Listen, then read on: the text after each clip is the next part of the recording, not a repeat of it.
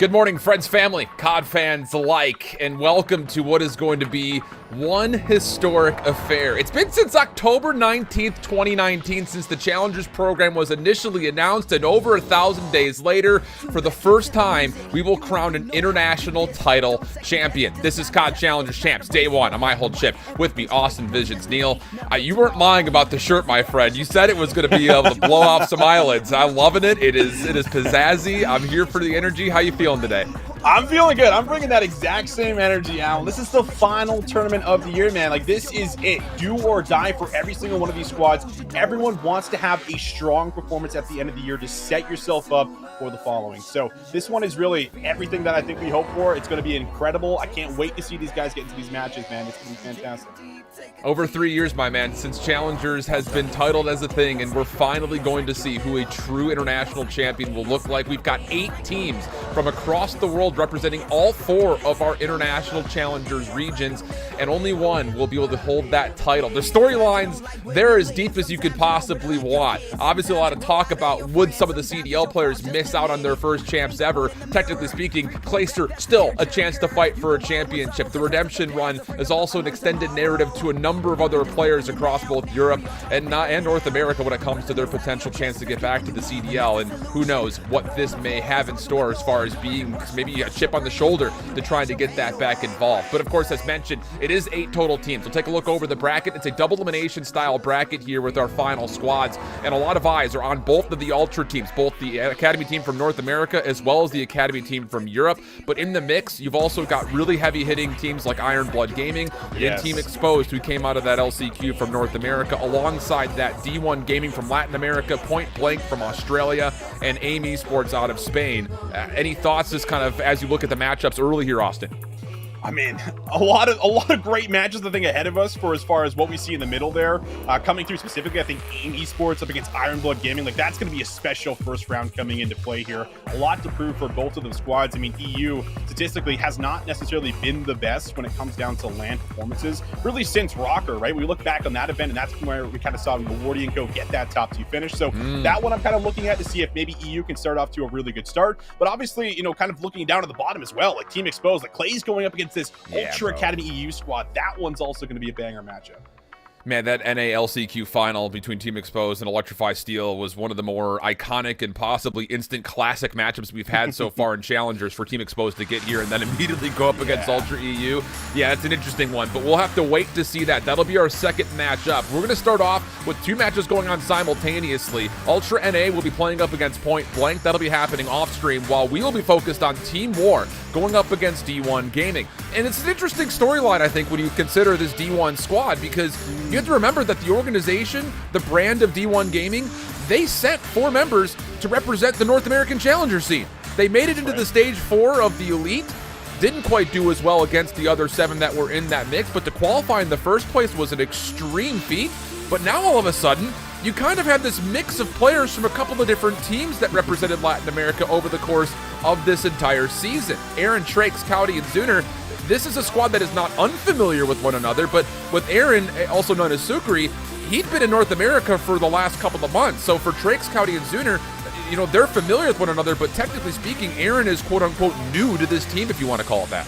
Yeah, I think that's, you know, obviously a really good shout for as far as, you know, what we look at when it comes down to D1 Gaming. They have a great stage 4 for as far as getting into the qualifier. They show us that they can be competitive, but can they be a top team, I think, is really the question we have to throw out there. You know, do they have it in them to take the likes of a Team War down, you know, an Ultra team down that has all of this synergy and chemistry where, like you said, they're kind of looking to put things together on the fly. But if you take a look across the board, I think these are names that everyone is probably familiar with. Team War, they are my dark horse coming into this Challengers Finals, and I think that you look at players like Wardy, Tenza, and what they're capable of doing when they start to get a little hot with the Gunny Allen. It gets out of control at times when you look at these guys when they're on the map. And I will say, as much as it's very easy to see the spotlight shown upon Denza and Wardy because of the electric plays that they make, I don't know if there is a more consistent AR flex in Europe than Maple. Jack has been unbelievable. Even more so, I think, during that run they put together in Boston. It didn't quite work out for them in the end, but hey, a top 6 finish against the bracket that they had is definitely not not bad when it comes to learning from possible mistakes that you were making into improving yourself into the auto-qualify spot that they held coming into COD Challengers Champs. So yeah, I'm really excited to see what this Team War team has been able to do from an improvement standpoint. And I think a lot of people, you look at this matchup, let's be candid here, Austin, if we were to really just lay it out, you know, the X's and the O's, this is a Team War team that should be very comfortable in this matchup versus D1, just based off of the level of experience that Team War has, plus the veteranship over the course of the last handful of titles that all 4 of these players have played on. And as we mentioned, I don't want to call it a pickup team for D1 because Traix, Cowdy, and Zuner have been together for the large majority of the year, but this is a heavy-sided matchup in favor of Team War on paper.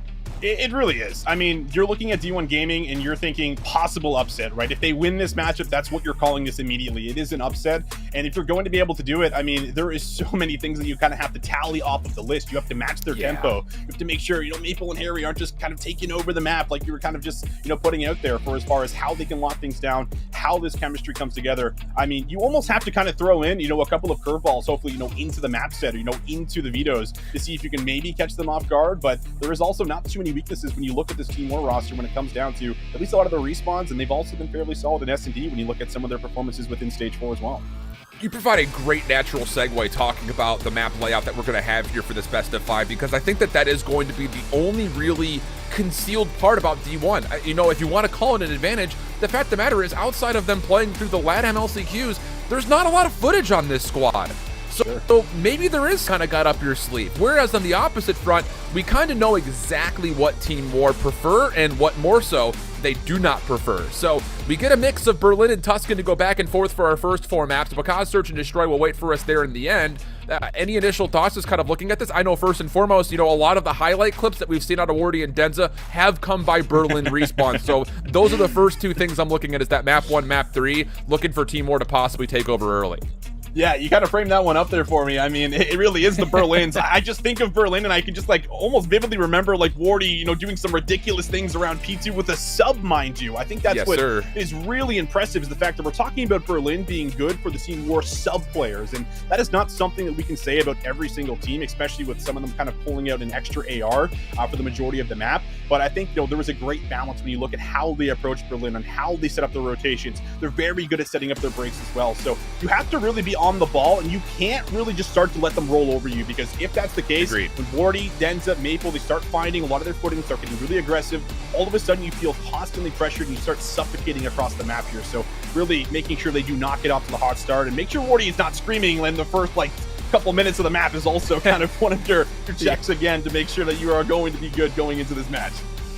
Yeah, it's interesting that you mentioned that, and I'm glad that you brought that point up, because this is technically the first LAN event here for Cody and Zuner when it comes to playing in Challengers, not being at Minnesota, Toronto, or at Boston.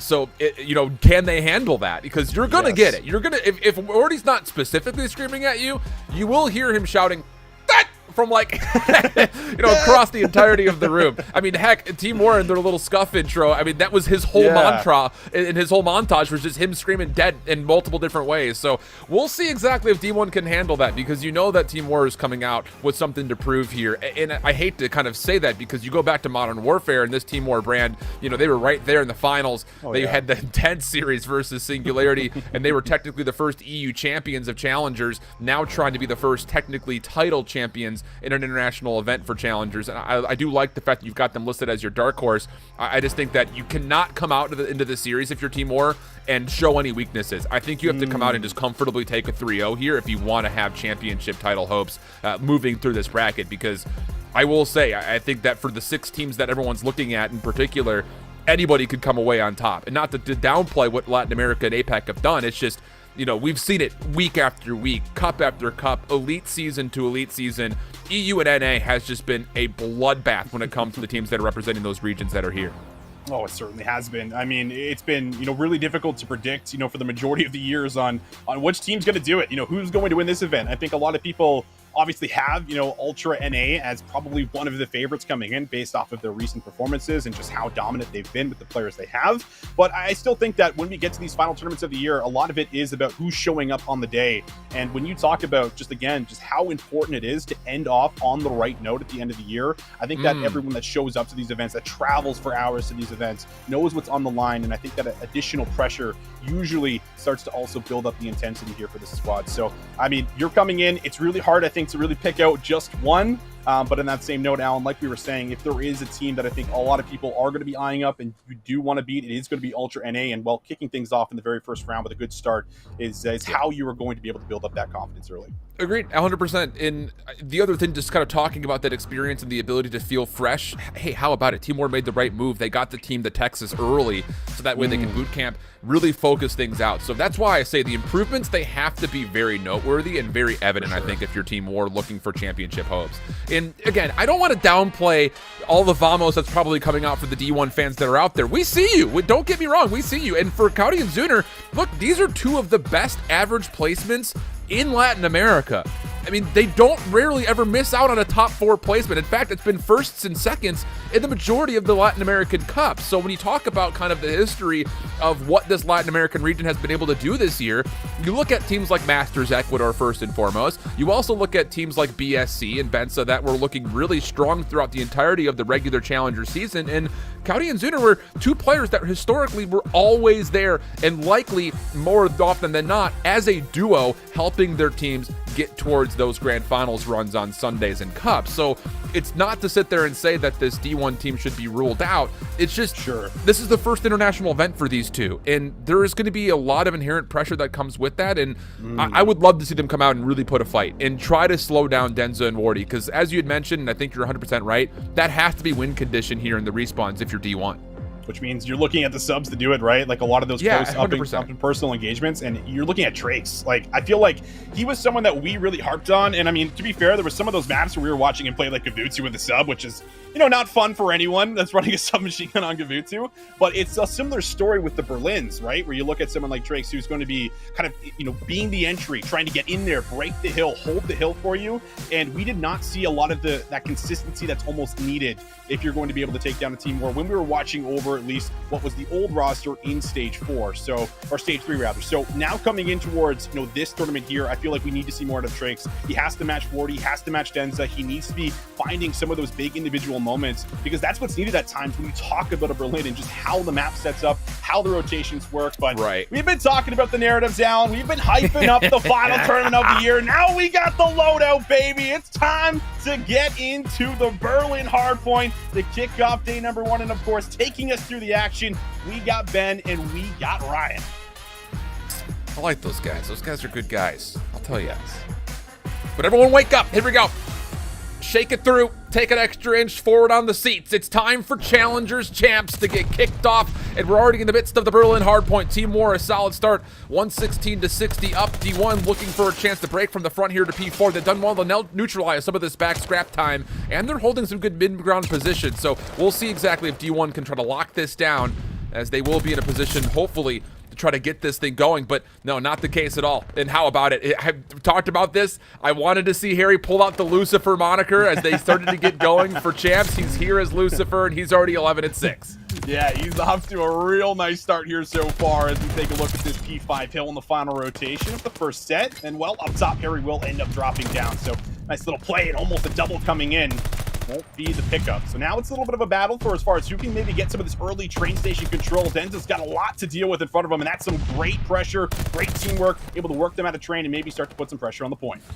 We got to be cautious here if you're D1. 30 seconds to fight for, and as you made that move through train station, you lost the battleground over towards mailroom, so this will lead to a map swap when it comes to the spawns preference for Team War and eventually P1.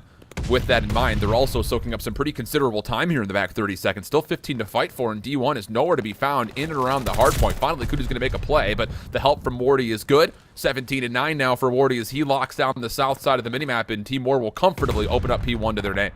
Yeah, I like this so far. Wardy also kind of maybe showing us that he can kind of flex in and out of the AR in the sub here for us so far. Has been great with the Automaton, and well, we've seen it 18 and 10 there for him.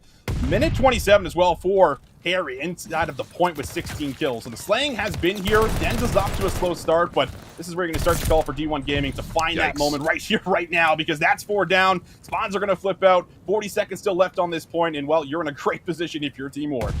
I won't lie, though. Team War's a little slow to read that the spawn had flipped. Maybe a bit overly cautious, but they're still being great spots to watch these crosses, not only into the hard point, but also over towards P2, especially with the ARs being as wealthy in composition as they are. 3 of them currently in play still.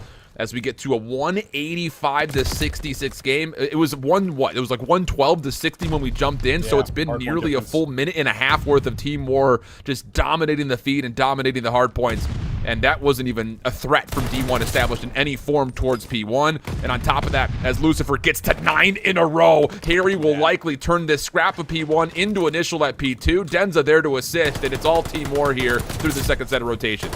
Oh, how about it? Double digits for Lucifer, for Harry to kick this one off. Maybe looking for number 11, as it's just going to be a complete and utter dominance to kick this one off. I mean, this is what we said, though. I mean, Team War, they're so good at setting that pace, setting that tempo. And when people like this start to just pull away, find themselves on double-digit kill streaks, Alan, it just gets too out of hand way too fast. Yeah, and this is, I will say, it's hard for us to give the full moniker of it, but D1 have been in pieces over the course of the last couple of hard points. Lots of solo plays that are just being absolutely destroyed before they can get off the ground. Too many solo chows at the moment against this full concentrated Team War team, with a chance to finish it right here in the second rotation on P2. And the kill feed just continues to just run up red. Lucifer finally will fall. D1 will get a break in for the scrap time, but they are very late getting over towards lobby and fire in particular. Wardy even going to zone out a little bit further in front. In the last couple of seconds will be tallied with the final kills coming through. Team War comfortable map number 1. For a moment when we jumped in a little late, I was like, okay, D1's putting up a fight through the first 3 hills, but that was it, apparently. That's right. Yeah, I guess maybe the Observer catch a curse them when we came in, or is that a thing? Observer curse? We'll start making new stuff up. Something happened where once we jumped in, everything started to turn around there. But I mean, that is the Team War I think that we come to expect when we look at their respawns. Now, the one thing I will say is that they have been at least a little bit weaker in hard points than they have been in control. Which usually brings up my next point. It's like, okay, well, now we need to see D1 really step it up going into this second map. But I think that, overall, you can really see just how coordinated Team War are when they have that kind of a lead. You start rotating 30 seconds early to P2, and D1 Gaming still lose the rotation. Like, it's moments like that that just cannot afford to happen if you want to have a shot at being able to, stay alive through this upper bracket against Team War. And I just, again, it's easy to see it when you get kill feed after kill feed favoring you. It'd be 3-for-1 exchanges, full team wipes, clean 4-man feeds. But Team War looked really fluid, moving from hard point to hard point. Lots of really good trust, I would say, on individuals to finesse scrap while the rest of the team starts to focus on rotation. And those are keys that we're really looking for Team War, as you'd mentioned, when it comes to their hard point in particular, especially on more open maps. If you can feel that trust, that confidence, that's going to make life super easy at maps like Berlin, even maps like Tuscan if we see it eventually for map number 4. But I also curious, I think, just largely to see how much Team War are going to rely on possibly running 3 automatons, because for a long time there we did see Wardy pulling out that 3rd automaton, just essentially trusting that Denza can run the sub. So I'll be curious, I think, to see if that's a premeditated design based on whatever hard point we happen to be on, or if that's something that they're just kind of, all right, let's comfortably get through this first hard point, not give away anything, and just focus up on the search and destroy coming up next. Yeah, you do have to wonder, because it's something that I think, we picked up first when it came down to the Ultra team, where it was, Vikol that was really good at being able to kind of swap in and out between the automaton and sub, between hill to hill. Yeah. So I think it really does make a difference when you talk about the Berlin hardpoints, but, now we'll come back. This is where we talked about search and destroy again. This is where D1 Gaming are going to have to at least show us something, right? Start to string some rounds together, come through with some aggressive plays. And the big thing I just do not want to see out is I don't want to see them play scared and wait like 30 seconds until they have to make a play. And then, of course, they're just forcing some kind of bomb plan or trying to force their way into certain areas that it's usually really difficult to actually come out successful with. So I want to see them come through with at least a couple of game plans, play off of each other, see if you can work some picks. Again, don't be hesitant or scared to throw in some curveballs. Do something that they're not going to expect. Try to throw them off their game. I think that's what you have to do if you're a D1 Gaming going into this map too. Agreed. We'll talk more on that here in a moment as we recap over the scoreboard from map number 1. I mean, it's just lopsided performances out of both Lucifer and Wardy, nearly getting to 30 kills, 26-9 out of Lucifer, 27-12 out of Wardy. And if that's happening where you've got an AR that could just pop, and it wasn't, let's be honest, I mean, in that 11 streak he pulled, a lot of it came at the very end with an MP40, so you want to talk about flexibility out of Harry, he's definitely showing it. Same could be said about Wardy, whereas on the other side, decent attempt from Aaron Sukri, but largely not enough done on the hard point. Not a lot of objective kills, not a lot of hill time, and that's not great news when you play over a map like Hardpoint. But I want to go back to the point you were starting to make, because here's the thing, dude, it's Tuscan search and destroy. You want to talk about pre-planning stuff, set nades are literally the definition of this entire map mode combo. So you have to come out, in my mind, with good utility usage on both sides of the bomb if you're D1. There's no reason you shouldn't. It's very easy to go to a custom game and pre-plan out who's throwing what from where and where is it landing. That has to be a key focal point early here for D1 if they want to be competitive in the second map versus a very good search team in Team 1. Absolutely, man. I mean, how many times on Tuscan have we just seen teams kind of trapped at the back of the map? They have no control, you know, through the left side, kind of making their way through ruins.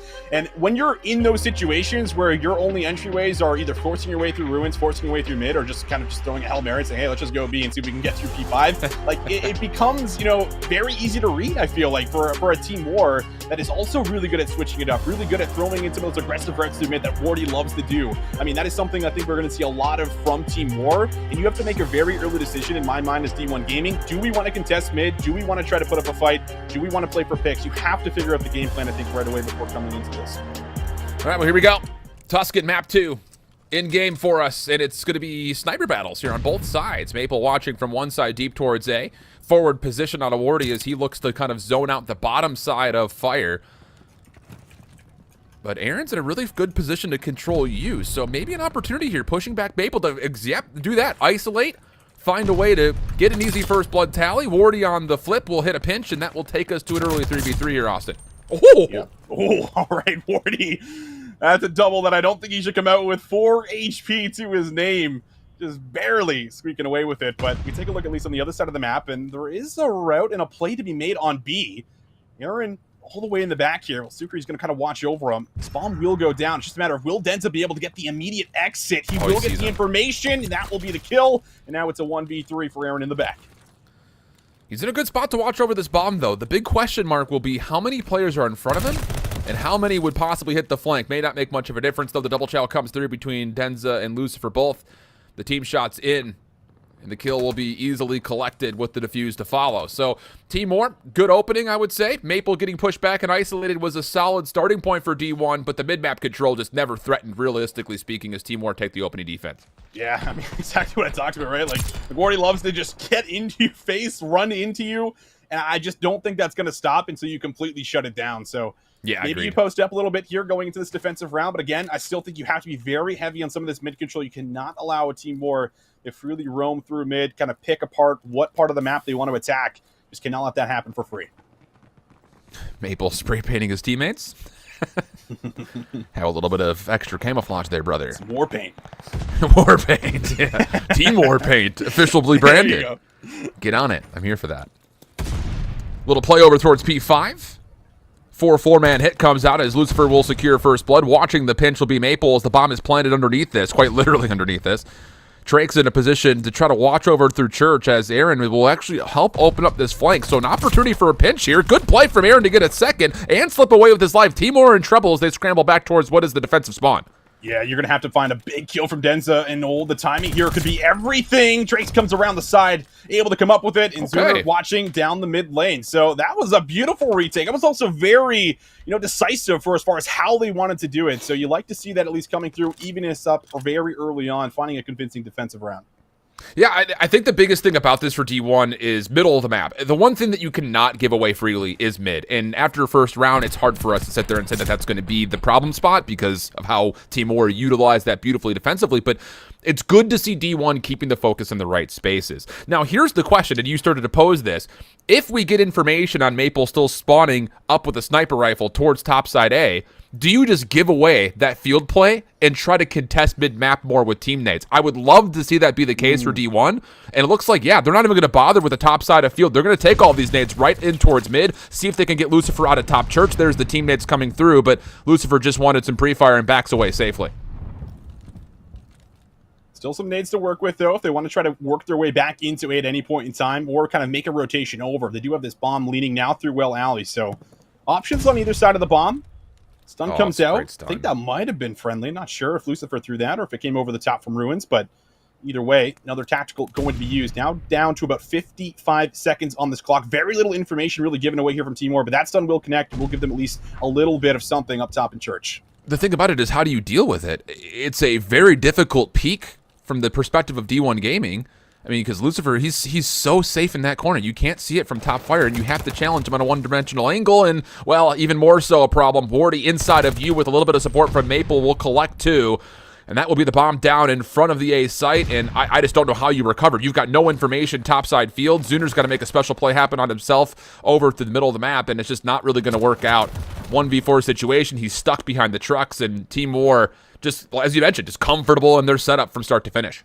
Yeah, they don't move. They have every single part of the map covered. Wardy's watching the mid-cross, from the bottom side of you. Denza's watching over him from Ruins. And then you have also help from the middle of the map. And the last player is watching B. So you can't go anywhere without either nading or someone off of, some kind of an angle to make a push or finding the nade kill in full with both players kind of throwing up their lethal. So it has just been, very basic setups, but also playing off of each other, playing off of information here. So Team War really strong to kick things off. And Wardy as well, who's already 5-1 going into round 4.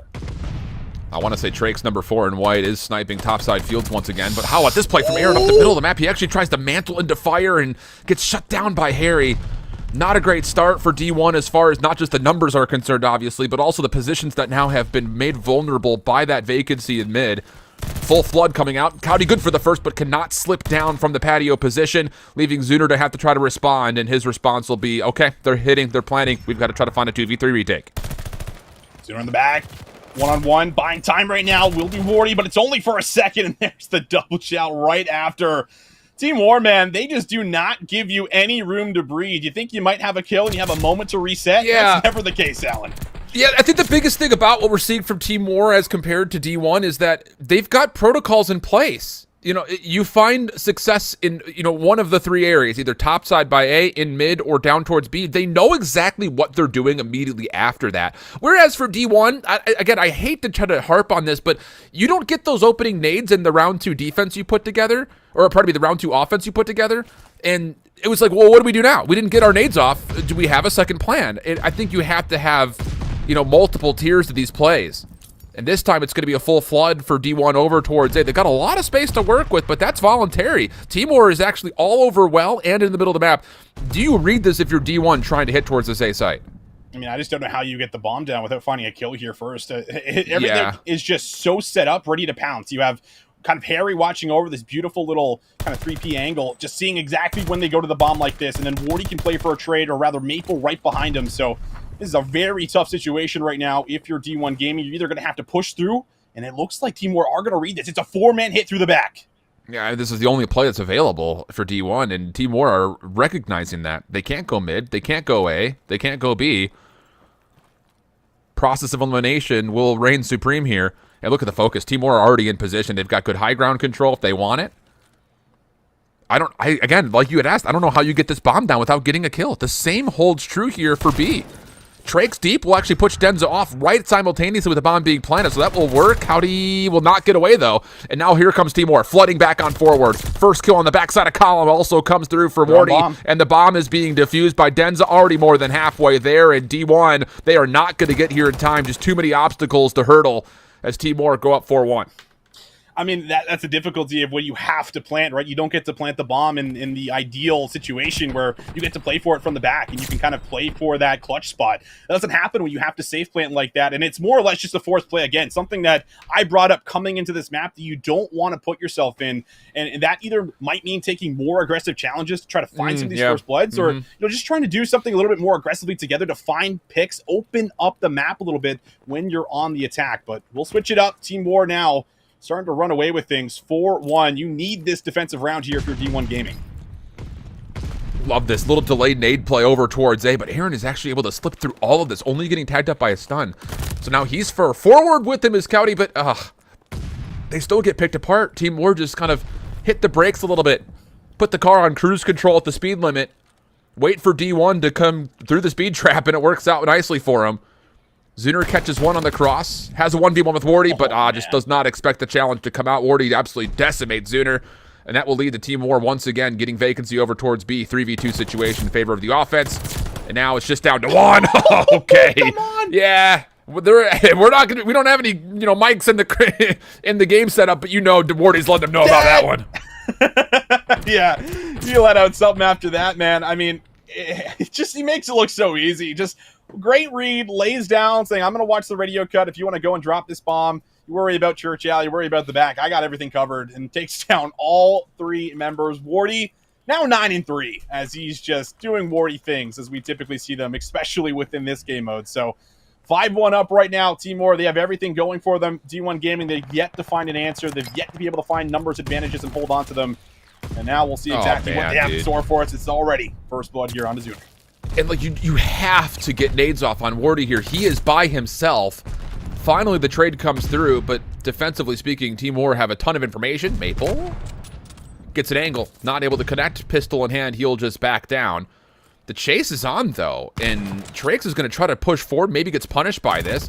Maple expects one more coming close. It's actually Lucifer who denies the official kill, but still, the numbers stay even as we get 2v2 with 45 seconds to play. I'd love to see them kind of hold on to this position for a little bit, then wrap back to A at some point in time. They went to B both times they've pushed through to Church, and that is going to be the play. So it's all a matter of getting through Denza. Denza is isolated, but Denza's doing it all himself. And oh no, man. Trakes can't even get away as Team War just make it look so damn easy after those first two rounds. That was just 5 rounds straight, taking over the game and putting up yet another win on the board. And the thing about it is, honestly speaking, Team War don't give away anything in that setup. It's just it's 4-man floods to B that they're just winning gunfights, man. It really is just that. There's nothing that they're giving away as far as cheeky setups, things that are new or innovative. It's just very kind of default stuff. It's just protocol search and destroy. If we get this, then we do that. It really is a cause and effect search and destroy based on just playing easy defaults. And for D1, it just felt too one-dimensional at times. It was very easy to read what they wanted to do. They were forced into really tricky situations that Team War were happy to take every single round, it felt like, and maybe save just the one moment where we got a nice little special moment out of D1. It just never really felt like there was any sense of map control from D1 on either side of the bomb. No, there really wasn't. I mean, the majority of their plays offensively was they got shut down initially at A, so let's just push through all the way to the back. And, that is desperation, I think, in a lot of those situations when you're doing it consistently. So really tough, and then a lot of tough gunfights there. As you see it, Harry really putting the work on, and everyone else just doing everything together, man. Like Team War, it just felt like they were like 3-man hitting flanks on P5 defensively. Like they were just always doing it together, attacking from the same side of the map, and then of course Wardy was just pulling out plays like this that really solidified. So I mean, you really just can't gas them up enough, Alan. Like Team War's doing everything right, and they're making it again look so comfortable and so easy on the map. Yeah, agreed. And I think as you look over the statistics, there's really not much to be said here outside of the fact that as a squad, the help is just always there for Team War. And those are, good key components that you look for. But when it comes to Challengers Championships, those are things that we expect. Like, that's the bare minimum. And so the fact that we're seeing 10 total assists come through over the course of the 7 rounds is good news overall for Team War. But now moving forward into Control, I don't know, man. It's just it's tough. It really is. And it is.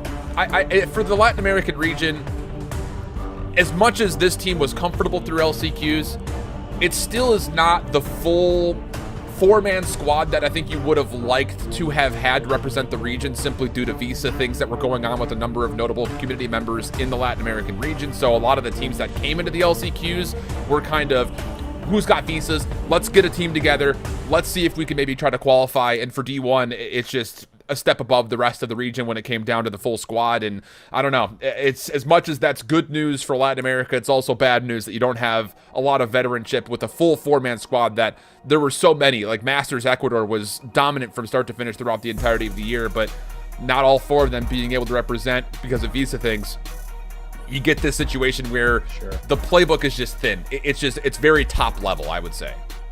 Yeah, I think without a doubt, it's been a little bit difficult to make that kind of last second swap, make the adjustment and come in and stack up against these teams that have just been playing with each other for months and months and months now. Yeah. So it's not easy to do. But hey, you still got at least a couple more maps left potentially if you can come to life in the controls. You got to take a bit of a break, have to take a reprieve, grab some water, reset quick, and see if you have it in you. But I mean, Alan, it is definitely looking grim. It's really tough, I think, to build up any kind of a positive narrative on the other side right now, because D1 Gaming just have not really been able to win a lot of the gunfights, and you're seeing them struggle. And obviously, just again, the chemistry just has not really been there when you look at their form. So, looking at this now, at least it's Berlin Control. Like it's like the bailout control map, as we obviously seen from yesterday and over the course since Berlin was really introduced back in towards the mix for being our 3rd control map. There's been a lot of success offensively for a number of teams, and here, okay, I like this look already. D1 gonna take the kind of characteristic approach of send 3 players over towards A, let Zuner kind of zone out the middle of the map and go to B if required as an immediate emergency situation, and well, that will be the case. So as the first hit is foiled, D1 will come off spawn and immediately head over and start making progress towards B.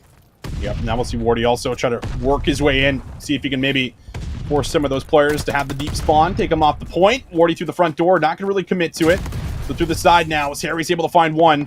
We'll start to set up this push and break in, but the first tick is in. B so far has been solid, but Denza in the back trying to make the flank work out. Yeah, and this is one of those moments where if your team were in the comfortable position being up dominantly 2-0, you're going to start to see players just do whatever they want and just go rogue, make solo plays happen. And as much as you expect that Team War can get away with that, they also could get punished. Let's not sleep on D1. They've done well through the LCQs, in control in particular, to really punish squads for doing things that look like that. So you don't want to give away too much of your Team War, but you also don't want to get too loose, because now things like this start to happen where you've got full fire control for D1 and a really good setup when it comes to trying to hit A from the backside of the site, pending Denza doesn't blow it up individually, which he very well may. Yeah, he might. That's 3 players, but Drake's over the top. Nice shots, actually. Tripped Denza right off of the tank heady. And now you have something to work with right now. So D1 Gaming starting to make some work happen in the back. The rest of the players starting to work through train station. They just have to try to pinch Harry on the point. Trakes is under fire, under pressure, but Harry continues to lock his feet right in the floor, holds on to this point, and will not give it up. Minute 30 now left on the clock. Azuna's going to have to wait for his teammates, and he's unable to do so. Yeah, and it's never good news when Wardy does this, where he can zone forward, create space. Not only is he getting kills, he's also killing the clock considerably.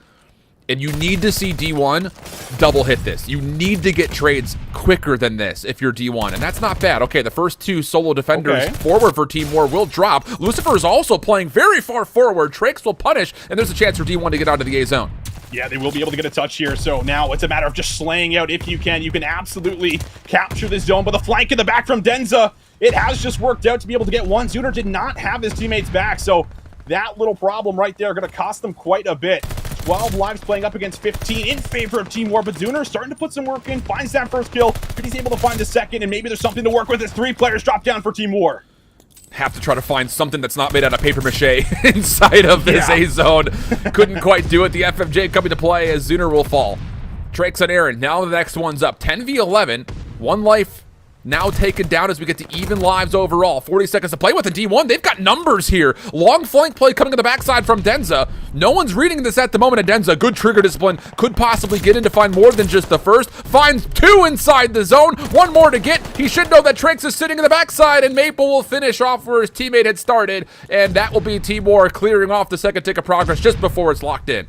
And I think that's really, one of the big difference makers when you look at a team that has just months of built-in chemistry compared to a team that just doesn't have that.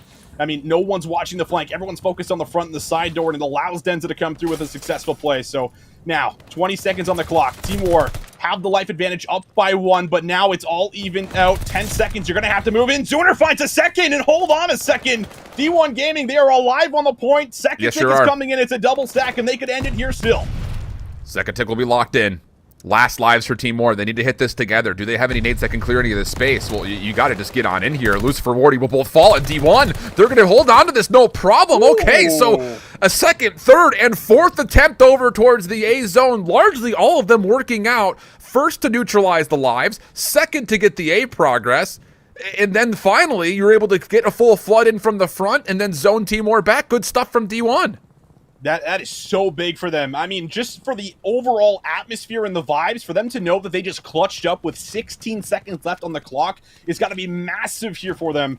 It's just a matter of, can they continue to show us this, as they'll now switch sides, head over to the defensive end. The Team War, they are gearing up for a double hit right through Secret to come up dub steps.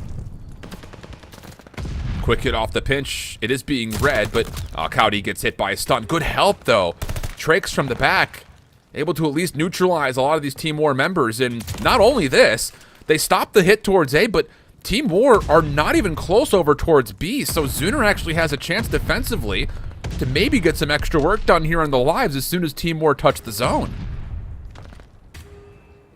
Zooner just kind of waiting to see exactly where he's going to be able to attack from, and while he gets help, Cootie down low, able to find the first one. Zooner can't find the second. He's been great on the entries, despite having the automaton in hand, but this one Team War able to hold on to at least here so far. First tick just about in. Denza's still kind of clearing out the top, and well, you take a look at the mini-map, no one's really in a position to set up a team hit just yet. Everyone's coordinating. We'll see if they decide to dedicate one more hit to break into the point.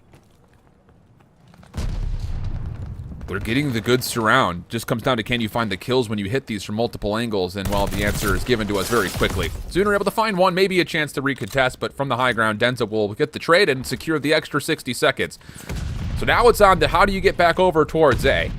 Denza seems to think with Wardy that they can get over through fire, and they'd be correct for now, especially if they can get this kill onto Aaron as he starts to rotate over. Could set up a 2-2 pinch, but the problem is there are so many D1 defenders inside a train station. And even though the kills from the back are fine, these last two members that are left alive for D1 are going to considerably stall off any help from getting here for Team War. Wardy, though. Can he play his life for the second? No, we cannot. Aaron able to track it down.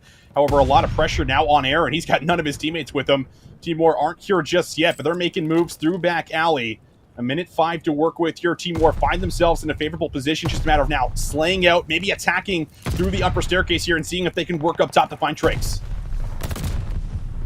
Kills are good. Last one left is Aaron, and he is just not in position. Still finds one. That's not bad.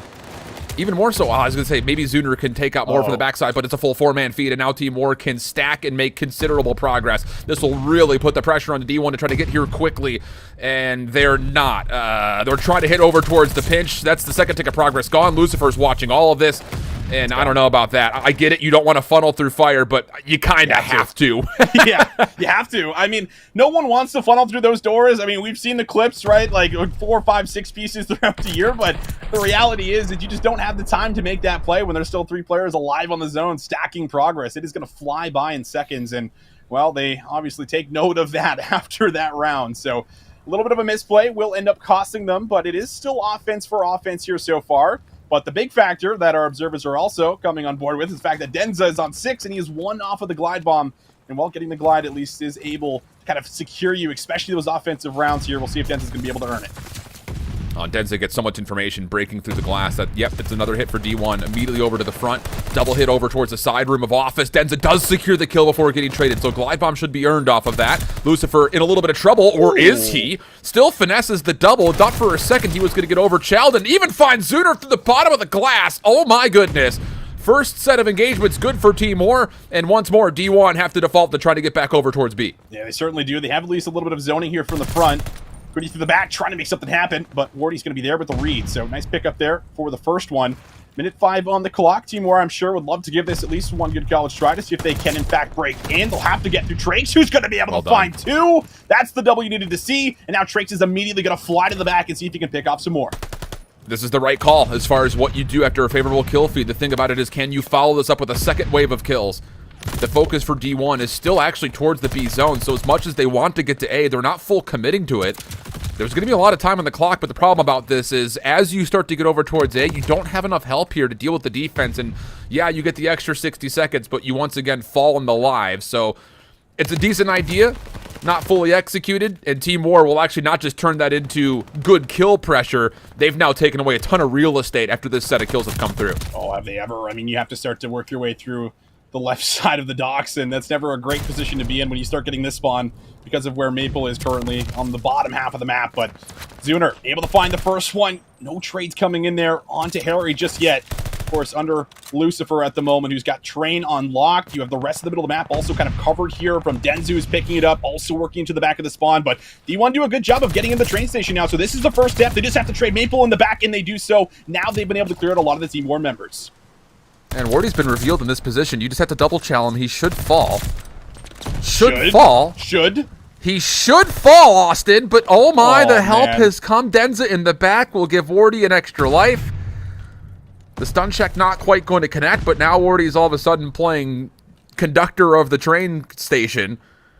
And time is becoming a major issue as well as the live. 17 playing 10 under 60 seconds at D1. They're going to be forced to have to hit through the water. Team War are going to read this, no problem. Yeah, 50 seconds. Kind of forced to make this play, unable to deal with Wardy, who's still at that position that we just saw him in, just going on an absolute tear. But 40 seconds now on the clock here. Time's starting to dwindle away. Have to make a play. It's going to have to be successful. You feel like here. Those are two good kills coming in here for D1 Gaming. So again, working their way into train has been the problem, but if they can find one or two more, they can ignite the push yet again. This is not bad. They're technically out-trading Team War, but the problem is how do you get over that last hurdle to get in towards the site? Traix is currently stuck out towards Statue, but he may be able to kind of come assist, and yeah, he's here at the exact right moment. But he doesn't quite read Lucifer initially. And the little finesse game will work out for Team War defensively. 12v3, not a lot of time. Aaron's going to have to get onto the zone here eventually to stop the clock and give him a look at maybe a tick of progress. And wait a second. Oh, I was going to say maybe if Zuner can find a kill, maybe they could double stack for at least one tick. But now it's just down to Aaron.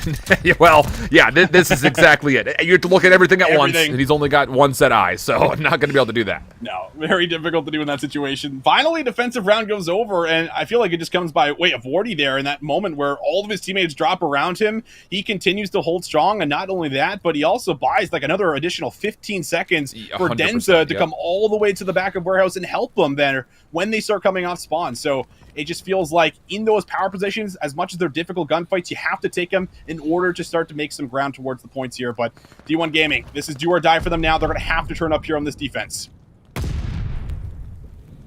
See how it fares.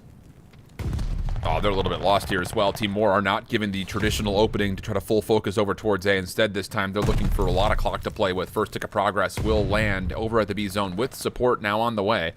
Traix, the only defender, cut down, and D1 are going to have to concede this, at least largely speaking. Maybe if you can find a couple of kills, maybe you can flood in for one more hit, but Team War are not giving them a gunfight, and that will be an extra 60 seconds earned. 2:20 on the clock for Team War to work towards A.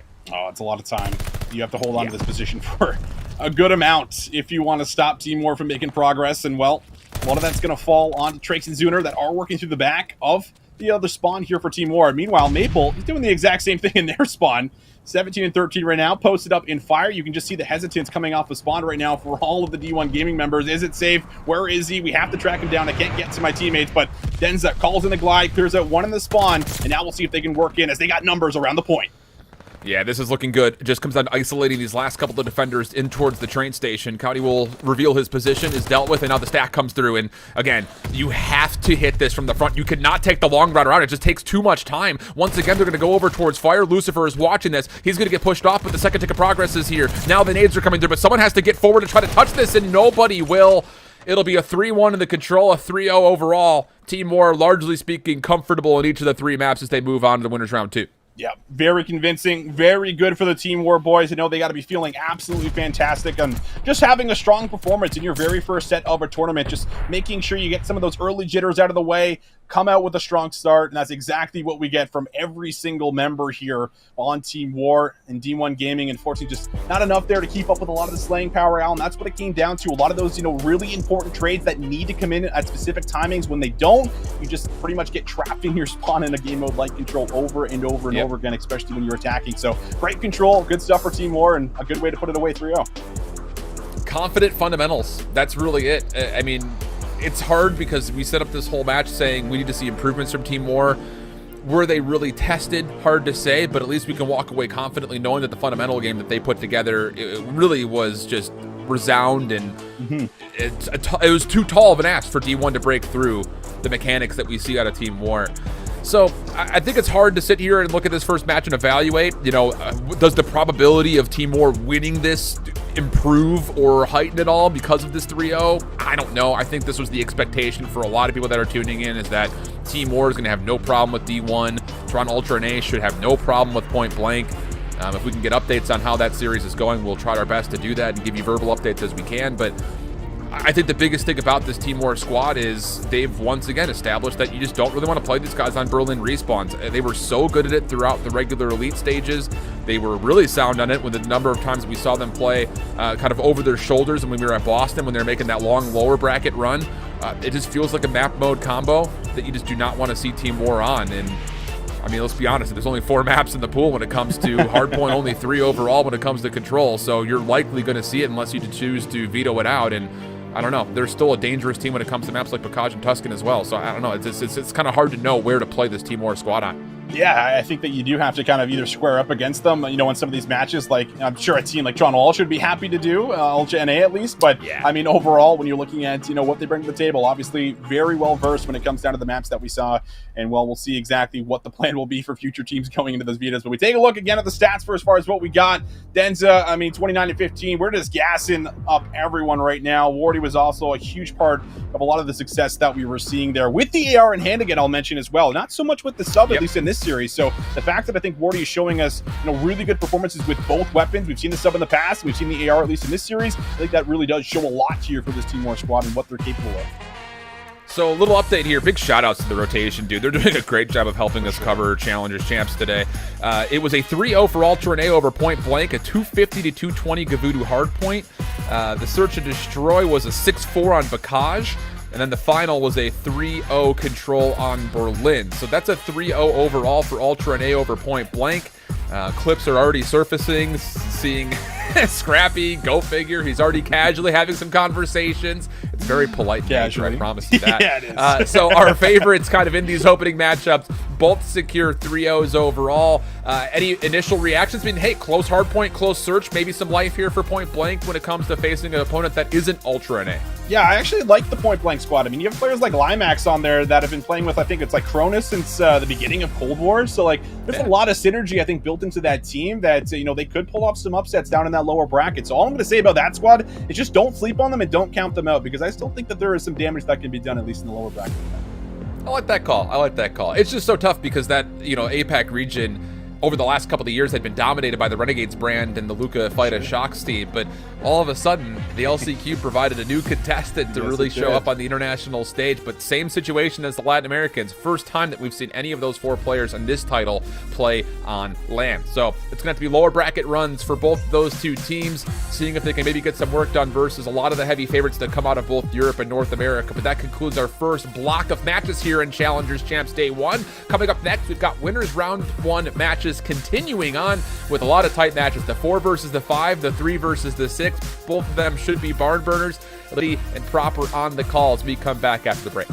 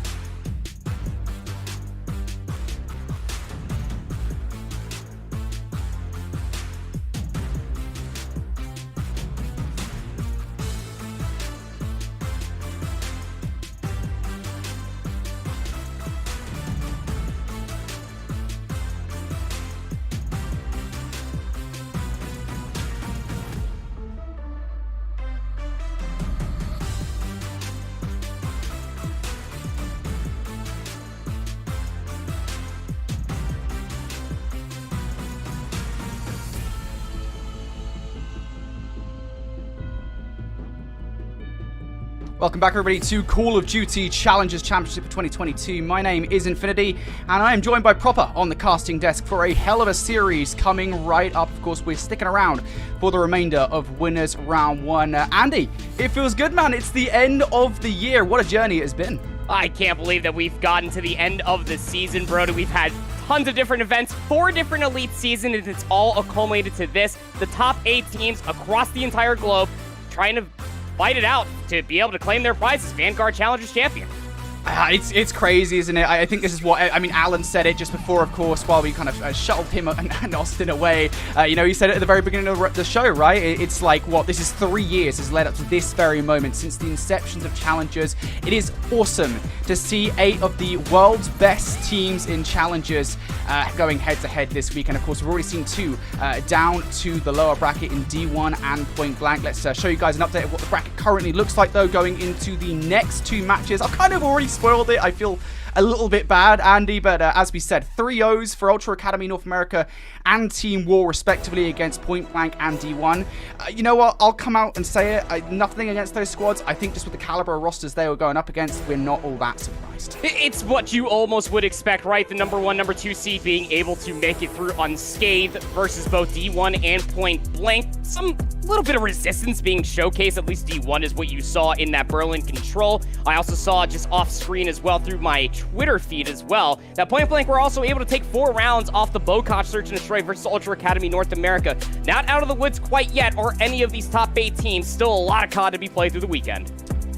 Yeah, indeed. And you guys can see already, that means we've got 2 more matches ready to go for Winners Round 1. Iron Blood Gaming versus Aim Esports and Ultra Academy EU versus Team Exposed. Now, these 2 remaining matches should be significantly closer down to the nature of the seeding and the nature of the teams that are playing in these matchups. The one that we're going to be focusing here on the broadcast is going to be Ultra Academy EU versus Team Exposed. Andy, as soon as you and I realized this was one of our matches for Winners Round 1, we were hyped as hell. This is going to be an incredible matchup. This has storylines written all over it. I mean, if you're looking just at the core individuals for this, both Clayster and Fellow did face off against Ultra Academy EU when they were playing with Gizmo back in Toronto to fully eliminate them from the bracket. That said, roster changes have all the way come through. You now have the main AR coming in as Wee Man for this Ultra Academy EU roster, and it has done wonders for this 4-player roster. Yeah, things have definitely come full circle for that Ultra Academy Europe roster. Of course, Wee Man rejoining the roster as recently as Season 4 of Challengers Elite. Now, Season 4 didn't go quite so well for the Ultra boys, but Boston went much, much better, of course. 3rd at that Boston Open. They're kind of mixed, tied best placement alongside the Minnesota Open placement they got earlier on during the season as well. But nonetheless, I think it was a necessary bounce back for the roster after Toronto. The Toronto Open, I think you and I can say it probably wasn't the best for Europe on the whole. Nonetheless, I think those guys will be very happy with the roster they currently have coming into Challengers Champs. But, Andy, they go up against Team Exposed, a roster that have recently changed their team coming into this. Of course, they qualified via the LCQ, bringing Pristini and Venom in with Fellow and Clayster here. Yeah, I mean, so when you're looking at how just Clayster and Fellow's entire route through Challengers ended up manifesting for itself, right? You know, they failed to qualify for the Elite Season 3 when they were playing with Sensor and Ghosty. That said, they then make a roster change for Cup number 11 with Johnny and Spart, where they end up placing top 8 at Toronto. Kind of fast forward a little bit, you end up getting Venom for Boston when they were playing with Dave Patty. They get top 6 there, losing to Boston Academy.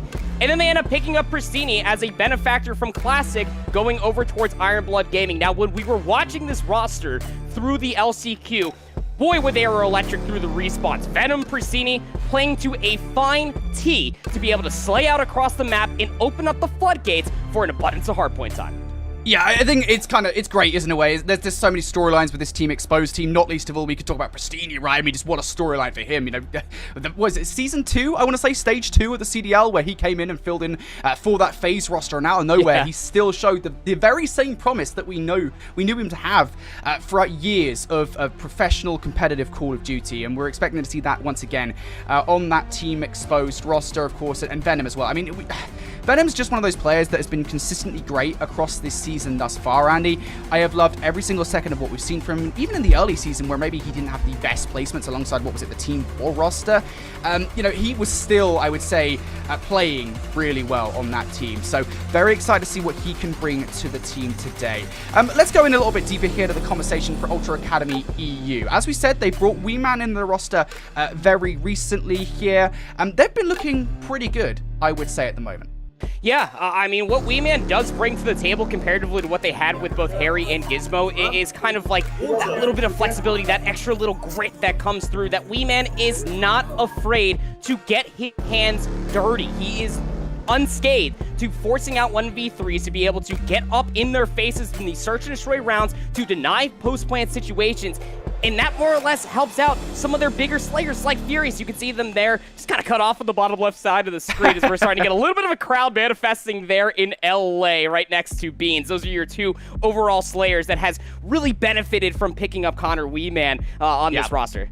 Yeah, I want to say this is the story for this team, and it does always feel like it's Steve's roster, right, Vortex? I think a couple of years ago, right, it was Team War in the Modern Warfare season, right? It always feels like they make these incremental changes, and by the end of the season, they seem to have kind of their perfect form, as it were. This, by far and away, to me, is their perfect form. You know just what this squad of players are capable of. Of course, we saw what Furious was able to do when he joined the roster in Season 2. He was such a promising player at the beginning of the season. I think he's absolutely delivered on that promise.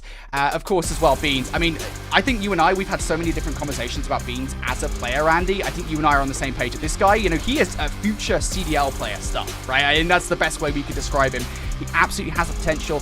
It's just about realizing, I think, coming into CDL champs here and challenge champs, excuse me, and you know, proving to CDL teams that hey, he is somebody worth picking up for the 2023 season. But as we said, on the other side, you've got Team Exposed there. You guys can see them sitting on the right. Clayster and Fellow, those guys, they are very, very experienced, and we know for a fact that they're going to be able to deliver here. I think it also has to be talked about, right? When you're looking at these four players, here comes Clay now ready to sit his butt down, get into this map number 1 sooner rather than later for you folks at home. These four players on the right side of your screen of the venue are all trying to make the argument that they deserve to be in a starting position for the CDL. Even Venom, you go back to the LA Thieves last season after playing with Wester in Cold War. Fellow had a little run in with Paris, was riding the bench for Dallas Empire way back when. Clayster, obviously, we know the story with New York. And then Pristini, you already talked about it, is that substitute player for Atlanta FaZe. And honestly speaking, with a deep run here already making it through the LCQ, that argument is slowly underway. Alrighty, well, I believe we've got our map set for this best of 5. We were kind of anticipating to see what this map set would look like, what the bounds look like for these teams, because of course things do change between each season of Challengers Elite, and we kind of had no doubt that they would probably change between Elite Season 4, between Boston, and between this Finals as well. So this is what our best of 5 map set does look like. We are kicking things off on a map that I would say is actually pretty strong if you're Toronto Ultra EU. Tuscan Hardpoint to kick off the map set here, Andy. I'll go ahead and disagree with you at the same point in time. I think that this actual map mode combination does favor one of Carlos Venom.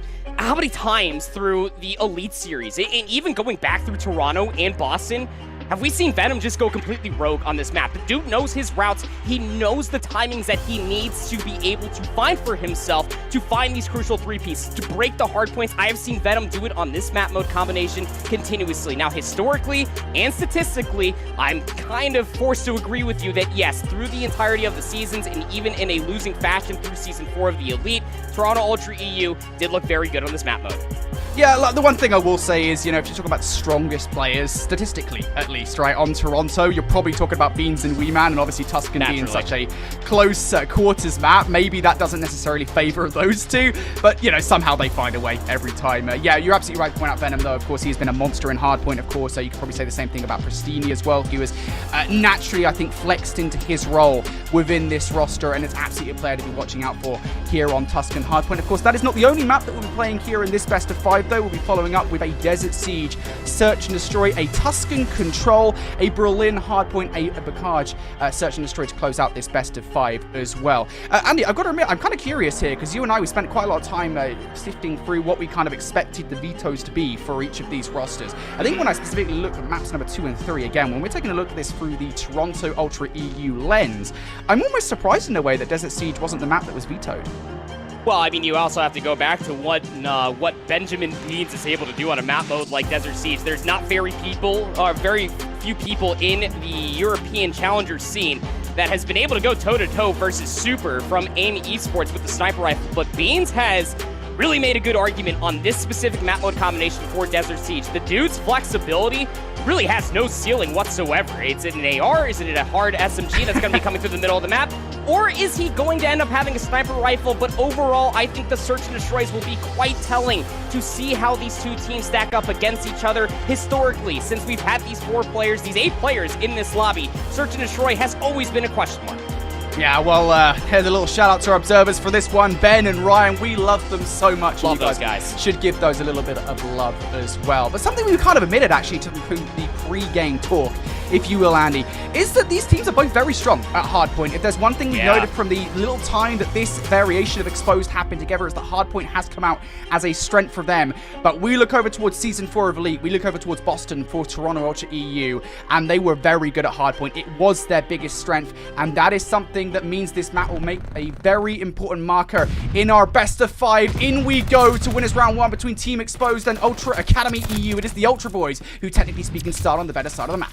Yeah, and we'll be at least taking a look at that P2 rotation early. If they are winning the gunfights through the middle of the map as well, that's going to force them to push that line of scrimmage that much further forward, knowing that Team Exposed are still trapped on the P3 side. Good start from Ultra EU. They're just making sure at the moment that nobody from Team Exposed breaks that 50-yard line. Felony tries it, but Weeman going to shut him down right off the rip. So nicely done here from Ultra to kick things off. And I do like the move. You can see it on the mini-map from Beans as well to make sure nobody makes their way through maps. And as far as Team Exposed are concerned, they're getting caught out of pretty much every line of scrimmage at the moment. Nobody from the Exposed roster can cross that 50-yard line. This has been a brilliant start from Ultra EU. Fella's going to be able to finally win an isolated 1v1 versus Beans. He does have some help. All 4 players now from Team Exposed slowly working their way across the patio side. That doesn't mean they're going to be able to break on in freely. They got to get through Vortex first and foremost across the plat side. Stacking up with one another is working out quite well for Team Exposed. They simply are not losing gunfights. They successfully break through the front. What a break from Team Exposed to kick this one off in the rotation towards P2. We know how deadly these Tuscan Hardpoints can be. If teams are able to string together P1 and P2 back-to-back, you'd be looking at a 100-point advantage right out the gate. But not going to be allowed. Our Ultra Academy EU as Team Exposed managed to find their way in. But Ultra right back at it again. Weeman and Furious combining for 3, but it's Clayster who might well have the last say. Tries for a third versus Vortex and will be denied. For the moment with 20 seconds left, nobody able to get in from the Hardpoint. But Andy, of course, we're looking with 20 seconds left here towards that next set of rotations. It is Exposed at the moment, who are going to trap Ultra Academy EU. Venom, a major part of that, a 3-piece on the scrap. Yeah, and now they're not going to get challenged from the backside of the column as well, so that immediately needs to be conveyed over towards Brasini, who does go down top church. That this rotation is going to be looked at from Ultra Academy EU. They conceded the back 10 seconds, knowing that Team Exposed have the closer spawns and the rotation already won over by P3. Team nades, not going to help things out. You need your nades to be on point if you want to break this hard point. You got to make sure that player by the half wall is taken down. That is going to be Pristini. He will actually force an out still on Clayster inside the hill. Able to get 1 versus Beans, but you got to look at your back line because Steve-O is in it. The spawn should now have flipped. Ultra Academy EU off the back of those plays will now be spawning up over towards the rooftops and Exposed spawning out towards the ruin side. This should be an allotment of time that Ultra Academy EU should be able to grab now as Furious going to be the defender of the point. Of course, you've got players in the back line as well. Steve-O is trying to approach towards these players inside fire. Gonna get a bit of timing versus Clayster, who jumps out towards the alley and will actually win that one. But with 15 seconds left here around it, you're starting to feel here that Ultra Academy EU might just get this scrap time, and for Team Exposed, it might be wise to make the rotation. You've got to be careful, though, because Weeman might actually cause some problems early on. Like I said, Weeman's not afraid to get his hands dirty. He will be shot in the back, so he will go down. That said, though, look at Ultra Academy EU. They have all just completely flooded across the lawn side, and they're winning these isolated gunfights as well. They're going to be able to successfully break in towards P4, plus the spawns. This is not what Team Exposed wanted. They are unsuccessful to break in for the last 30 seconds for P3, and they immediately lose the rotation for the initial 20 here on 4. Beans now on 5 in a row. Keep an eye on this man. We know that he can explode at any given time. Looking for number 6 versus Venom in the middle of the map. Will not get it. And while this is happening, Beans flies out and picks up 2. That is 7 in a row. Beans now with the glide bomb. A conflection point here in this game. As Ultra 50 points up on Team Exposed. They're looking pretty good. Yeah, not looking horrible at all. Just about a double point deficit is what Team Exposed have to really battle their way back from, and it really has to start here on P5. You have to win this rotation. You have to sink your teeth into headquarters, because if you allow Ultra Academy EU to break this hardpoint, again, with the initial 20 on the line, well, this hardpoint might just be too far out of reach. That said, gunfight still coming through. The last 5 seconds over by 4 will be at least soaked up from Ultra Academy EU, knowing that they have to end up forcing out the rotation as you see Vortex on the long route around the backside of P3. It's not going to really mean much at all if your teammates can't break through the front side of Plat.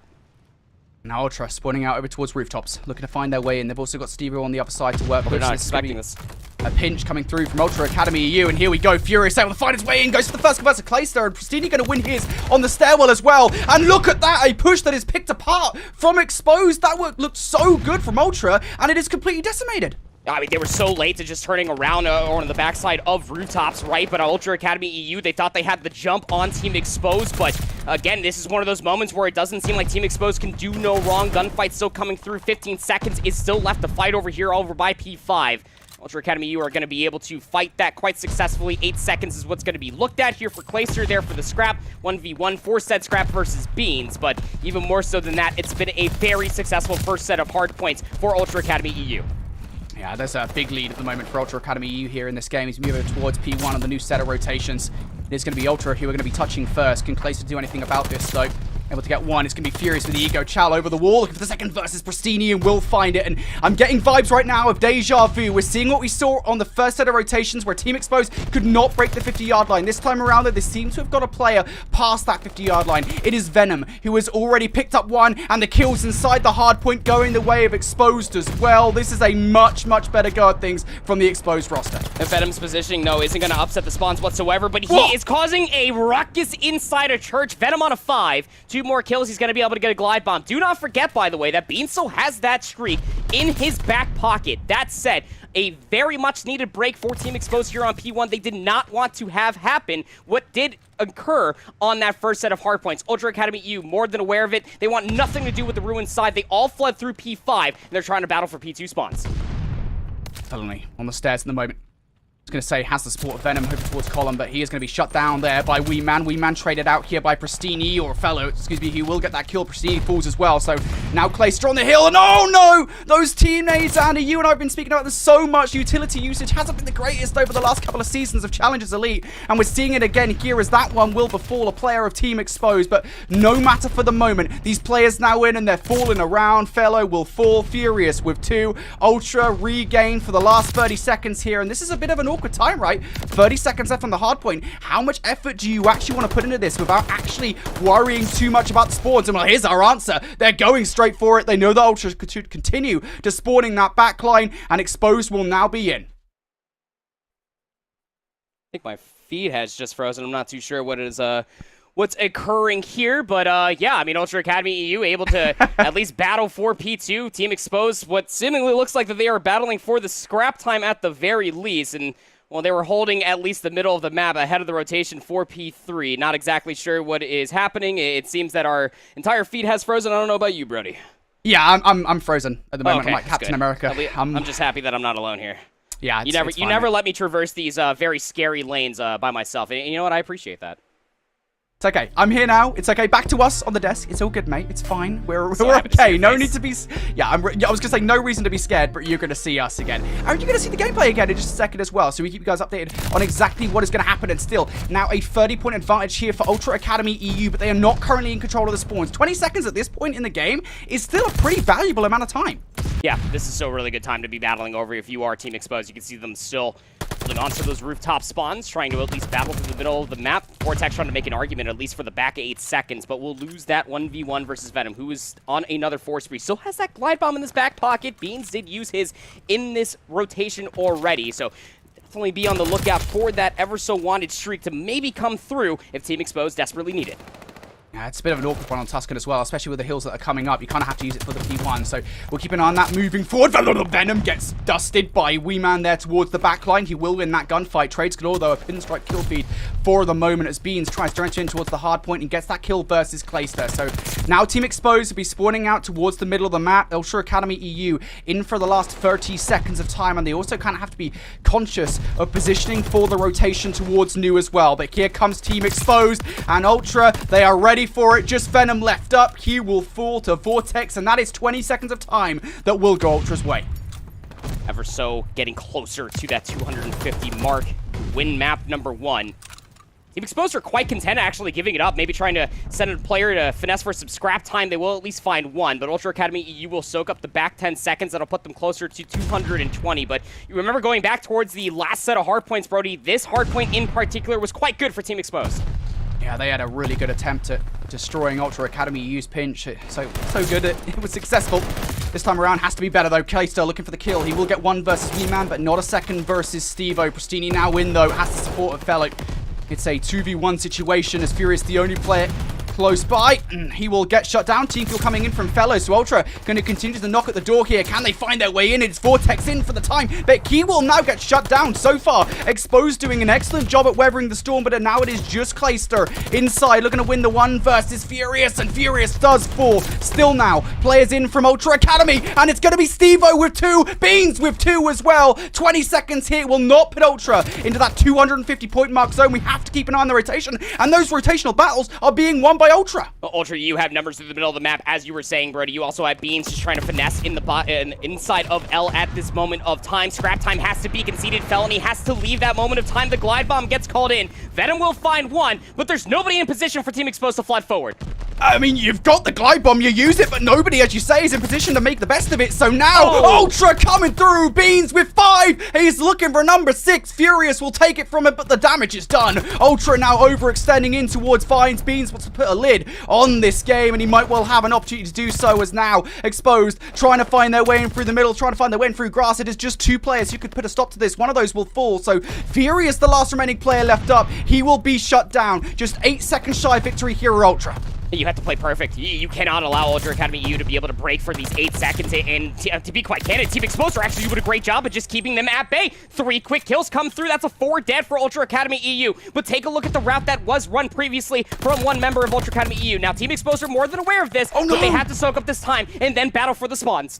Oh, that was a massive play from Stevo, by the way, to run through the middle of the map for those spawns. So now Ultra, they are ready for this rotation towards P2, towards Column. A couple of players trying to make their way through Graves. One of those is Pristini. He will survive the engagement versus Beans. But Ultra, they just need 10 seconds. You've got to go if you're Exposed. Pristini from the stairwell. Furious turns for the second, and nobody from Exposed will be able to touch Ultra. It is a close one, but they're able to get it done. And that route from Stevo there towards the end was an integral one for the win. So massive. I mean, look, this is why you always got to talk about one Steve Vortex, man. He is always more than adept to recognize the plays that are required to happen to give their team the best moment of success right there. Again, unsuccessful. We're Ultra Academy EU to recontest P1, and if they're not going to win the game there, that's where the conversation for leaders' advantages is going to be coming through. They only needed 8 points. Vortex, understanding the task at hand, hits through the middle of the map, as you were saying, gets those spawns in the favor for Ultra Academy EU. That is all but dust being settled all the way out. That's 2 hardpoints in a row that Exposed had to completely concede the back few 5 seconds to be able to battle for those spawns. But when you're just slowly working your way those very narrow choke points, like the column lane or on the backside of Church, that is easy picking for Ultra Academy EU to find the kills required to put this game to rest.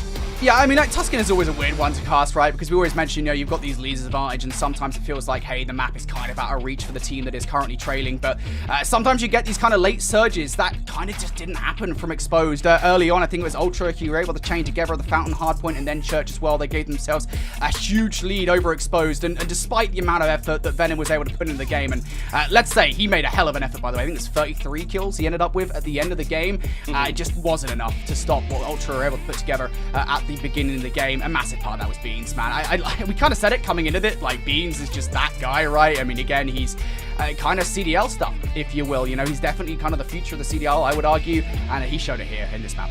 I think it really does say something as well as we're walking through some of these replays as well. You saw Wee Man again, not afraid to get his hands dirty. That's Ultra Academy EU's main AR, by the way. That was brute forcing their way with an automaton nonetheless through a lot of the opening engagements for this hardpoint, then followed by Beans and Furious, and that has just been the status quo for Ultra Academy EU. Look, if they're not going to win the rotations, one of these 4 players is going to find the entry kills required to fully break in the front of these hardpoints.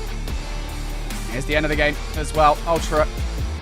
I mean, they break in. They couldn't do it the last time around, but this time, it's, what is it, Vortex and Beans, I believe it is, that managed to get 2 apiece, and, well, that is just really something that you can't really afford to let go if you're exposed, and, of course, at that point, with a 20 to 30 point advantage, Ultra are able to make the best of a great rotation, and Exposed, well, they do break in, but at that point, 20 to 30 seconds, Ultra, they have their pick of the side of the map that they want, and, well, they're able to make the best of it. They win map number 1 in this best of 5. And Andy, coming into it, we kind of mentioned again the importance of this map in the best of 5, because both of these teams, you could argue, Hardpoint is their biggest strength.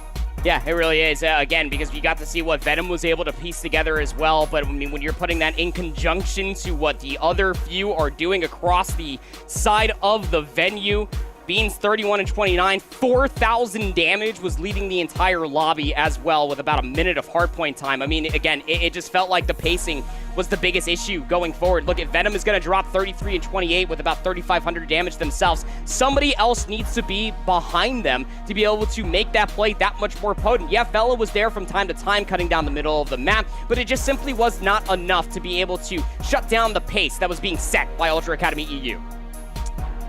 And map just really did feel like Venom and Beans, and it's kind of funny because that's actually what I've got down in my notes before we got in. Like, what are the players to watch here for each individual map? And it might sound like it would probably be Beans for Toronto for pretty much every single map, every single mode, but that's not the case. We'll get to why in just a second. So as we said, map number 1 goes the way of Toronto. Now we move into the S&D, and again, it does actually feel like this is, again, one of those similar situations, but opposite in a way to what we saw in map number 1, because this is not the team's best strength. This is actually their weakness, if you will. For Search and Destroy, I think, for Toronto here, Andy, they have not had the best season, I think, Season 4 specifically. They seem to regress somewhat.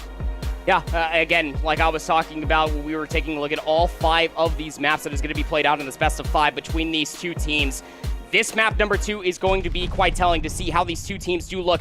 What was the homework looking like ahead of this entire event? Well, Furious will find that first blood on a Clacer. I'll at least keep University in the favor of Ultra Academy EU on the defense. These situations are always kind of tough, right? Because if you're on the offense, you've got to find a way in, and they might get gifted one. Prasini almost gets a free frag there versus Vortex. Vortex going to back away from the gunfight, and just look how much real estate Ultra Academy EU have at the moment. Keeping them all at bay, right? I mean, this is going to be the call for Venom to try to make a play happening forward. 3v3 we go, but I mean, everybody from Team Exposed just isolated across the map. I know that somebody's on the back line, and no! Vortex gets aggressive versus Felony. We'll get punished for it, but luckily Furious is there for the trade. So 2v2 we go, and again, the secret weapon for Exposed here in this round is absolutely Venom, who's pushed so far in that Ultra Academy, you don't actually know where he is. They have an inkling that somebody has got him back line. But also, they do have Furious and on the opposite flank. Venom, I think, has just spotted him out. So they do have that information now. This will probably come down to Wee Man to see what he can do. Can he stop this plant? He should slide around the corner. Gets the kill versus Pacini, but not before the bomb has gone down now. So Venom has that to work with. 1v2. Gets the first kill versus Wee Man. Gets away. And he has Dead Silence to work with as well. Has to be the entire ace for, or at least for 3 for Venom. 1v1 versus Furious did not scout him out over top of the train car. Furious got the information, whether it was via a teammate or he saw Venom himself. Pushed over towards that A lane. Is going to be able to get that final kill. Win the round for Ultra Academy EU. It's really all off of that first blood. Look, Clay was trying to get University in the favor for Team Exposed very, very quickly. And although they did get first blooded, as you were talking about, the ace up the sleeve for Team Exposed was that Venom made the route happen. Was able to get back inside University. Was able to make their presence felt. But unbeknownst to Team Exposed, Wee Man was just playing in that 1-for-1 position the entire time. Does not stop the bomb from getting planted, but keeps numbers in the favor ever so slightly for Ultra Academy EU. Weird round to kick us off. Indeed. Ultra Academy EU. They get very aggressive right off the rip, and they might well do the same thing again here. They will have to contest with Pristini on the site. Fellow, of course, over towards the back right as well. Stevo getting very aggressive here. He wants to get this bomb down, and with Wee Man providing that cover of Beans as well, this should be an easy plant. How's this retake going to work here for Venom? And Fellow, well, the former of those two players has fallen. They know where Fellow is as well. Yeah, Wee Man just Throwing shoulders over by the trees. Knows exactly where Fellow's located at. Already threw a couple of shots as well. Fellow, casual 1v3, throws some shots. Does beam Wee Man, but goes for the reload. Had 2 more players to look at as well. And look, if you date all the way back to even Season 4 of the Elite, when these 4 players for Ultra Academy EU were playing together, they have found a lot of success on Desert Siege with their fast plants over by B. It is executed to a fine T. You get that bomb quickly planted. You had ARs overwatching the entire play on the top BS&D and across the dune side from Wee Man. That bomb going down as quick as it may be. Team Exposed felt like that they had to challenge it very quickly, and well, that just was not the case. Not covering every single angle. Furious finds themselves on 4 in a row through 2 rounds. Good start from Ultra here. Need to see a response from Exposed pretty quickly. Maybe that will come in the form of this round if the bomb would go down fast, but unfortunately they do lose first blood. Steve are going to be responsible for that one. But the bomb is down. That's the 4th man on the map here for Exposed that Ultra will have to work against. They just wait a moment patiently for somebody to make a move, somebody to get over Zealous. Fury taking some shots at the moment from Fellow.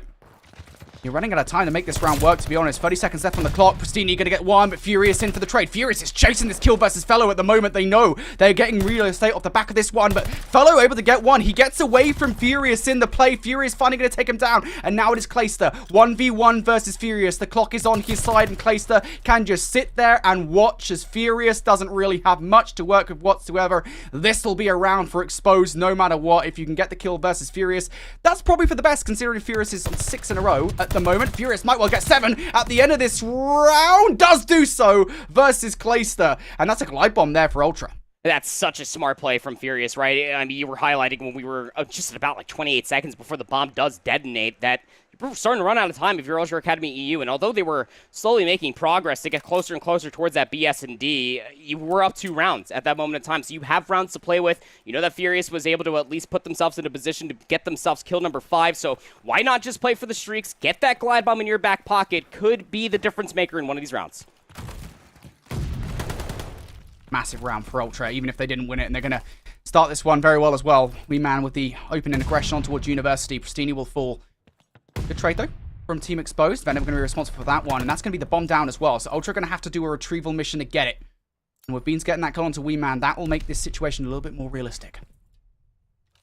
3v2. Clayster still has top University in their favor. Bomb will be planted here at A, and Clayster knows that Furious is over here. He's going to communicate that to Felony, who does find one. Can't get down to Beans. Will still force out the 1v1 with 35 seconds left in the bomb. Steers behind him, but Clayster goes back inside University. He's going to double back here. Vortex doesn't have the information. He needs to check the bomb. Nobody on it. All good. Now it's a gamble. Where is Clay gone? Such a tense situation. Clay going out towards the dunes. He's pre-aiming for that side. Doesn't really have much time to work with here. Stevo with the check. That should be enough, but Stevo goes for the kill as well. It's a ballsy play, but it works out for Stevo. You know, one of the notes that we were talking about for Ultra Academy EU ahead of this entire series and the entire weekend for champs is that they really did struggle in the mid-round to be able to get continuous amount of information on where a lot of these lurking players are for whatever team that they are facing. But hey, it doesn't even matter so long as you're getting the information plus the first bloods and the kills soon to follow in the early stages of these rounds. Ultra Academy EU through these executes have been absolutely sublime. We saw the quick plan over by B. Well, how about a fast execute 3 players strong through University to get themselves another 2-round lead? Ultra feeling pretty confident at the beginning of this search and destroy. They've still got that glide bomb to go as well. And first blood. Look at the aggression coming out from Furious Klaus. See if he picks up that kill on towards Clayster. And another one, a boot for a Beans. Pristini and Fellow. You've got bomb at the very least, but Pristini needs to aggress with it. He gets one, but that 2-piece is just so hard to make happen. And now Fellow 1v3. He is nowhere near that bomb as well.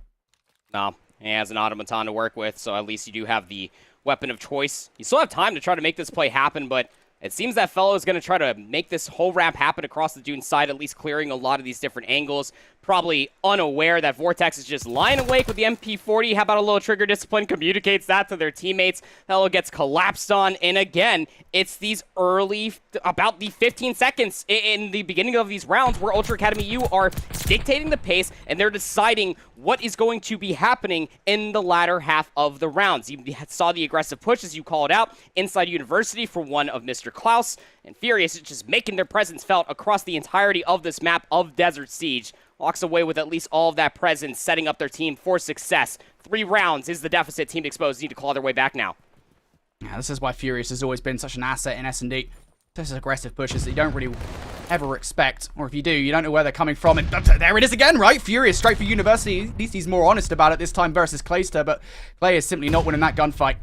And once again, the advantage for what feels like the nth time here in this S&D. Maybe an answer back from Venom, but not going to be here just yet. Slide bomb being called in. Is that going? Well, it ends up taking down Venom, but that's at least a trade. But numbers still in the favor of the offensive team. Ultra Academy EU taking their virtues away from the middle of the map, knowing that at least the information will be there ever so slightly to plant this rock here at B. Well, at least that's one pro for this round. The glide bomb is gone. 2 versus 3 is going to be tough to work. They're going to have to take this individually as well. Good start from Fellow, but no, doesn't win the gunfight versus Wee Man. And now it's going to be the action coming out from Furious to take down Fellow in kind. Pristini, good luck. 1v3 on your hand. You're getting shots from Wee Man. And, well, Ultra continue to dominate this S&D. They really are. I mean, again, utilizing the glide bomb, putting themselves up on map point here for the Desert Siege map number 2. And again, it just all comes through the early stages of this round, or of these rounds. You get first blood, and then you immediately just let Furious go to school, and he's in University, is his whole entire playground with the submachine gun, just wrapping in between all these different windows, the communication, the information also coming through the pings on the mini-map. I don't care. Furious is letting Team Exposed have it, up to 11-2. How do you come back into this one? It's going to be a real effort. Herculean from Team Exposed. But it's a good start, getting that bomb down. But look at the aggression coming through. Steve-O with 1. You could already see on the minimap another one. Man, what is it with these teammates? Like, I don't know. We've discussed it at length. They're late in the game, for some reason, these teammates are just more prominent time and time again. It won't matter that much in the grand scheme of things. It is once again a 1v3 situation for Clayster here as Ultra. They've got the information to work off. And Beans with the final kill as well. Ultra making a statement here in map number 2. And while the hard point was close, the S&D most certainly not. No, absolutely not. I mean, again, this is Furious's playground inside of University, but Vortex saying, hold my apple juice, Mr. Klaus. I will make the play happen in this 7th and final round. Finds the opportunity to get all the way through University. There was no adversity whatsoever, all the way on the backside of the offensive spawn. Nobody was watching that exit. And then Vortex just comes through University, is able to find 2 on the backside of the BS&D site, stops the bomb from being planted, of all things. And yeah, I mean, the teammates, sure, we could highlight it. I don't really care because Beans was also throwing the nade to stop that plant from coming all the way through. But I mean, these entire replays will be quite telling to be able to see how, more often than not, Ultra Academy EU were dictating the pace of these rounds in the early about 20 seconds or so, making Team Exposed be pushed back against the ropes every single time. First bloods will be there more often for Ultra Academy EU, and their positional advantage was certainly felt through all 7 rounds of play. Yeah, you know, I will say one thing. I think from the VOD that you and I looked over with the search and destroy for Ultra Academy EU, it does feel like, this is a lot better from what we saw. And that's not that's not me, dogging on them at all. Like, they just look so much better. They look so much more well put together. The way that they're playing at the moment, they've got a ton of trust in one another. I will say, a lot of that was down to the fact that Furious was getting first blood, like, time and time and again. And we'll see that here. 3 first bloods of Furious, 2 from No Steve-O. first bloods for Exposed. We unexpectedly. And yeah, no first bloods from Exposed. Like, what do you even do? You're constantly at disadvantage.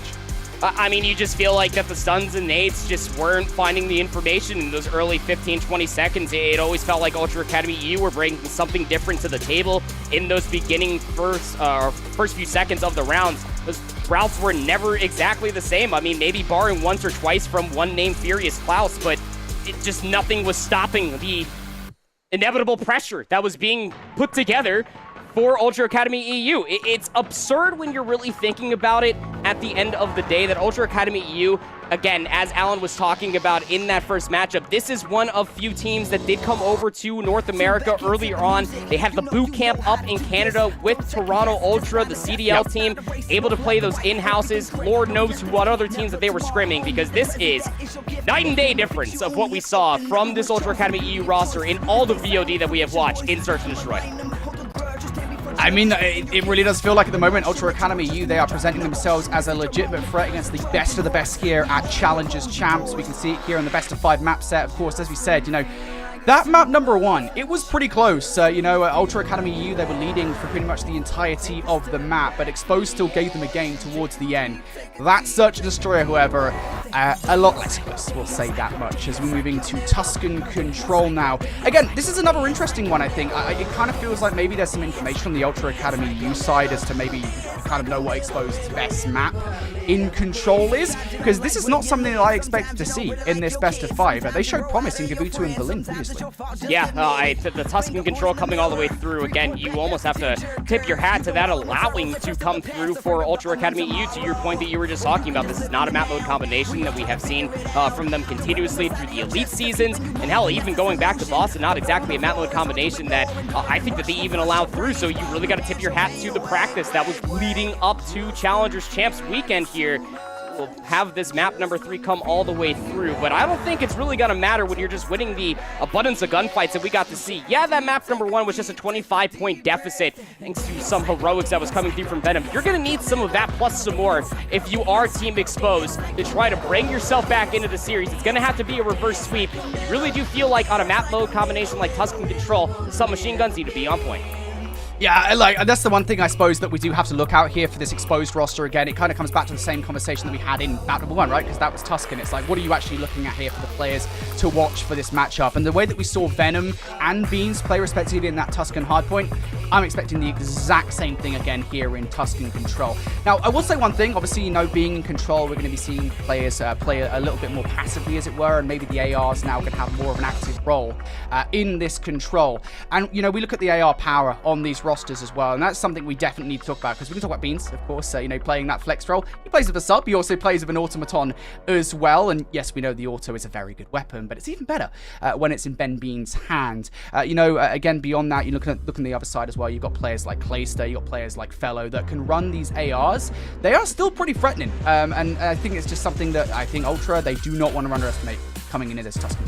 You cannot afford to do so, especially with the just names on paper that are across the venue from you here. Again, you already highlighted Clayster, multi-time world champion, can get it done when it feels like it is truly going to be the end for his entire run of a COD year.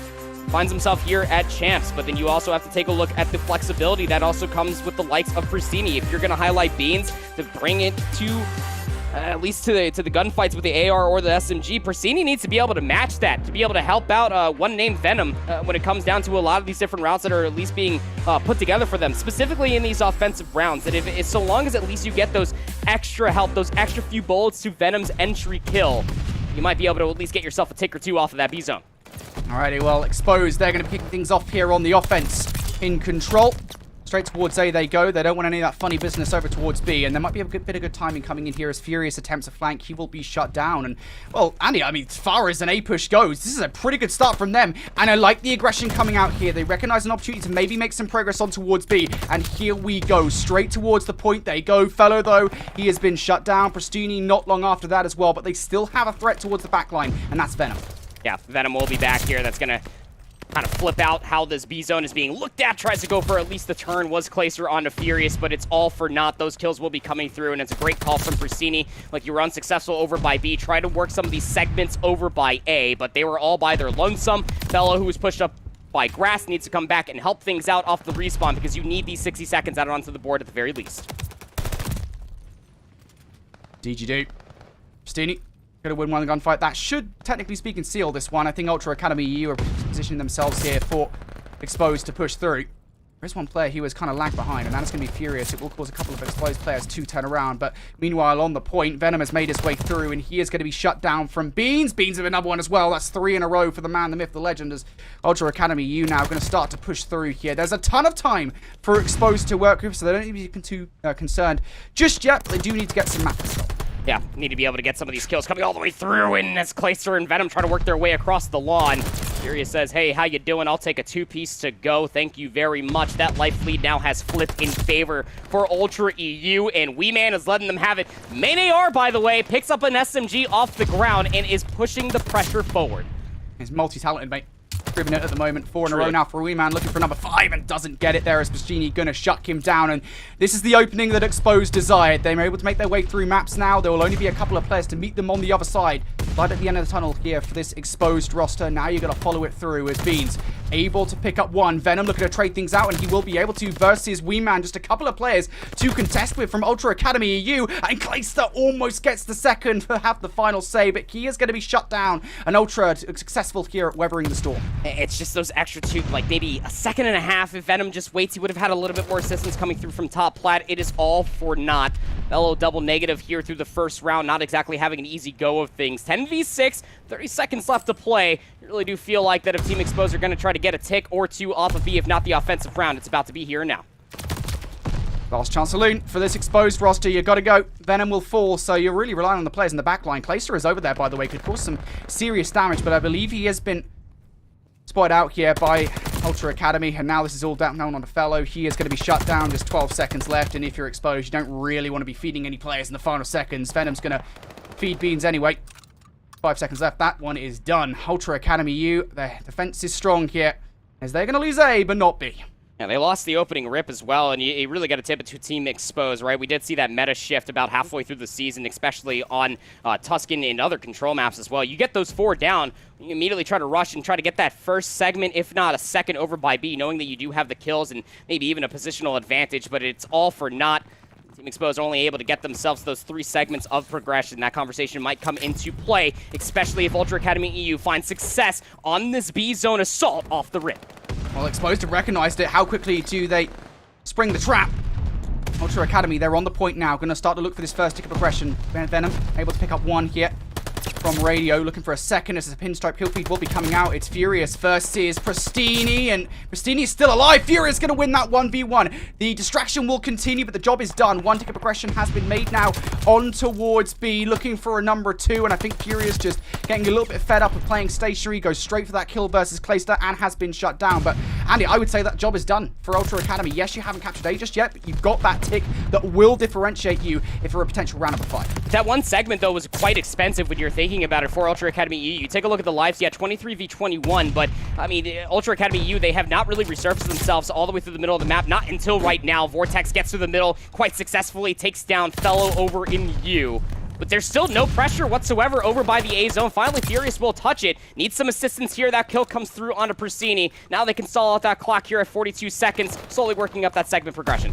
Yeah, but Furious is on his own as Ultra, once again, changing up their strategy. They want a piece of the B pie, and they might well get it here as they're making their way over there. Wee Man and Beans going to kick things off with the button. Look at this route now that Exposed are having to take. Fellow and Clayster running back towards the point. This second tick will come through, by the way. Might the third come through as well? The kills starting to go the way of Ultra Academy EU. They might well get this. Venom, the last one to defend this point. He will do so for a moment. Is that enough time wasted here for the rest of the Exposed roster to come on through? Clayster able to pick up one, turning around for Beans. He will get it. A staunch defense will stay strong here as Clayster holds on to B. Just 30 seconds left. Yeah, middle of the map, though, still being contested by Vortex, try to get themselves inside a church, will be traded out by Felony. So now you have to take a look over by that A zone. Only 2 segments. That third just got depleted by Clay. 8v10. Ultra Academy EU desperately need to get this third tick in total over by 8. They will get the first, so all tied up for segments, but will they get the 60 seconds?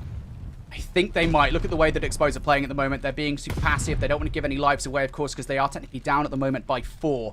And that close to that 0 life count, you don't want to be giving any away for free. So here goes 8. Very far ahead in the lives now. And now the trade's starting to come out. Pristini gets the 1 versus Vortex. Beans, though, going to trade things out. And Venom, with a huge 2, deletes Wee Man and Beans from the church. Yeah, they still have 1 player back here, though, and I don't think that Team Exposed are aware that Furious is still up in top bunks. Well, he's already taken some shots over by Felony. You also have a player trying to get a route happening in the bottom side of headquarters. That's going to be Vortex, but Team Exposed just need to hold the line. 5v6, still very doable, but now no respawns remaining. 3v6. Good luck, have fun for these 3 players remaining. Yeah, I have very little doubt at the moment that this will come down to lives. As Furious removes Pristini from the map. Venom, Fellow left up here.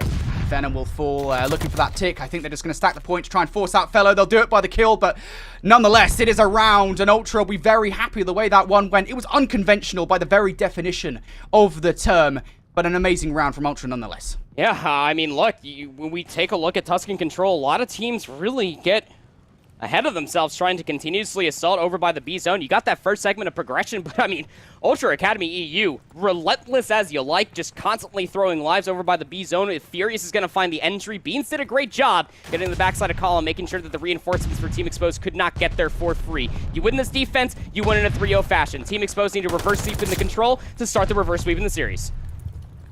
Here comes Venom. Through Church knows that they could clear out A pretty quickly if Venom is able to activate correctly, but Ultra Academy have their own trap card in the form of Furious, who comes through with 2. Looking for number 3 towards Grass. He's not going to be able to get that kill, but no matter, because Stevo is here to clean up shop. He will pick up number 3 and prevent Exposed from making that capture happen. And Vortex is still alive, by the way, still finding routes in from behind. Shots in towards Fellow. Not going to result in a kill just yet, but at this point, honestly, Andy, I feel like it's a fat matter of just unnerving Exposed. Yeah, I mean, if you can get this kill on Felony, you stop this A-zone from coming all the way through to the pistol. Can't find the shots. Fellow will recontest the gunfight and will win it. So that's going to be 60 seconds added on towards the board. Take a look at the bottom left-hand side. The minimap did have Venom down there over inside a column for quite some time, just causing a little bit of a ruckus, some distress to Ultra Academy EU, but they don't lose their heads too quickly as they are able to clean up that 1 kill, able to read that there is no success whatsoever trying to string from the A to the B zone. But you still have to deal with Clay inside of top bunks. That trade will come through.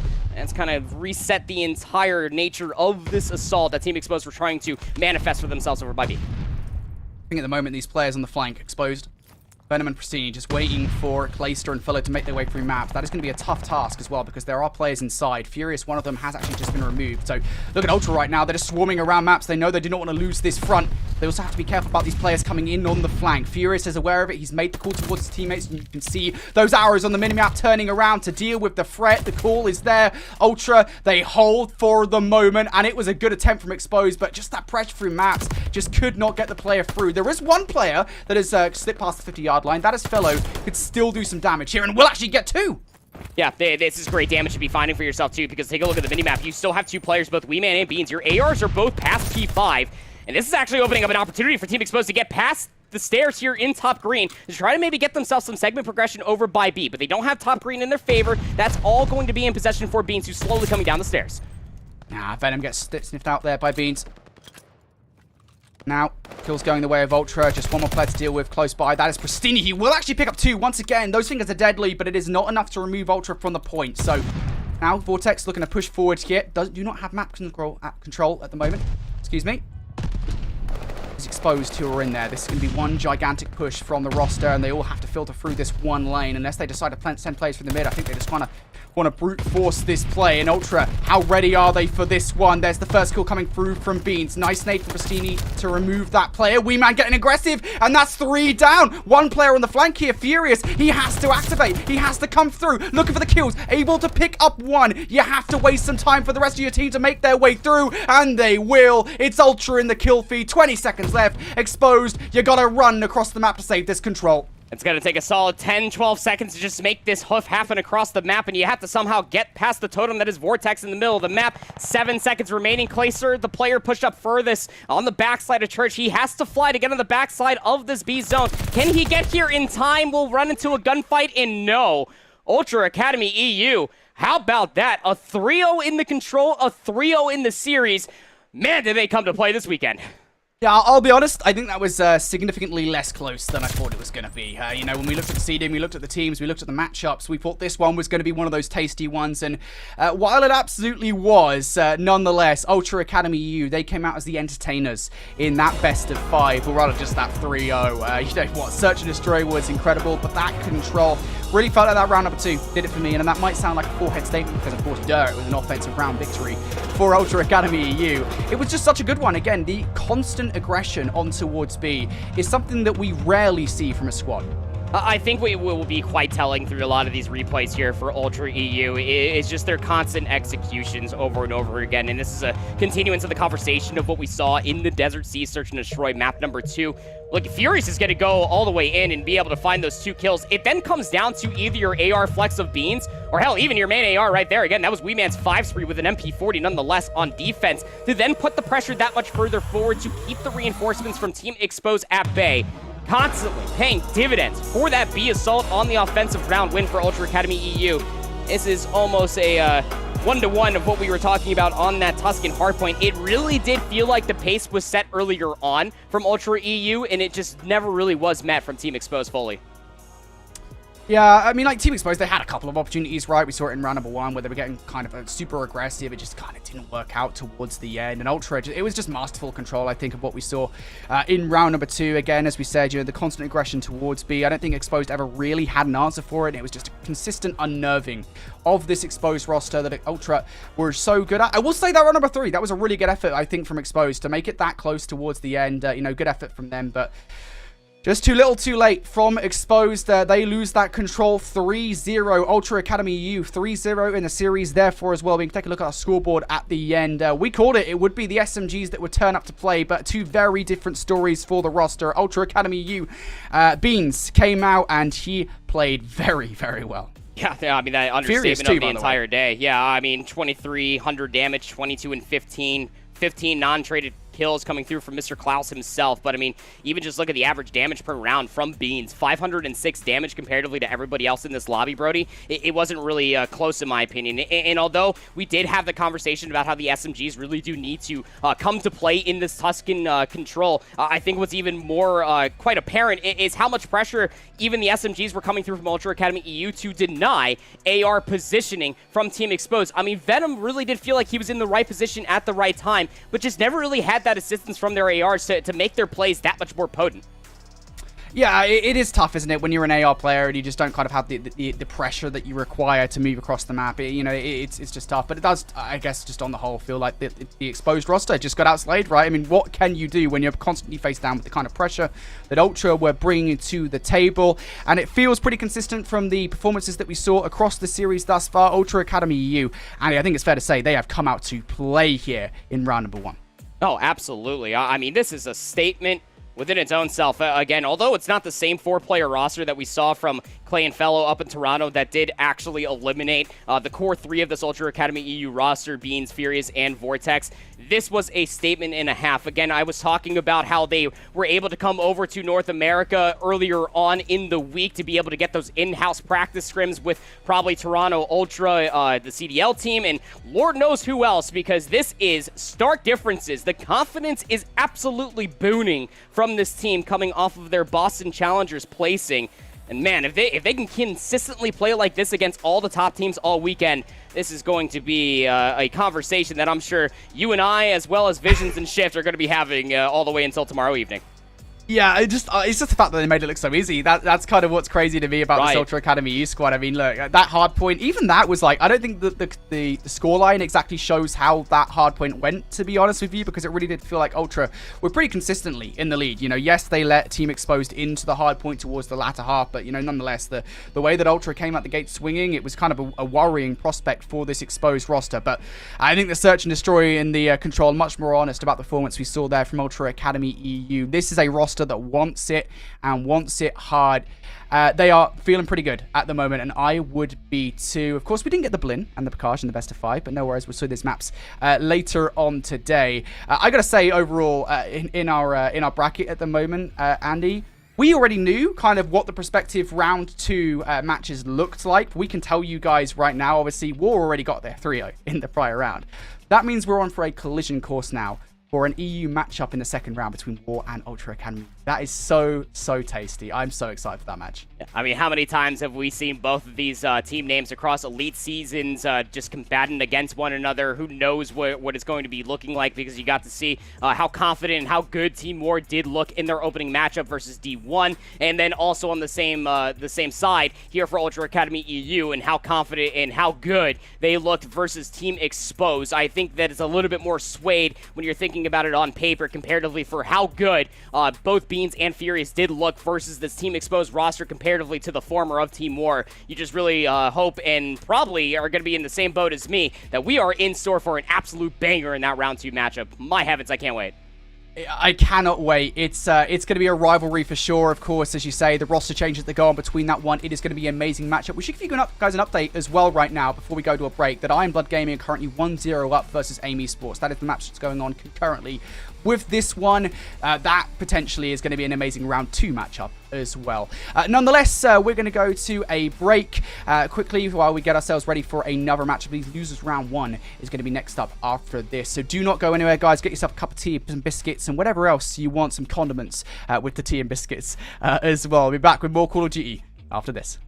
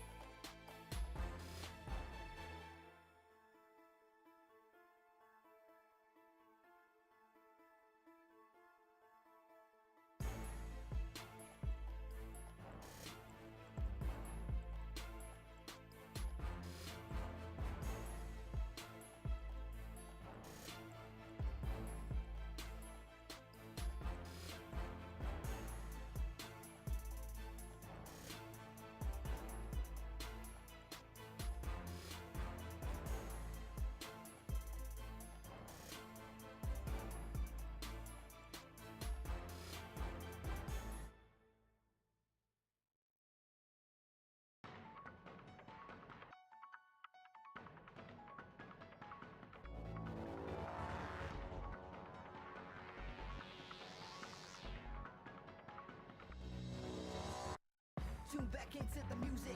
You know how to do this. Don't second guess. It's not a test. It's not a race. No black or white. Everything's great. No yesterday, never tomorrow. Only the present. That is your gift. It benefits you only if open. Everyone's chosen. Beauty of choice. You can stay silent. Forget your voice. You can malign them. Hold a grudge. Or stand before judge. Just stay in your case. Top of the notion that you were just a mere drop in the ocean. This is your moment. Fear is a Trojan horse. When you open or close your doors. Just when you feel like it's too much. Just when you feel like you've had enough. Take a step back from the edge and take a deep breath. Dance like you'll never. Dance like you'll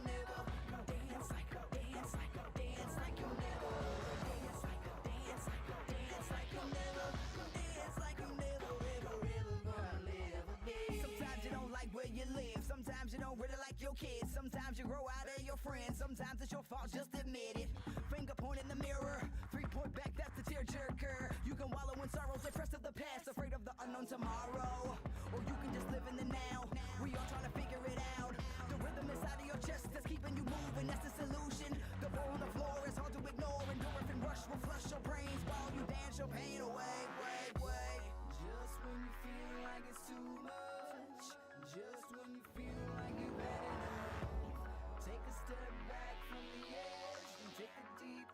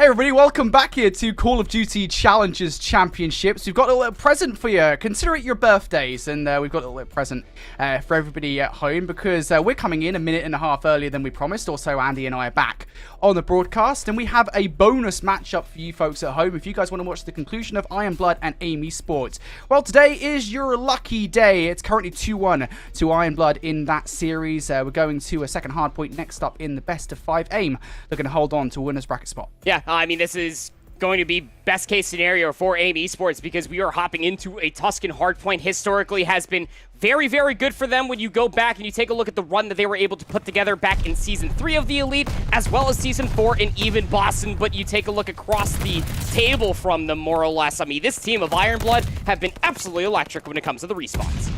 Yeah, this is a bit of a stressful one, I think, for us casters, because we don't really know how this one is going to go. Of course, as you say, Aim, they're very strong at this map mode combination. It is arguably their strongest hardpoint. So they should be good, but Iron Blood, a bit of an unknown quantity. And off the start of this one, Exceed is having a hell of a day. 3 in a row for this man as he looks to turn the boat on Aim Esports. That's 5 in a row. And this is a hell of a lot of pressure. With 20 seconds after the rotation, Exceed is putting a mad one on. The rotation's still in hand here for Aim Esports, as Super going to have the final say. But actually, to be fair, there's a couple of players still swarming here for these spawns, and Super doing a really good job at the moment of cleaning house. Yeah, damage was about to be done there for Iron Blood Gaming. They have players in towards the back as they were able to soak up about 27 seconds off of P1 thanks to the 6 spree that Exceed was able to put on, unable to get themselves that glide bomb, but again, damage is there. Iron Blood are in for the spawns here for P2 and looking to keep Aim Esports at bay across the splat push.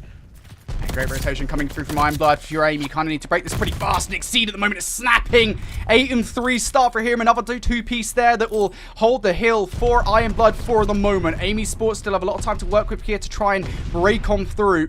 They want to do it fast, though, ideally. Super and Eric Boom now making their way through radio. Also got another player, Journey, pushing in through the alleyway, and they're all just getting shut down at the moment. I mean, they're going in one by one, and the kills, majority of them, is being won here by Exceed and Classic, who are having a hell of a time. This is not the start you wanted if you're Aim. No, not really at all. And even if you're taking a look at what they are trying to put together for themselves, chalking the back 12 seconds, maybe sending Journey to try to finesse for some scrap time. They're trying to go all in maybe for the rotation over towards 3, but unbeknownst to them, Exceed, again, Route Man gets paid. He's in the backside of Wine. Aim Esports, they have to turn, they have to deal with Exceeding towards the back before they even think about helping and cutting down the reinforcements coming out of the old hardpoint. Exceed at the moment, waiting for somebody to push him either from rooftops or vines. He's about to get the latter of those two options, as Super is just going to be chilling inside at the moment. There you go, Super finally going to reel his position, and now a couple of players coming over from the rooftops as well from Aim Esports, but Brack is here. He's going to get 3, looking for number 4. It would be Yaku. He gets the shots on, but just the assist is all he's going to get here, as the rest of his team now going to come on through fire. And make no mistake, the spawn's in control for Iron Blood Gaming for the 3rd consecutive hill in a row. This is a dire straits for Aim Esports. Reminder, they're down in the series as well, so they really need to get their butts moving right about now. Yeah, you need more productivity coming out from Journey. 3 and 9 is just not going to cut it. 5 and 10 out of Yako, 4 and 10 out of Eric Boom. This is just not going to cut it when you're taking a look at the pressure that is constantly being exerted from Iron Blood Gaming. Even off of the exits coming away from P3, Brack finds yet another 2-piece up to 10 and 4, trying to exert further pressure through the middle of the map. You have Classic running a route all the way past the bottom side of Plat. And this is causing Aim Esports to scramble. Yeah, they're in initially for P4, but they don't have as strong as a setup as they hoped for.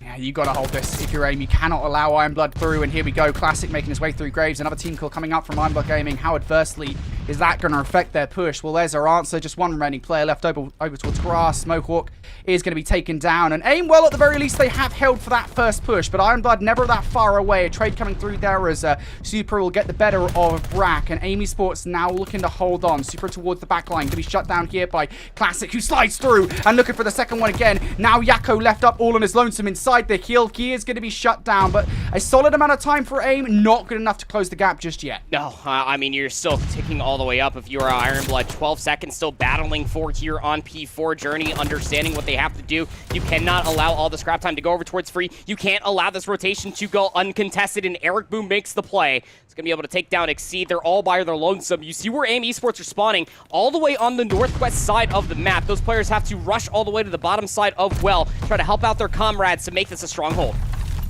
Comes Eric Boom. He wants to get aggressive here on towards Exceed and Mohawk, and well, both of those players going to be Part of why he's taken down there. A Mohawk with another one on towards Super. And look at this, how quickly the hill falls apart here for Aim Esports. Yakko just simply should not be losing that one. First to succeed, Ironblood Gaming now and for a time and for a journey. You need to do even a lot more than a two-piece. He's able to get 3 in a row now. Super with number 4. And Aim Esports, they lose the hill momentarily, but they'll be right back in. Exceed, still looking for the scrap time though. He's been feeling so hot, double positive in this game. Looking for that killer on towards Super on the stairwell. It's going to be Yakko coming in now for Aim for the backup, but it's going to be Ironblood inside at the moment, stacking up all of this time. Here come the Aim boys for the last 10 seconds or so, and they will comfortably get it. But at this point, scrap time is not really going to do. You're going to need to break this rotation pretty quickly. Yeah, but this is still a great turn of events after how the first set of hardpoints was really starting to piece together quite well for Ironblood. To walk away with about a 30-point deficit is going to be okay if you're Aim Esports. You're starting to see a little bit more influence throughout the map from Journey, Eric Boom, one or Yakko needs to try to step it up to help out their teammates break from the front, because when you got classic piecing together kills like that, it is so much easier for Ironblood to sink their teeth into these hills. The subs are firing all cylinders at the moment for Ironblood Gaming. That really is the difference between the two rosters at the moment. Aim Esports, you've got players who traditionally would be going off in Eric Boom and Yakko. They are just not having the best of times at the moment.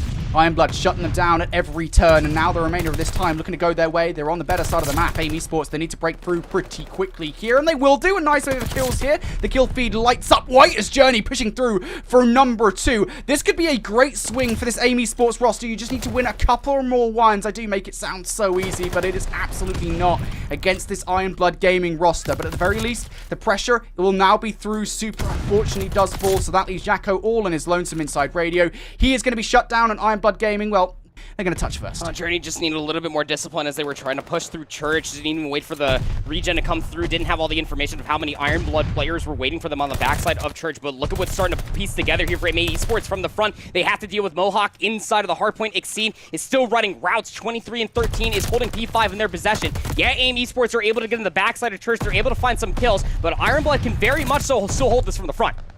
Is that really what you want if you're Aim Esports here? Do you really want to be pushing from behind? I mean, yeah, there's still 30 seconds left on the clock here, but you've got to be very careful here that the spawns do not flip against you. Now, fortunately for them here, they've managed to push through towards radio, so they will be fine. Now will be Ironblood Gaming spawning out towards the backline, but you need to maintain those spawns as the kill feed will light up white. This last 20 seconds should go their way, and now a very crucial rotation here. Ironblood going to look to push through the middle of the map, going to look to push through Ruins. How ready are Aim for this? Oh, they already lose one player. Do Aim Esports. Eric Boom through the middle of the map will go down, so it needs to be collected here for Ironblood, whether it's through fire or whether it's inside of P3 as well. They do shut down Exceed, who is trying to run a route over by rooftops. This is going to make it that much easier for Aim Esports to read where the push is coming from. Journey for 1, Super for 3, on a 6-free, looking for kill number 7. Does not end up locking it down, but still trying to get that glide bomb in their favor. Classic will put that streak to rest, but this is keeping Ironblood honest. They cannot break fully inside of P3 as Aim Esports work their way back into this map.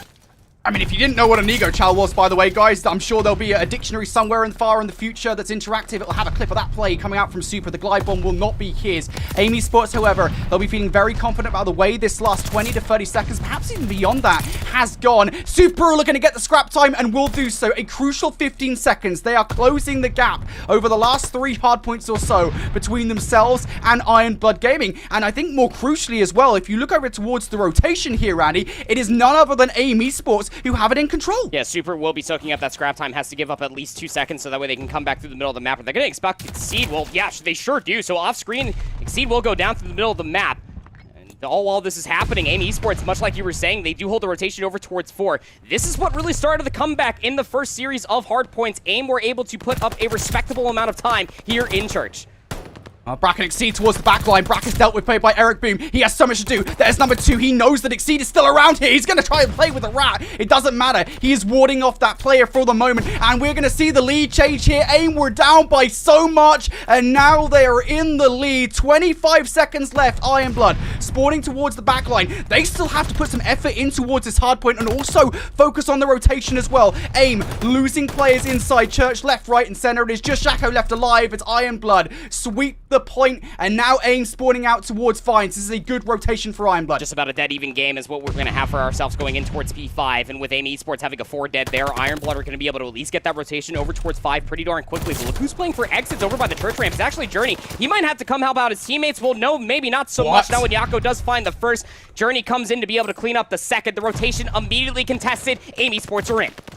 What a break, by the way, from Aim. That is not a rotation that they had in hand. Ironblood had control of that one, and now you're starting to see the SMGs waking up here in this game. Eric Boom now 20-26. Not exactly flashy, but having a much better game than he did at the start. Journey up there as well. It is just Yako who needs to really start playing in this game for Aim to be final form. But while all those kills are going down, over towards Patio side, Aim, they're getting to that 250 point marker. Ironblood, you got to get into the hard point right about now. Exceed is going to fall here. Mohawk now the last player left alive. Is Classic going to fall as well? You got to get into the hard point. You're coming in through the radio side. Mohawk picks up 2. Frak looking to slide on through. Yako, Eric Boom, they are there. And Mohawk will pick up another one. They're still fighting to make their way towards P1. It comes on Exceed to do it. And Journey with 2.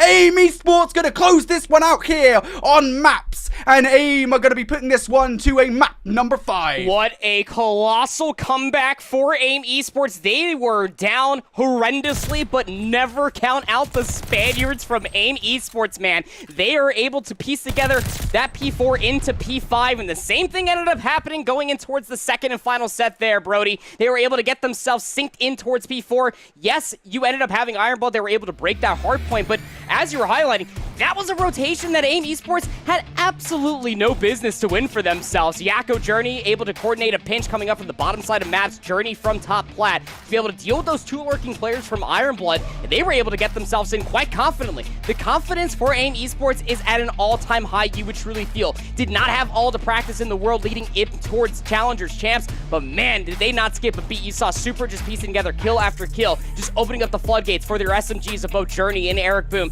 to really make those influential plays across the map. What is it about Tuscan? Like, why is it Tuscan every time? I'm sure, again, you and I, we've actually had this conversation. Maybe I can let you explain here why Tuscan is so influential. But, Andy, they were down by like 100 points or so. That was such a good P1, P2, P3 on the first set for Ironblood. Yeah, I mean, Aim Esports, historically on this map mode combination, even when they were playing with Sukri before picking up Journey, this has always been a very good map for them. Why? It's because of Super, and you really do feel like that Super can do it all. The #1 statistical player coming out from the EU region across a multitude of the elite seasons. Again, you always feel like it's going to be the routes that could be run by Journey or Eric Boom, but you always have to deal with Super, who is always really simply picking up an MP40, running a double weapon setup off the ground, is making these very crucial plays happen. And again, when you're just having those 2 pieces that are coming through continuously, Aim Esports understand the task at hand. It's either Eric or Journey that is finding these routes, these opportunities between P4 to 5 and then into 1. It's those 3 hard points together that have been strung together so well for Aim Esports at the end of the second and through the third that was able to put together a massive comeback as Ironblood were seemingly at about a 50-point lead. I gotta say it as well, it felt like an inflection point about halfway through the game where Ironblood, their SMGs were going off. Like we noted early on, right? Exceed and Classic were just having such a good game. They were like double positive on both counts, and that was when that 100-point or so lead was in effect for the Ironblood gaming roster. And at the same point as well, we saw players like Eric Boom, Yako, Journey, all of them were struggling. I think Journey managed to put a spree together in like P2 or something, but beyond that, it was not a good game. Andy, as we take a look at these final stat lines, an entirely different story presents itself. Exceed and Classic, they are still positive, but barely. And Aim Esports, I mean, yes, Yako still did have a terrible game, but you got players like Eric Boom and Journey who had a much better go at things towards the end. I almost wish that I could get stats at the end of the first set comparatively to what we had there at the end of the second set, because both you and I were highlighting 2 players in particular, and that was both Exceed and Classic, that they were just about double positive for themselves, but then you saw the pressure quite literally get flipped on its head when Journey started to piece together that streak. There was at one point at the end of the first set of hard points, I was like, dude, Journey's double negative. We need more productivity coming through from Journey, and boy did he deliver. About 3,300 damage is what he ended up with. 1:30 worth of hardpoint time, and 12 of their 27 eliminations came in the hardpoint itself, with only 5 traded kills to boot. That is the Journey that we have expected to see here in Challengers Champs. The dude was everywhere. Yeah, I mean, like, what, Journey, I think, for Aim Esports has always kind of been this understated player, if you will. I think every time we've kind of discussed this Aim Esports roster, it's always been, right, Super is, like, the #1 player, and arguably you could kind of say, hey, maybe he's, like, the #1 player in European challenges, you know, at least online. That, I think, is absolutely shown out in the statistics. But Journey, I think, has never been that flashy player. He can always come out with maybe 2 pieces and 3 pieces, but rarely does he shine when it comes down to the stat lines. Here is an exception to the rule where Journey is coming out, he's playing extremely well, and it is showing at the end of the day in our scoreboard. So Aim Esports going to force us into a map number 5. And I'll be honest, I don't exactly know what the map number 5 is. I'm not sure if you do either. It's going to be Bocage? Oh, man. That warms my heart, man. I'm so looking. Wow, Bias Caster kind of looking at how much it warms his heart for the EU team, because it does actually kind of favor at least one team.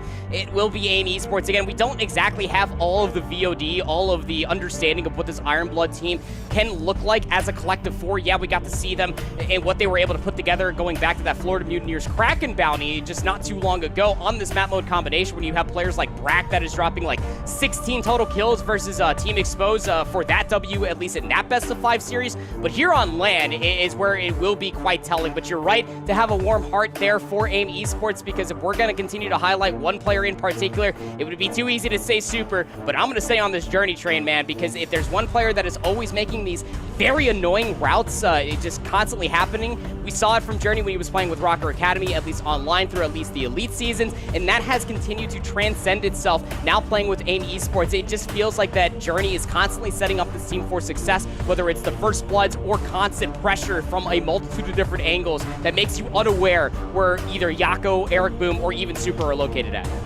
Yeah, you know, I will say one thing. It is a very interesting story, I think, for this Iron Blood Gaming roster in Search and Destroy, right? Because we look at the 4 players on the roster, and individually speaking, they are all very talented at Search and Destroy. Yeah. Even though we kind of had this conversation, you expect, you know, when these guys go into S&D for them to be a dominant squad. And yet still, you know, again, we look back to that Kraken bounty we saw from the Mutineers the other day, and something just wasn't clicking. Now, granted, the one match that you and I got to see was versus Team War, and Team War decimated them in Search and Destroy. It wasn't even close. They were just coming out with the try auto setup, and you know that always works on Bocage. They were just constantly finding annoying routes, and for some reason I don't think Iron Blood ever quite clocked exactly what War were up to.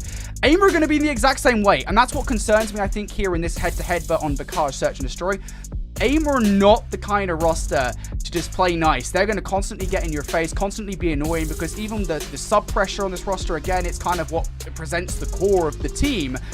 You've got to be ready for that if you're Iron Blood. And I've honestly got to say, I think we've got to see a lot more improvements from the other day, what we saw from this Iron Blood Search and Destroy, to now in this Bocage. I think it is quite telling that the consistency is going to be on both sides of the spectrum for both Iron Blood and Aim Esports on this specific map mode combination. At least what little we were able to see from Iron Blood, they like to play that faster pace in your face. Aim Esports more than able to task themselves to be able to play that certain pace. But they're also not shying away from running triple ARs themselves on a map like Bocage. We have seen constantly Eric Boom flexing over towards that 3rd AR on this map mode combination. They can slow up the pace and play with the best of them, as well as what we saw back even in Elite Season 4 versus the likes of Team War, like you were highlighting earlier. All right, well, it's time to see whether or not those improvements have been made. Of course, Iron Blood will have time to look away and go back to that VOD and see, hey, what exactly went wrong? Where are we allowing these players through to our defensive line? And I have no doubt with kind of the experience that we see on this roster, you know, you look at players like Brack, who have been just monumental this season thus far, that they will absolutely recognize, hey, this is where we need to improve and this is what we need to fix coming into the Challengers Championships. What an event it has been so far. On the line, a matchup versus Toronto Academy, North America. It's not exactly the greatest reward in the world, I will say that much, but nonetheless a reward that both of these teams will be wanting. It will be Aim Esports, or Iron Blood Gaming, excuse me, that kick things off here on the offense. Names may be backwards up at the top, but we are more than aware of these players. Exceed carrying that bomb is just waiting for an opportunity to try to encroach their way further forward. Some shots were thrown there from Classic inside of that small hut in the middle of the map, but Aim Esports just giving Iron Blood absolutely nothing. I like this from Aim. Don't get aggressive. You don't exactly need to. Mohawk going to check that back spot towards the tank, and nobody from Aim going to go to the traditional spot. So not really much information gained. And the furthest player pushed up at the moment from Iron Blood Gaming is going to be Exceed. He has the bomb. If somebody manages to take him down, that'll make this round significantly harder to pull off. Super up top, waiting for the timing through the window, just peeking through the crack. If he just looks down, he would end up taking down Exceed. But this is the go time. 30 seconds remaining. Ironblood need to go. Oh, Yakko getting some shots and put into him. Ironblood Gaming want control over the A site. They might well have it here as Aim retreat towards Grandma's. Now look at the Siege trying to make the route happen. He's going to come up face to face with Eric Boom and win the 1v1 somehow. Eric, I think, was maybe reloading or YYing there. Wasn't quite prepared for the gunfight, but nonetheless, this transition towards B will now occur. And Classic with all of the timing against Journey, winning that fight. The bomb now down here 2 versus 3 for Yakko and Super. And the post plan is sublime. You have Exceed watching the flank. You have at least one player watching the staircase. And I believe that Classic with those shots understand that Aim Esports are coming from the back. Oh, no, Brack! Brack might have just got timing, but it doesn't matter. Classic is there to pick up his mess. Yakko will fall. Now Super 1 versus 3. He's great, but he's not that great. And Ironblood Gaming with a perfect rotation from A to B. What a great read. This is something that both you and I were jesting over even yesterday, just watching some of the CDL matches, getting our notes prepared for this entire weekend. There's something about the map like Bocage on Search and Destroy that just makes it feel gargantuan, almost at the same pace of like an Arclot Peak from MW 2019. Just teams are playing so slow. The information trade at the early stage is just not always there. And you really do feel like that the executes come through more often than not around the 30-second mark. As Ironblood were able to find that transitional kill onto Eric Boom, quickly rotating over towards B, they're able to close out the round with the kills. This time something similar to what we saw on the defense from Aim Esports. This time from Ironblood Gaming. I believe that Exceed might actually be just looking through the Grandma's window at the moment. Eric Boom trying to get an angle on him, but will not. Now for Yakko, this nade. Looking to land that one by the tank towards the backline. Isn't going to hit anything just yet, and instead it's going to be Brack who draws first blood towards River. Journey going to be the victim here, and now Exceed with the tiniest of cracks through the window recognizes that those players have pushed through. The information passed to Mohawk will make the best of it. And now for Yakko and Super once again find themselves in a 2 versus X situation, but even worse than last round. Yeah, just no trades, really banking on Journey finding value coming across the river. They are just stuck quite literally up creek without a paddle. Lack of utility coming all the way through. Exceed still holding the same exact angle as is more or less just resting on the shoulders of Super, maybe to try to fly through the backside of Grandma's and find this kill on a Mohawk. I think the best play here for Aim Esports is try and make some individual plays happen. I think that might be the idea. They are going to come together here. Super peeking out, and you're just not going to win that one when Mohawk is got his auto ready for the fight. Classic starting to get involved as well. He will take down Yakko, and now Super 1 versus 4. Once again, left up, last alive. He's got to pick up the bomb. Of course, that'll give the notification away with 10 seconds left. I think, really, if anything, you're just trying to do some damage here to the offensive line. They almost line up to him there. Classic and Exceed, but he will only pick up the former.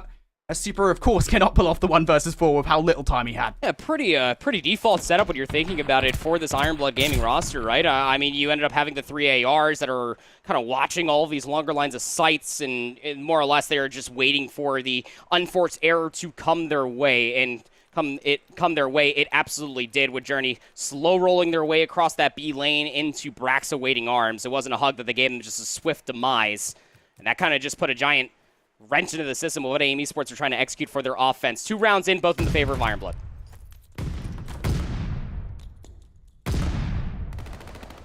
Once again here, back towards neutral positions for these rosters.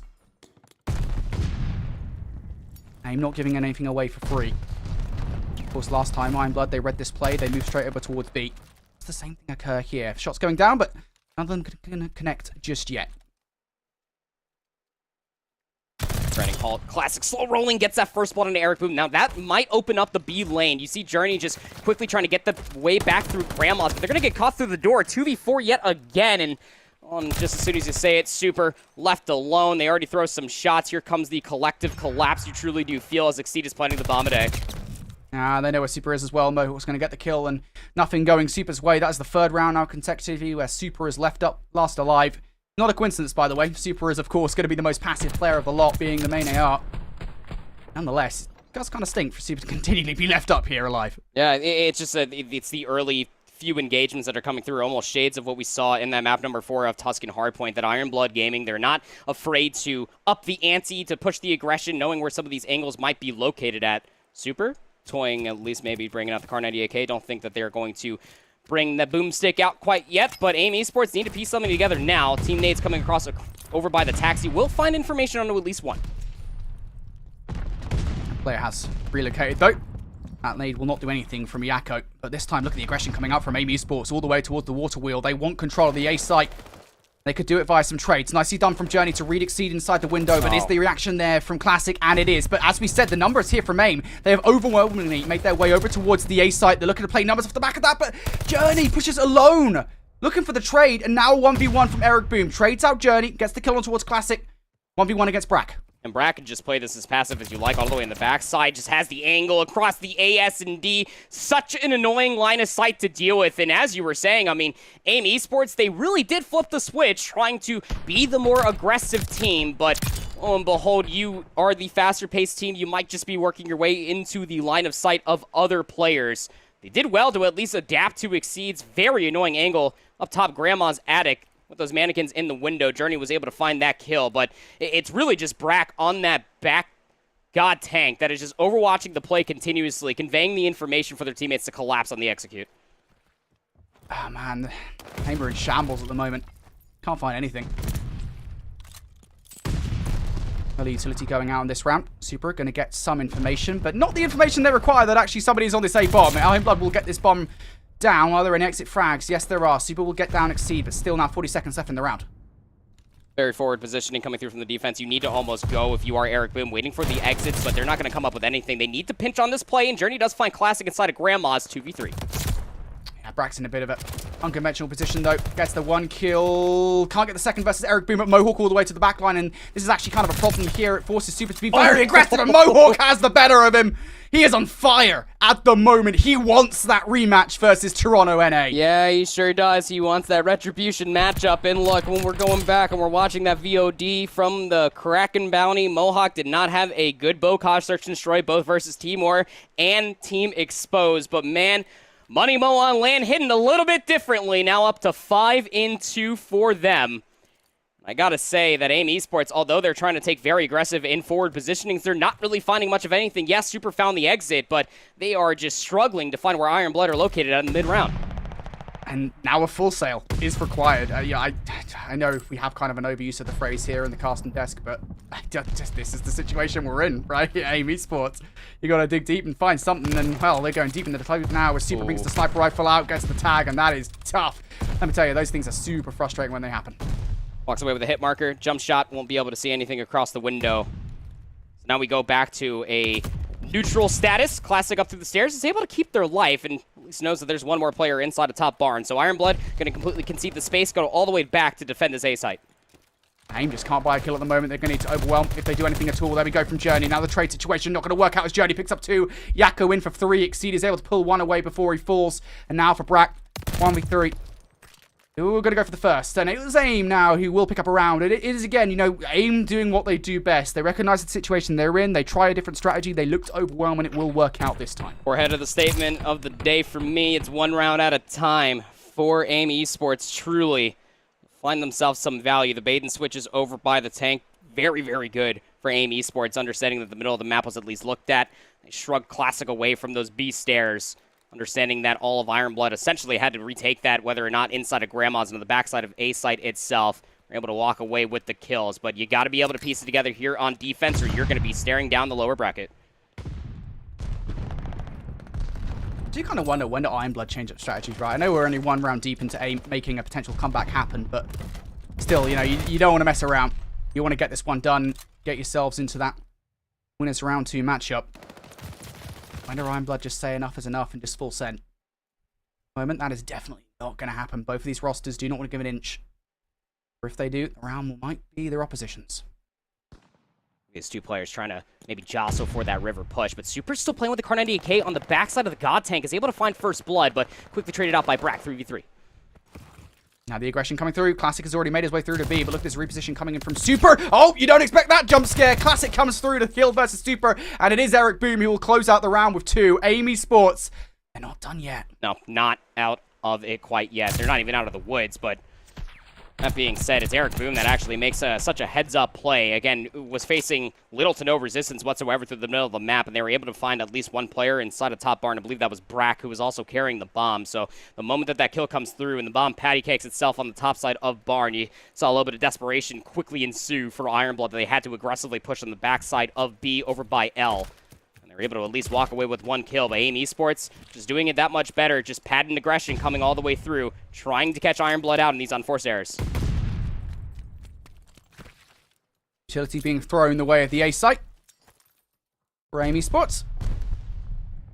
Making their position known. Keep an eye on number 7, by the way, Journey. He might well be the playmaker here in this round if he can catch Ironblood Gaming off guard. Now, Ironblood do have this tight grip over towards A.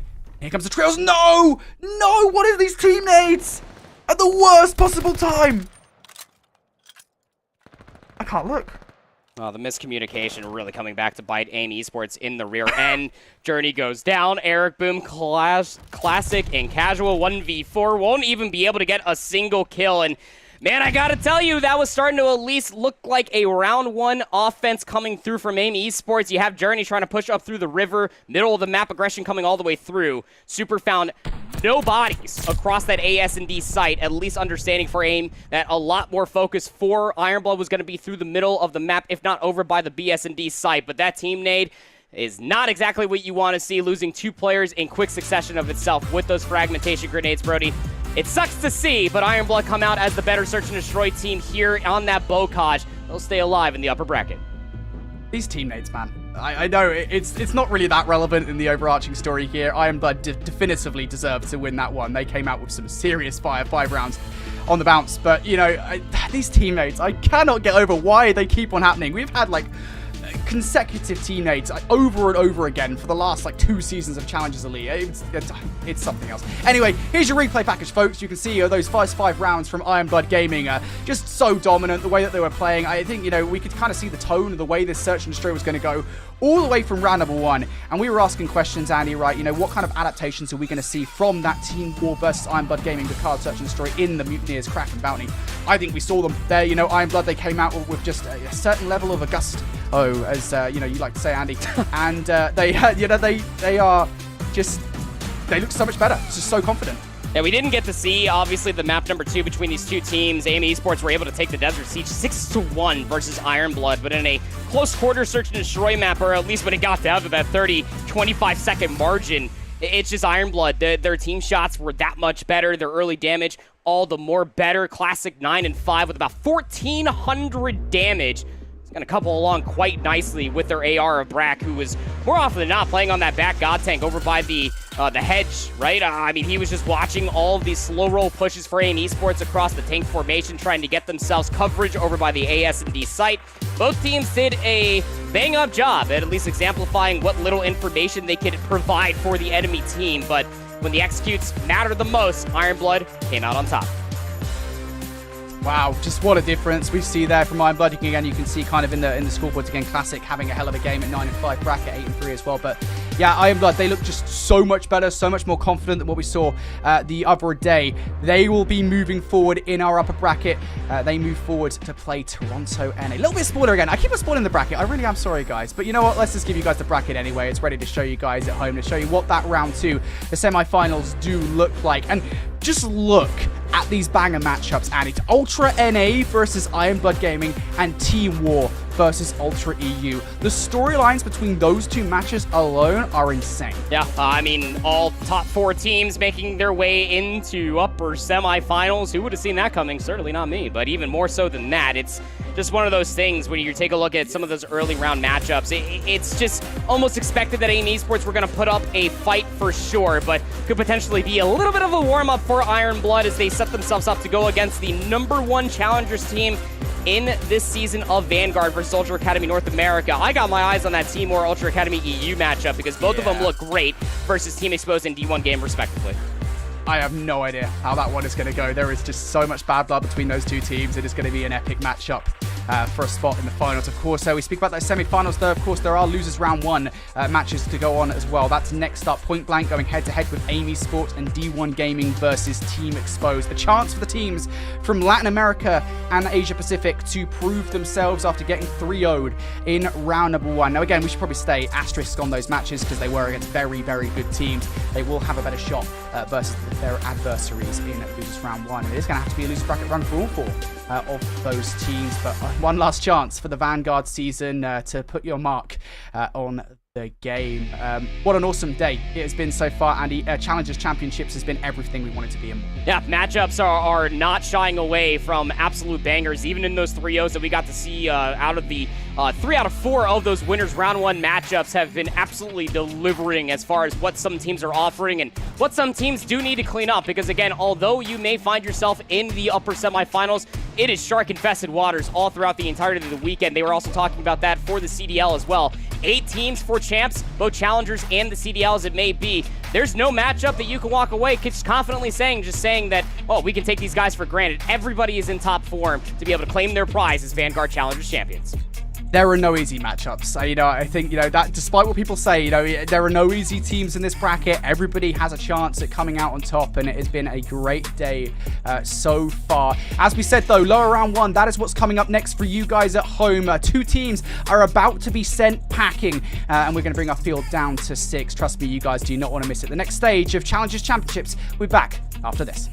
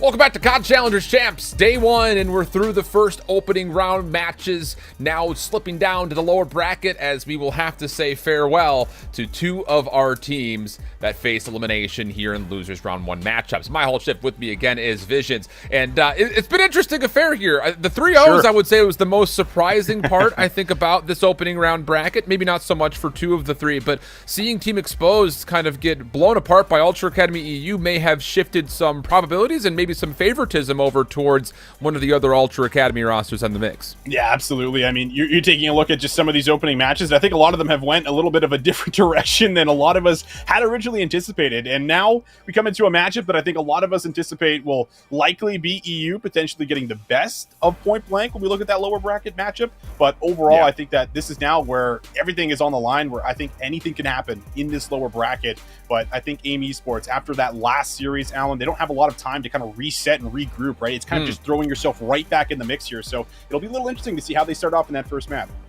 Yeah, extremely valid point coming out of you there when it comes to just the quick turnaround. Whereas for Point Blank, their series, even though it was a 3-0, hey, they competed with Ultra NA in the first two maps. So maybe a chance to have some time to talk about some things and get ready to go as you look to pursue a possible win here versus Aim Esports. I still think on paper, you look at the rosters and some of the veteranship and experience differentials between both these two teams, and you have to sit there and say, yeah, Aim is still the favored squad here just based off of their successes that they've been able to find over the course of the season. But for Point Blank, you know, hey, maybe you're getting hot at the right time, right? I mean, when it comes down to the APAC region, there were really three teams that were kind of in and out of the grand finals on each of the Cup Sundays. Point Blank obviously taking the win over the former Renegade squad of Fighter Lucas Shocks & Co.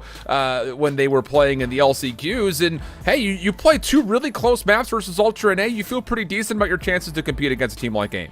I have to imagine so, right? Like, that's got to do at least a little bit for you. Obviously, you want to win every single series, but at least knowing that you played the #1 seed extremely close, you know, very well could do it for you in this lower bracket to potentially pull off an upset and send Aim Esports home here. So we'll see if they can do it. Now, a point I did bring up earlier was the fact that, hey, listen, there's a lot of chemistry kind of built into some of these members. Jazzin, I think one of the newer members into the roster, has been there for about 3 months, but you go back to Limax and Cronus, and we go back to just like even the Modern Warfare year, Alan, and we were so big on Limax, and we were covering a lot of APAC throughout, you know, that entire season. And then Cronus, obviously, with him, you know, at the beginning of the Cold War season here. So there is a lot of duo synergy with the likes of Immense, who's kind of been there with them for the majority of the time of this season here too. And it feels like they do have at least the chemistry there behind them. They have the practice, they have the reps. It's just a matter of kind of clutching up in these situations, taking advantages away, and putting it to Aim Esports. Don't give them room to breathe like we were seeing from some of those teams in the LCQ when they were playing in EU.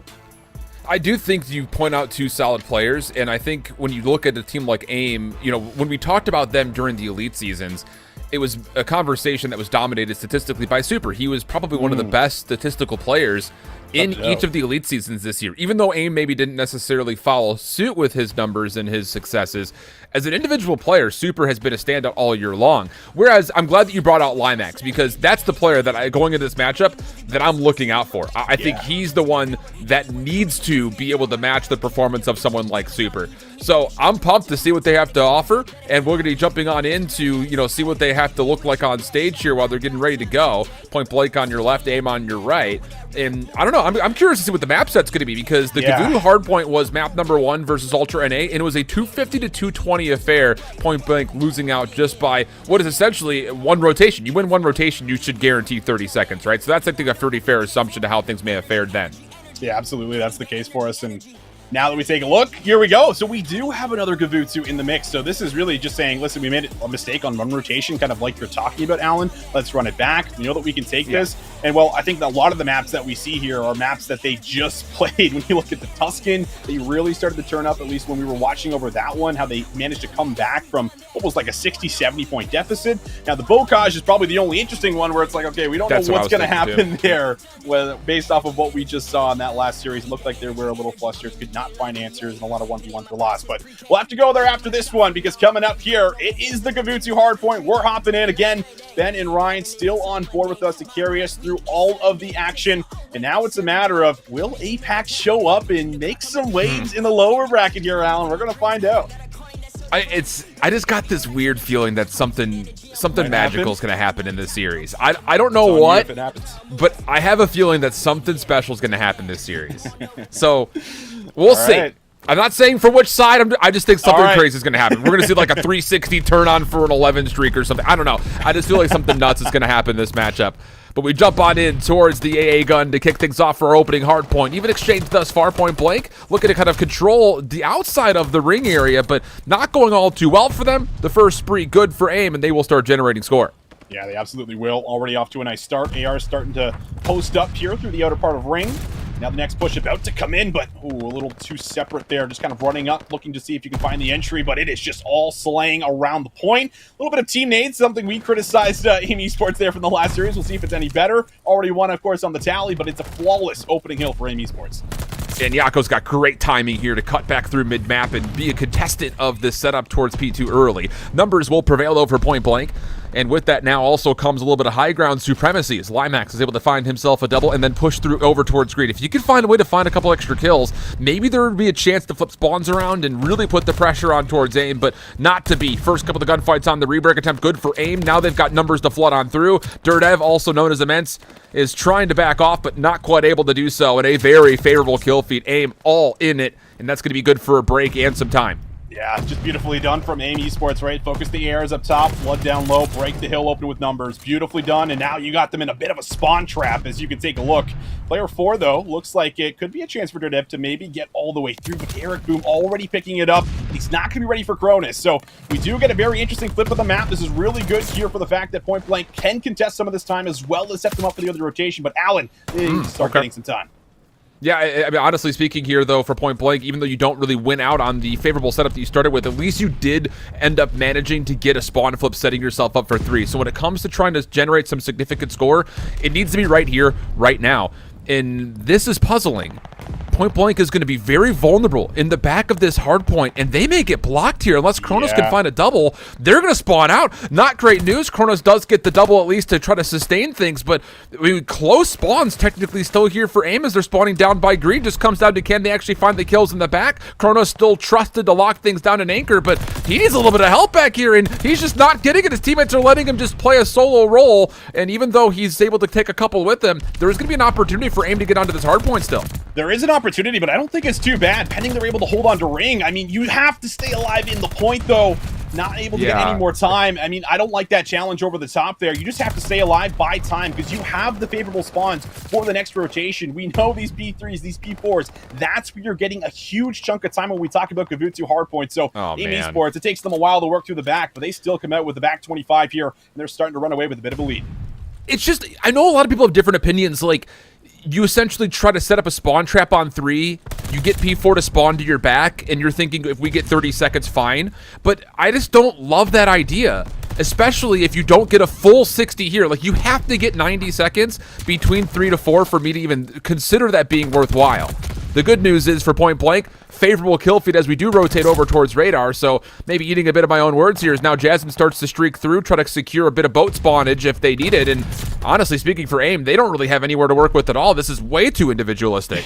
Very individual. Look at the control. Like, player 3 right now is already across the map. Jazen, he's going to be able to threaten a very early rotation, maybe get another spawn flip. I mean, you have to credit point blank for their routes around the map. This is really what's kind of kept them in the game and the reason we see them tally up 77 points and maybe even get that back 15. So a good position to be in, but Jazen, again, a lot of pressure on his shoulders to try to make the big play in the back.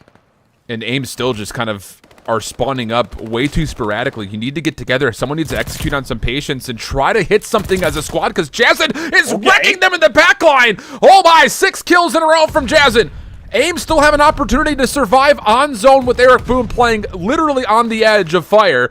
But as he gets taken down, it's point blank all over the rotation here to 5 all of a sudden. It almost feels like Aim Esports are starting to disrespect Point Blank a little bit with some of these sloppy routes, individual chows, and I mean, Point Blank, they're taking full advantage of it, tracking the back, getting the spawns, and holding the hill. This has been flawless again over really the last 3 hills. It has just been a complete turnaround. Cronus going to the MP40 and snaps on Super, sends them 6 feet under. This is what we wanted to see. Point Blank are turning up, and they're rotating early again.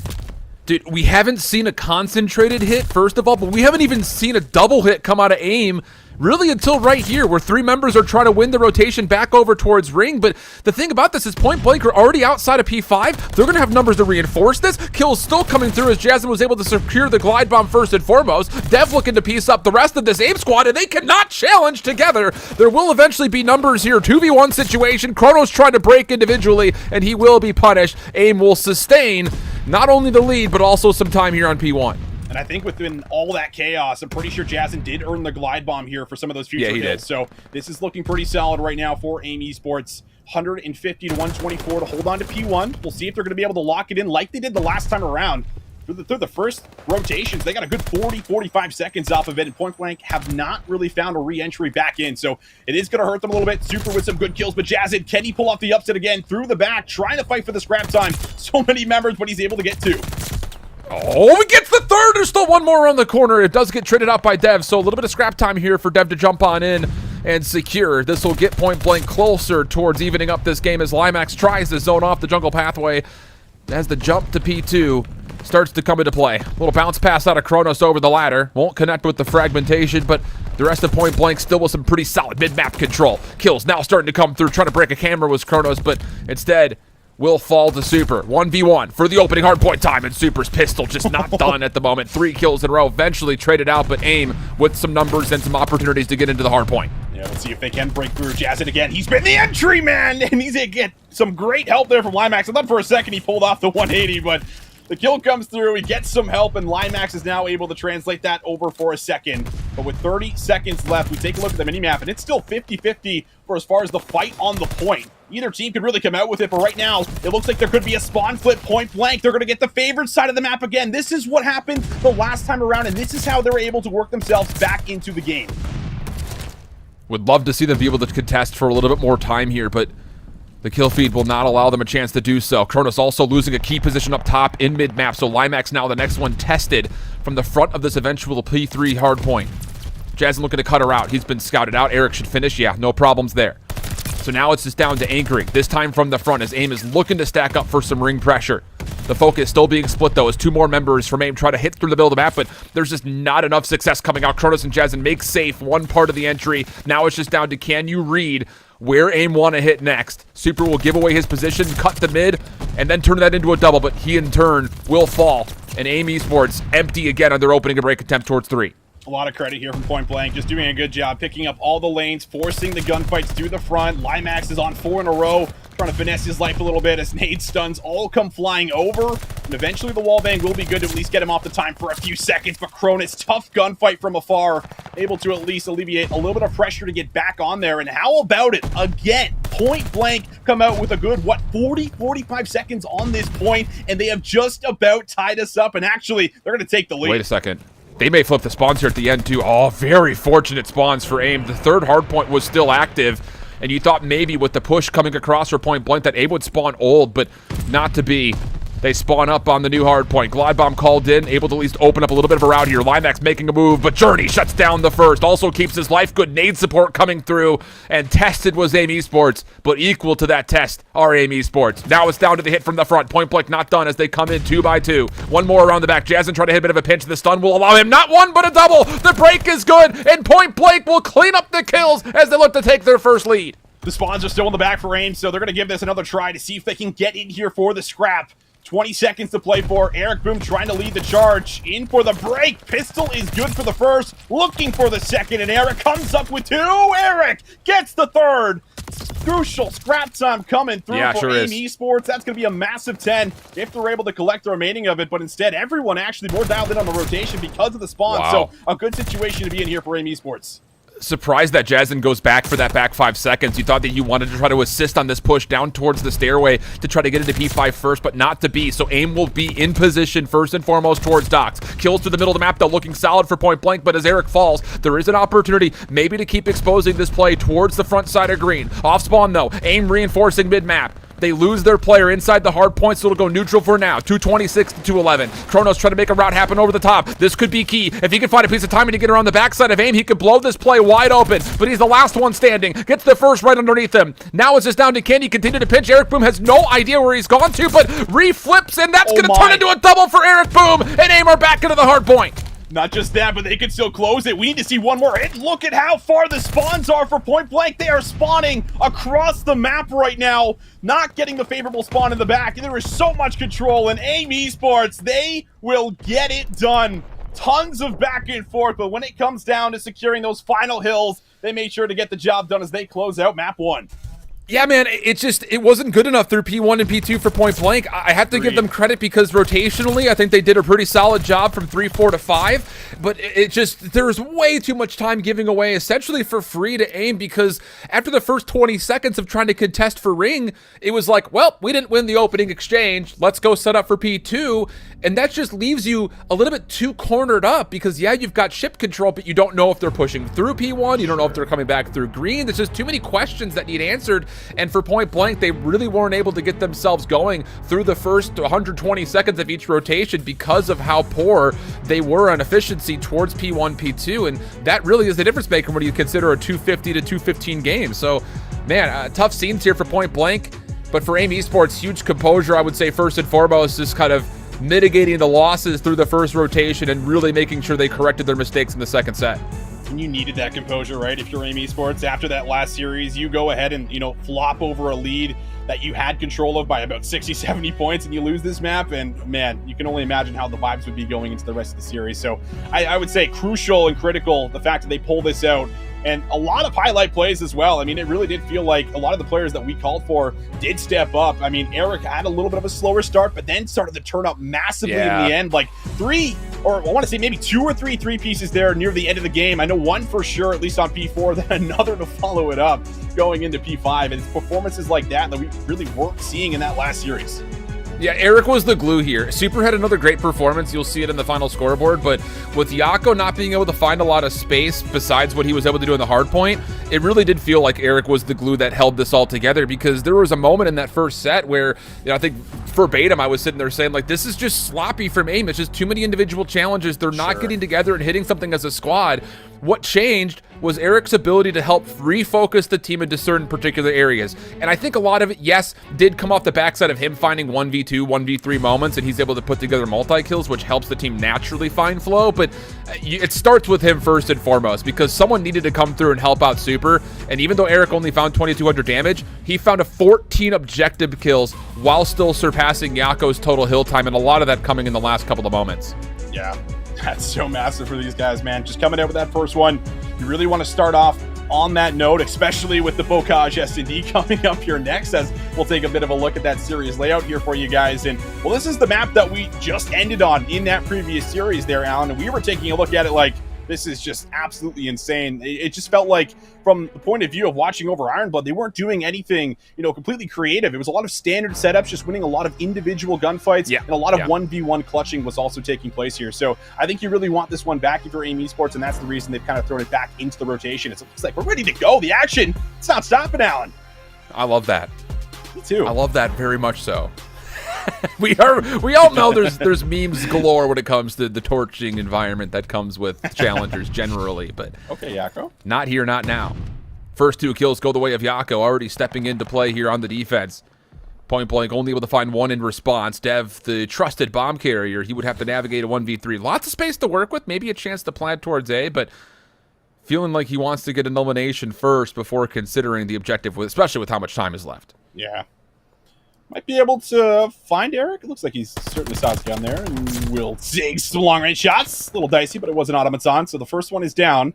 Still a little bit of time to work with, and has the bomb, so there are options, and I do like this call right now from the side of Aim Esports. Let's just back all the way up to our side of the map, make sure our backs are covered, play off each other, just kind of watch over this B side, play the 50-50. Yeah, just play your numbers better. That was another thing that I think Aim was really amiss with when they were playing up against Ironblood. So many decent opening engagements that they were able to counter-trade or out-trade, and they still just threw away advantages. Devil gets scouted, but this is actually an opportunity to try to isolate Super, but he feels good about that back brick wall heady, and why wouldn't you? Aim Esports will sustain with the numbers to take the opening defense, go up 1-0. Yeah, that's up there for one of the gnarliest headies. You can see it. Like, you just see his forehead over the top of the wall here. Like, you're not getting a whole lot done. So, tough situation. But, I mean, a lot of credit to Yakko there for opening up with 2, right? Like, that is something we were not seeing whatsoever last time they just played this map. I mean, Yakko didn't have a kill, I think, before going into the round 6, round 7, when they were down, like, 5-0 or 5-1. So, it took a while to get going, and it's always good to come into a map that you just struggled on and start off hot.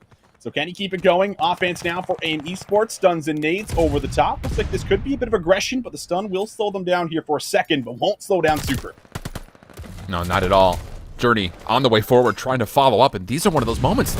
Super's not here for it. Finally follows up to get down Dev, but you don't know where Limax has repositioned. His nade is actually going to connect. Plus, he should have seen a lot of information on these members close by, but man.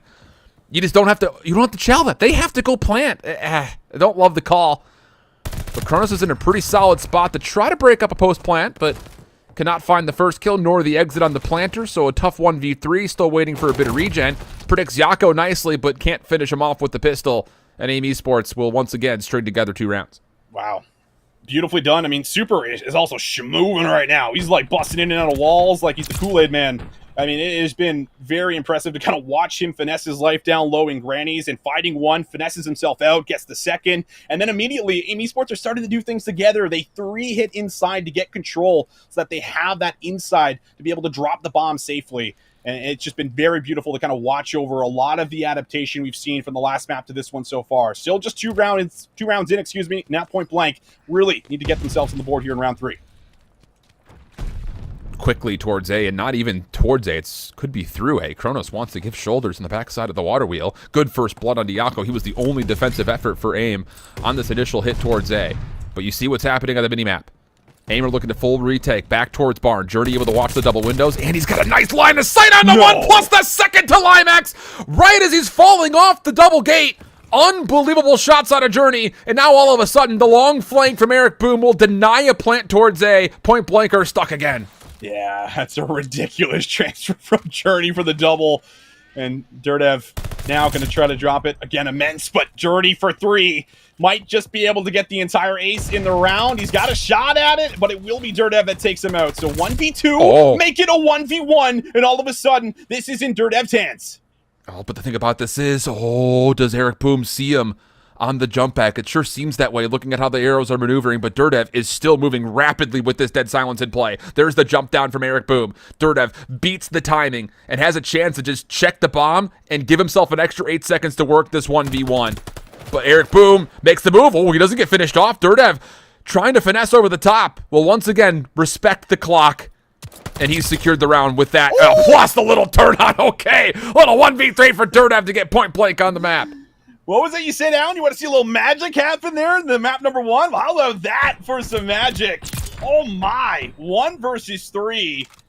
Immense just coming out with some beautiful plays. And then the snap-on for the little cherry on top to end off the round there. I mean, that is one hell of a way to get a round on the board. Not a way you want to get a round on the board, but you'll certainly take it. And now you got to build off of this. Heading into this defensive round, do not get picked. Do not let Aim Esports also bully you out of this A site. Quick hit from point blank for the first time over through stables. But it's being rad. Journey is just so patient in the back of the map. Gets not just one, but both flankers and the windows do not shut fast enough to keep Dev safe. So now it's on the Limax, and he misses timing here. I don't know what you do at this position. 1v4. Wants to try to isolate onto Eric Boom, making a ton of sound. Wins the first, no problem. The bomb is planted at B. Quick try to trade his super, but is instead just kind of playing a pivot location where it's going to actually give Limax a chance. Okay, hold on a second. Maybe a little bit more magic in the mix as Limax turns the 1v4 to 1v2. Journey over the top corner. He's going to be the next one up, and he will be the last one needed. Aim will take the 4th round, go up 3-1. Defenses have been really rough so far for point blank. They just have not really been able to stop the aggression, and it does feel like there's just no trades coming in either. Like, if you're going to post up aggressively, defensively, watching over that A site, you got to make sure trades are coming through. If not, and esports are going to continue to come out with the numbers, and you're forced in these situations for point blank to 1v3, 1v4, where that's obviously not a win condition you can consistently rely on here. So we have to see point blank either slow it down, change the tempo in this map, or start to bring it to Aim Esports and match it. Opening snipe from Super. Hello? And the follow-up as he plays the back tank. Unbelievable. Secures an unrealistic trade onto Yako. And it keeps the numbers with the aim defense. Limax able to neutralize, go to a 2v2. Jasmine's in a really nice spot. Topside Grandma's. Point of contact with Eric. Boom. It's up close and personal. And how about a little 2v4 magic now out of point blank? Yeah. It's just constant clutching, I guess. Those are the rounds that they're just going to come away with. But, man, after Super connecting with a couple shots like that, you got to be just a little frustrated with how that round ends. Well, not with a dub, but big aggression coming through. And that's kind of what I was, looking at. Just for as far as a change. Either you match the aggression or you completely slow it down. You start to work picks, start to work information. Nade stun them out. You have to do something a little different. But, again, it has been defense. That's the main problem for Point Blank right now. Another quick defensive push forward, this time met by Super initially, who had a sub in hand of all things. Yako looking to follow up quickly. Did catch a piece of where Dev is positioned, but these trades over the middle of the map continue to echo across Bakaj. And the timing is kind of missed by both players. All but Dev gets the MP40 out to respond to Yako. Bomb down. Numbers advantage with Point Blank. All right, finally a numbers advantage here for Point Blank. Feels like we haven't really got to say that too much. Just need to close it out. Journey has been hot with the Automaton, though. Making some ridiculous plays happen. And, well, doesn't look like he's been spotted. He might have got timing onto both. He will give away his position here. And he still does have to make his way over and grab that bomb, which he will be able to do freely. But 40 seconds and has to now make a decision on what bomb site he's going to want to play around. He can wait a little while longer. He's going to have dead silence here in just a second. And he could decide to try to get aggressive. Deaddy has been earned, but it's not popped as of yet. He's just going to... Oh, it's good timing. The nade check is going to be a little bit too early. So now all of a sudden, Point Blank are kind of bank on the fact that this is going to go A, but that stun check also doesn't occur. Oh, good information. Kronos is able to see where Journey is gone, and the 1v1 over the top of the brick wall by Tree will be won by Kronos. Brilliant angle held by him, and all of a sudden, Austin, we're tied at 3. There we go. Overall, it just feels like they have been able to at least make some changes from round to round. We look at the first couple opening rounds, Aim Esports kind of got away with anything they wanted to get away with. They're putting, their opponents into 1v3s, 1v4s. It was just constant struggles, but here it's been a little better with the trading. Here it's been a little more decisive, and, well, just a nice heads-up play there for Cronus to make sure he tracks that player down and hits some very crisp shots over the top. So 3-3, all evened up. We got ourselves a search and destroy. Point Blank, they're back on the attack where they have been fairly solid. Yeah, it's very true. I mean, really, both offensive sides have kind of given something to be considered. I'll say it just to kind of mildly put it for now. But this time, it's actually Aim Esports who want to get aggressive. Look at the far-up play by Yako. Ah, he's been caught out, though. Jazzin looking for possibly more and gets it a double as he confirms onto Super. Now the bomb can rotate freely behind this play to Planet A, but Eric Boom is actually still in a forward position over towards Barn. He just needs Journey to keep his life, but unable to do so is Journey. So now it's just down to Eric in trouble. Trying to finish off third Ev will eventually lead to the help needed to secure the round, and whoa. All of a sudden, Point Blank putting together not just formidable rounds back-to-back, but how about some formidable wins that all of a sudden AIM have to respond to? Yeah, man, like these are some tough gunfights being won there, and Jazin's almost making it look easy. It really feels like they're just kind of attacking Grannies round after round through each offense, but they're picking a different entry point like each and every time. So you might be pre-aiming one door, and then boom, they come through the window. Boom, they come through the door. You have no idea where they're going to be attacking from, and they've made it very good so far here. So Point Blank, 4-3 up. I think that's 3 rounds as well. So they've been really putting it together, and Super's going to kind of default back to that sniper rifle. Another aggressive look, though. I mean, come on. This is just constant action on the front doorstep of Grandma's house. Jazzin able to get the trades back to level for a moment, but Yako has the final word. Limax involved, and oh my goodness, it's just pinstripe kill feed. 1 for 1 we go, back and forth until Super's now the last one left. He does see Kronos, tries to take his time to secure the kill, and he will. That should be a rifle picked up if he chooses to grab it, but Super instead decides to take away some real estate. Limax is very aware of the potential of him going back to it. Information for Super will bounce him out. He'll collect the bomb, and there's a chance to reset the 1v1, but Limax over the top. No, he can't finish the kill onto Super. So all of a sudden, Super's bamboozled him. Limax not sure where he's gone, and Super's got all of a sudden an MP40 and an extra life now, essentially, to work with. Yeah, and I think both players also might have invested their dead silence here. So this is going to get a little bit tougher as far as just kind of locking down a spot, playing a 50-50 in Limax. It doesn't look like he's going to guess the 50-50 correctly. This bomb will go down. Super will get a chance to kind of reset for a second, reposition. Limax, a lot of work to do and a lot to clear. No dead silence from him, so he's going to be extremely noisy as he makes this play. Yeah, he's just looking for COD timing. Super up top. Does he see him over the top of it? Yeah, he sure does. There's a couple of pre-fire shots that come through. Not going to be able to secure the kill. What does Limax want to do? He's not going to challenge Super, so advantage to Super here. But these are MP40s from window to window. And Limax has found an automaton. Oh, he puts the ADS down at the exact wrong time. Tries to stick for a bit of a defuse, but Super is there waiting. The kill will come through, and a tight search and destroy will stay that way as we get knotted up at 4 apiece. I don't know if I've seen a 1v1 in Vanguard that's had so many engagements, like, within the rounds. Like, looked like they spotted each other 4 or 5 times. Just a long game of hide-and-go-seek, I suppose. But it is enough in the end to make sure that it is a 1 versus 2. This has just been clutch city, this entire map.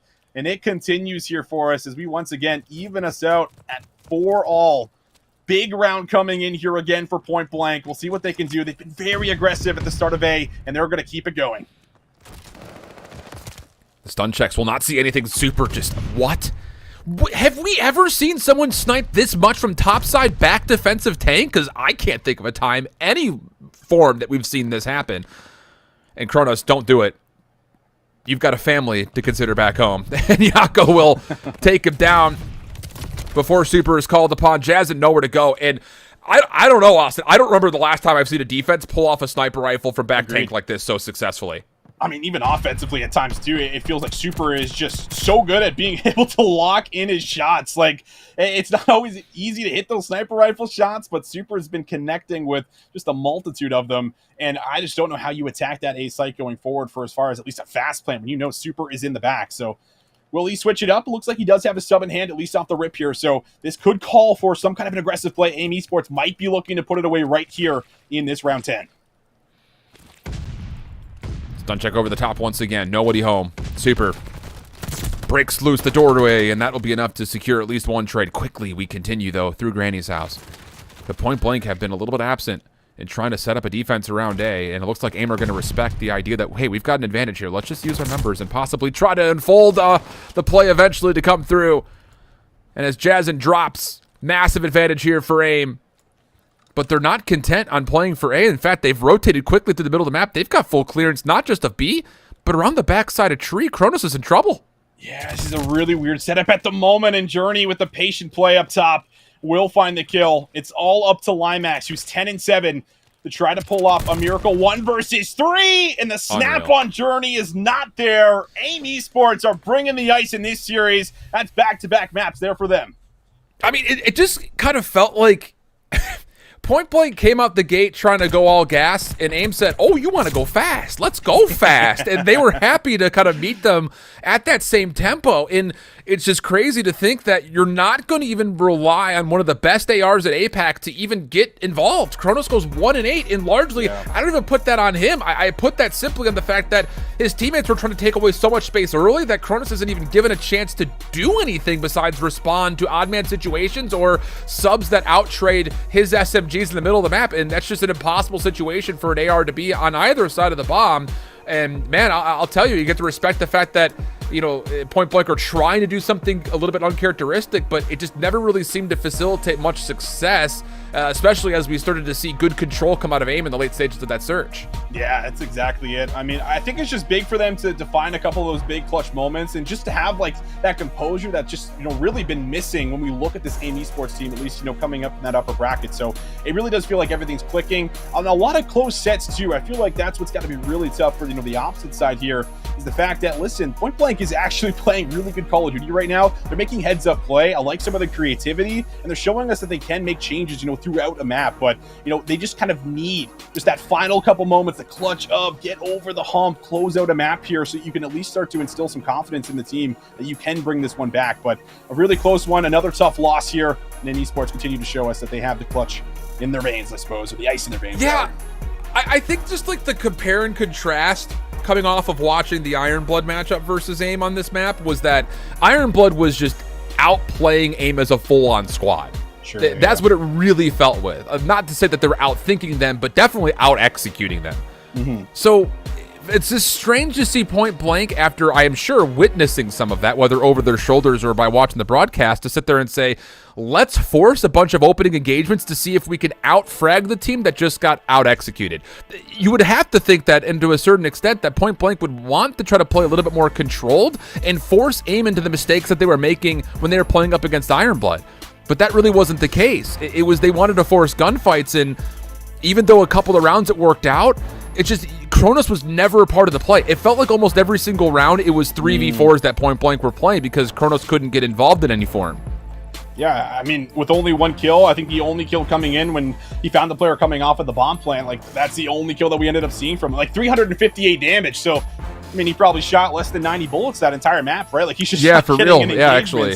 With that amount of damage coming into play. So it has been really difficult, I feel like, when you play a map like Bocage, where the ARs are actually pretty influential, which is, you know, maybe a little bit of a different storyline when we talk about the respawns on that map. But when it comes to the S&D, there's a lot of long lines of sights that you can be getting into. And you almost have to wonder, like, hey, like, did Super pulling out the sniper kind of stop Kronos from, you know, having the confidence to make certain chows? Like, does that change anything? Like, you have to wonder, because Kronos should be involved in a lot more plays, and maybe it's just not the proactivity of getting into the right place at the right time when you know a play is about to be made from your opposition. I mean, the biggest thing is, it's an interesting question, but I don't think that really affects anything, because Kronos was never the one going outside towards the back of A and into the tank fields. He was always playing mid-map or looking for a 1v1 at range through B on the offensive side. I mean, he only had one first death. So, I mean, it just never really felt like he was able to get involved. It almost kind of feels like, this is a weird comparison, just try to go with me, because I'm old and I do this, but he feels like the 7'4" center on a basketball team that's just caught running between between both sides of the court because the point guards are just running at one another. Like, you never allow the big man to get involved.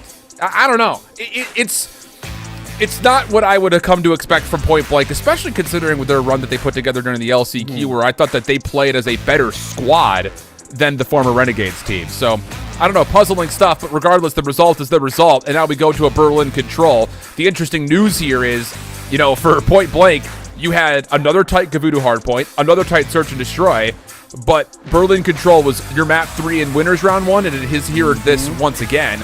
They got 3 out of the Berlin Control when they played up against Ultra EU. They need to find improvement immediately. Yeah, they have to show a lot of improvement, not being able to get a single round.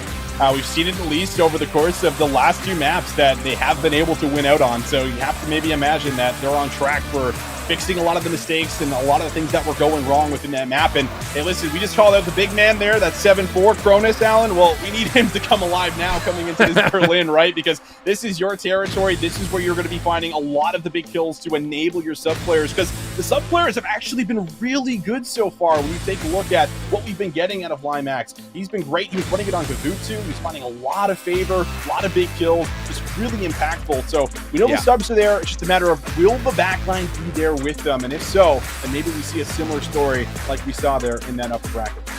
What's the meme? The 6'6", fully padded, 220-pound stacked unit. That we need that Kronos to show up. It's just, I really feel for the guy, because I think that there was nothing he could do. He was always stuck in clutch situations. So I think, kind of piggybacking off what you said and just kind of give the final point on it, you have to get setups right now. You have to give good setup looks if you're Point Blank. You cannot get lost in trying to force Limax and Dev to go run, because I just don't think they get away with it versus this Aim Esports squad, especially with how flexible we know Super can be, and especially with how good both Eric and Yako are playing at the moment. So you got to outplay the full squad of Aim if you're Point Blank to try to get this to a 4th map. That has to happen, and I think it does start by letting Kronos just quarterback your plays. Well, let's see if they can do it, Alan. This is it. This could be their final map of the year. I know a lot of the APAC fans out there would love to see a map win, a series win, something to come away with. But staring down the barrel of O2, it is not going to be easy. However, this is where you could look to exploit an Aim Esports. They got 3-0'd last time around. We'll see what happens as we kick it off with Super, jumping into round 1. Yako quickly over towards B, considering if Okay, when do you jump onto this point? It looks like they're still trying to feel out, can we get good trades over towards A? Maybe we could streak over quickly, but the trades do come through from Point Blank's defense, and wow, they're taking a lot of mid-map control with these eliminations, clearing off not just the players over towards A, but also simultaneously stopping the inevitable hit towards B. And there's a chance to use this train station angle to force AIM Esports to have to flood. And oh, Jazen's seen 2 cross. This is a lot of information for him. Can he convert? No. Overwhelmed, simply put. Limax trying to get there to contest. Yako able to put him to rest, and that will be enough to likely get the B zone as AIM look to streak over towards A at the same moment. It's looking that way right now. Cronus is able to get one on transition, but oh my, the spawn trap in the back has still been pretty crazy up until the point where they finally get a trade. So 3 players just able to come out of their spawn. You got player 8, Dirtev, who has been able to get all the way to the back, and Yako is patiently waiting for that play to be made. But on screen, Eric, it's a couple of tough gun battles there in front of him. Not able to come up with anything. So lots of time to play with. Super's going to be able to find one more, and so far so good for as far as the attack. Super has to be patient. This is the biggest thing. You know, we talk about the composure that AIM is going to need to be a championship caliber team. You have to know when your advantages are there. Good trade from Journey, but Super reveals his cheeky position off the flank, but it may not make much of a difference. All the kills come through by way of AIM. Only player in their way would be Cronus as he's locking down the train station and also providing a little bit of overwatch towards his SMGs that are still trying to win back the fire lobby. Yako, the next contested up for the offense as we get to an 18v15 favoring the attacking numbers. But the defense inside the zone itself still hold on. Minute 25 on the clock to play with. Really can't emphasize just how important those kills are inside of the point, because Yako, he gets up top inside of top fire, and he gets to watch that cross. So it would have been a very different story and a very different outcome. But so far, so good for Point Blank. Now with a bit of control at the front of the point. Nice little double chow to come through for Eric. Now, this might be able to ignite something. Dirtev feels like he's got to try to come up with one, and he gets caught on sprint. So Journey with the second. Again, Eric finds it, and it's all up to Jazz to try to hold on. That is all 4 players going down, everyone coming off spawn, and it's AIM on the point. Just comes down to can they sustain through these nades. They're all playing kind of the front side of the zone. Eric on 4 in a row is able to get back to 100 HP. Second tick of progress on the way. Dev looking to try to hit things out from the pinch. And he will be able to clear the zone. Trust that Cronus could pick up his back, which he very avidly does. 10v7 now the number. Still favoring with the offense, but the real estate starts to turn back towards the defense. And even though Dev could not finish off the elimination in front of him, he's still able to kill off a lot of clock here and put a substantial amount of pressure onto AIM. Ooh, a little bit of a teammate coming through. Might slow them down, another additional 10 seconds or so. But Eric able to loosen up the defense just a tad bit. Cronus tries to take away space. He gets punished for the play. And Journey snaps on another! Are you kidding me with that gunfight, Journey? Unbelievable double. And now, will there be a shot to try to get in? Super still putting in some work with the help of Eric. We got a good 20 seconds left to try to make it happen. And only 3 lives remaining for Point Blank. Oh, they don't feel confident in their setup. The defense speaking, they're just kind of holding through the front side, but they do pick up the pitch on the backside. So it's a 2v5, 10 seconds on the clock. That's your biggest ally right now if you're Point Blank. But can you find a way to retake on through? The first stun connects, but the kills are not there. Eric will finish off the final elimination, and AIM Esports will win the offense by way of eliminations. Did they even get the second tick of progress there into A? I don't think so. I don't think so, but it may not make a difference. You still get the offensive win in the first place, so That's just something to keep in mind in case we do get to round 5. Wow, a lot of slaying in that round number 1. But man, oh man, just the final push coming in there. The lives really hurting them in the end. You come back to a lot of that spawn trapping that was happening in the beginning of the round, and that's kind of where we get left off there for as far as the lives and in the end. But now we go into round 2. See exactly what happens for Eric. He's got a couple potentially lined up. 5 in a row for him. Yako gets in there for a bit of help, and that almost stuffs the push right there, especially with Super in the back.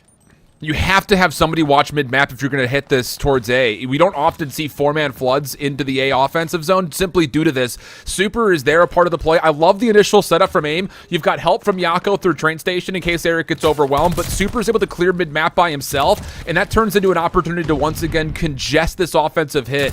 A little bit of oversight from the APAC regional team, but they still get on towards A for a first tick of progress, and maybe more. Journey's trying to run right through fire. Cronus is ready for this. Easiest gunfight he'll ever take, and now all of a sudden, AIM are going to maybe chalk this. Second tick of progress is already on the way. It's a full stack coming through. Journey's trying to get to the window, but is unable to do so, and now Point Blank have lives and a substantial amount of pressure through the middle of the map as they look to rotate back to B. Yeah, terrifying position right now. You need kills to come through for Yako. He's at least able to get the first one. But now into the B point. Already attacking it will be Point Blank. Stopping that clock at a minute 50. Yako, though, he can break the play wide open. He's able to find 2 on this transitional play. That's going to be a 3rd. Can he find 4? No, the reload is in, and Durdev gets there for the trade. So much defense needs to be done, and Durdev is still putting on the pressure, looking for 3, and he'll find it. Dude, this is just the absolute epitome of 2 teams that just want to see who's better at shooting at one another. This is just scrappy as you'd ever like through all 3 of these maps, and I don't know. This is the 2 best teams to maybe even probably showcase that, because we know that Aim Esports loves to get out and get free. Point Blank showing that they're willing to do the same. And at the moment, offensively, it's working out nicely for the Australians. Second tick of progress at B, going to get locked in as Kronos finishes off the last kill needed up top. Now you got 2 players on trying to get the final tick of progress here at the B zone. The contest, though, coming through for Aim, and it's Yako for the double, but he's the last one here. Durdev. Super also dropping behind that. And how about Durdev to get the final 2 to put Point Blank over the edge offensively to tie us at 1? Oh, man, how about Immense? Durdev out here, he's just been doing it, man. It feels like every single time he's around the point, he's coming up with 2. In a lot of these situations, like 16 kills, 5 of those being objective. He has just been on point here so far for Point Blank. That's what you needed. A great round coming through, and just also great to be able to grab that A zone right off the bat. Huge for them. Yeah, it really is. Just goes to show, you know, what the difference in focus is for both these 2 teams. Point Blank very quickly now through the middle of the map after the initial exchange goes their way. Trying to contest over towards B. Jazz and respects the opportunity that Journey has in front of him to try to finesse. So he'll wait patiently until Journey tries to get back on towards the zone. Here's the MP45. I'm telling you, dude, these guys just want to fight each other. You could take away the objective, turn this into a TDM, and I don't think they would change. They would just keep running at one another. Trade still coming over to the top of the A zone, favoring the defense. We go 25v25. Second tick of progress, looking to get locked in at B, though. Yeah, it's been quite the thriller. Everyone ready to take challenges, and well, Limax is going to start to set up, you know, some of the early position in the back here to kind of watch over the back of A, as B will be chalked up. So extra minute will be guaranteed here for Aim Esports, but Journey, he's already making some waves very early on. He won't be able to find the 3rd. Luckily, Immense is there to find it, but 1 now through outer. Yako going to be kind of all isolated over here. Finally gets a little bit of help. It's going to be a little bit of a route play kind of coming through fire right now. So everyone's trying to get in position so they can set up a team hit to collapse around the point. They just need to wait for player 3 to get here. Eric through the glass. Going to realize that there are contestants all over the place, but as they make safe the back, now the focus for Aim's offense can start to be centralized onto the A zone itself. Oh, the finesse out of Eric trying to extend his life a little while longer, but it's Point Blank all over the outside and proximity of the train station, turning it into 3 straight eliminations. But Super actually gets a collateral, and with Eric Boom finding a 3rd from distance, that will regain some extra ground, and it actually puts more pressure back onto Point Blank, who are going to scramble defensively to try to deal with the full force hit from Aim coming from the front, plus Super on the pitch through lobby. Journey with another ridiculous gunfight. That could have just set up the play, but Yako, will he go down? Yes, he will. The double comes in, and now you got to play your life if you're Eric, but he does have a little help from Journey. Little bait and switch happening. They're in the point. They're on the zone. 2 kills in for Journey. Cronus needs to get some work done, and he's there for 2. What a moment to keep them alive and keep them safe around the A zone. 16 and 13 for Kronos. 9 of those eliminations happening on the objective. I'm telling you, you just got to get this guy in place, let him quarterback plays. Yako off the pinch, looking to get the double. Durdev shuts down the play, and the lives become much more reasonable now for Point Blank defensively. Just down 3. Under 60 seconds to play, and Limax has moved forward, trying to drain the clock. Every second drained is a good second right now for Point Blank, as they're even able to help neutralize the lives even further. In fact, it's just down to 1 all of a sudden. Yako trying to get over towards train station, tagged up on the way. Kronos trying to anchor a different position defensively on the backside of train. And it looks like for Point Blank, everything's working out nicely from the front. The question is, do you realize that Yako slipped the net and got behind you? Limax is playing a totally different game right now than everyone else. It really is. He's able to just stall so much time here, but the key player you mentioned, Yako, they should have been able to call him out on that initial cross here. So we'll see if he's still able to find value, and he is. This is a scary moment. Yako's on the point. Point Blank, they could still get here in time to try to shut it down, but it's only 1 life for Limax. He's going to have to pull off a miracle, and it's not going to happen. Aim Esports again with the composure. They get there, and they hold on with the life lead. I don't know if that's ignorance or if it's just simple neglect. Do they know that Yako slipped through? Did they count the number correctly and said, let him go back there. We're going to zone them into spawn and just win off of the clock? Or is it the fact that, hey, we didn't count Yako? Wait, where was he? We didn't even know that he got back there. Because either or, not good situation. I would hope that, though, for point blank, that it was the former, not the latter. Because if you made the decision of, we're going to let Yako get into our backline, so what? He can't do it by himself. Then that's just a bad decision being made. Whereas if it's just you're ignorant, you don't know he's back there, that's problematic from a mechanical standpoint.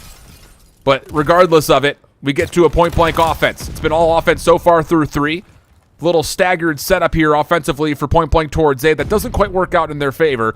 But with Kronos pushed through, there is still a chance to try to break down this defense as they move across the map. We'll see if Kronos maybe just comes over to this A site and maybe draws some pressure over here. He's not going to get involved with the B play, but as soon as he touches there, off screen, it looks like he might go down, and he does. And while everything is happening, the B zone gets cleared off too, so it is looking good on both fronts right now for Aim Esports. And now the hit coming back to B, super down low, laying on his stomach, tries to turn, but he won't come up with a second. Jazin's there for the third, and that should be good to open up at least a stack on B.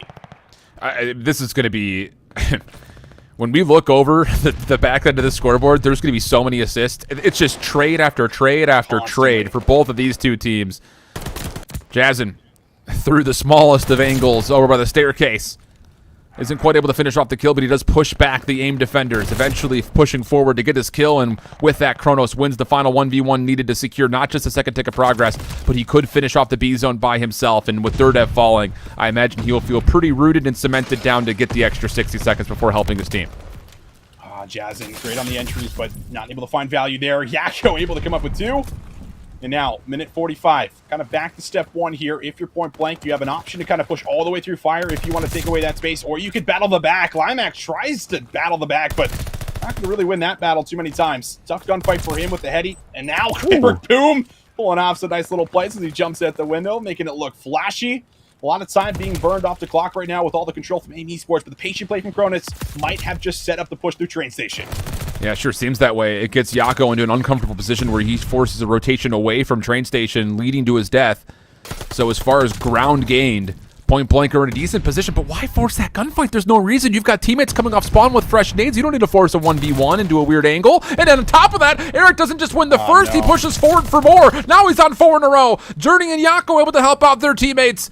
And all of a sudden, the lives start to amount massively in favor of Aim. +4 the life count for the defense, and only 50 seconds on the clock, but point blank setting up for another hit if they could get through Eric. If they could get through Eric.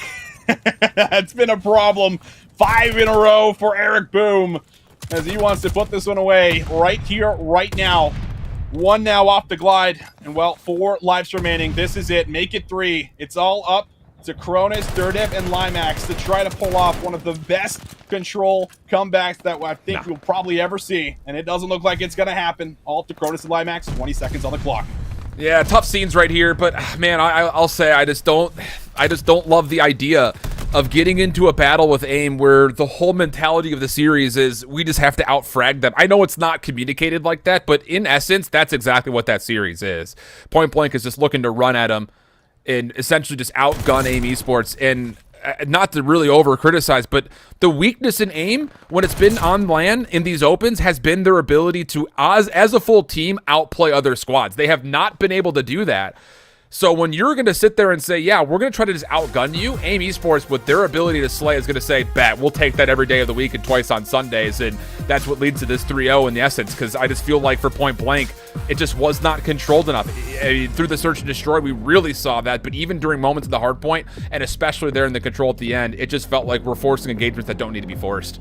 Exactly, and I feel like Aim Esports started to realize that a little bit once we got into that last round finally, because we go back to what was happening before. It was offense like the entire way through, and all of a sudden you can see them play a little bit more patient. Like Eric held on to like that position like inside of office for what felt like a full minute, right? He was alive for so long going on that spree, and he's just allowing Yako to kind of run up there, get some of that early information, come up with a kill or two. The train station control almost always in, but everyone kind of playing disciplined, whether it's Eric or whether it's someone else, kind of on the point, making sure that same thing did not happen that happened in round number 1. So fixing the mistakes, looking a little cleaner. They got 3 out in the Berlin, and they're able to get the 3-1 here, but unfortunately, Alan, we say goodbye to APAC as point blank will finish top 8 here in Challenger Finals. Yeah, it's tough scenes, man. I will say I think it does sing a lot, though, for the APAC region.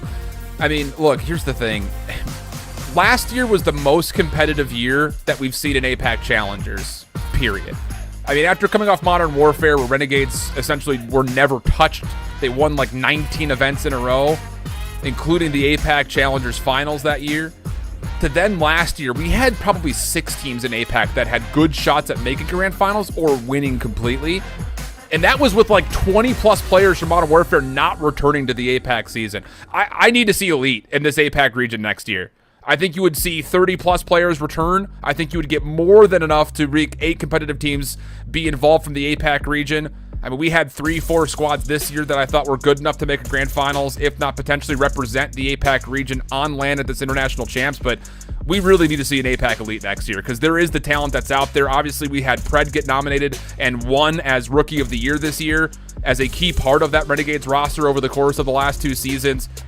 And even though they fall and get double first rounded, the fact that you took 2 maps really tightly to Ultra NA and you made a show of one of Spain's best representatives ever, you have to keep your head held high here for Point Blank, and especially if you're an Aussie fan from the APAC region. Need to see more support for them next year. Absolutely. Need the elites, man. Need to see this team, rather this region a little bit more based off of everything that you just highlighted. But we take a look at the overall stats here, Alan. Man, oh man, Eric.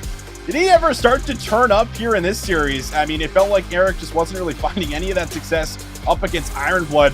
But here you got a lot more involved. 22 untraded kills using that AR and using it very well here up against Point Blank. But overall, just really nice across the board. Really, no one kind of just completely popping off. You can see it kind of evened out between Yakko, Journey, and Eric Boom. Super doing what he has to, making sure he plays his role. But I think a lot more people getting involved. Specifically, Yakko, I think for me, is really good to see, as you're going to have to make quite the run if you want to make it to Championship Saturday.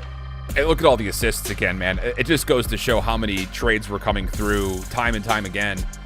And you even kind of see that it represented in the non-traded kills. Yeah, there are still some good numbers out there, but we often see somebody, I mean, Eric Boom is this one, 22 non-traded kills out of the 29 total. A lot of that coming at the end, like you were mentioning, but everybody else, I mean, those are not a high number of non-traded kills. There are trades all over the place that felt like coming through. Just scrappy gunfights left, right, and center. I know that term is thrown around very loosely, but that is kind of the definition of seeing it happen in real form. So, as mentioned, the final button on this one is Aim Esports continue on to the lower bracket.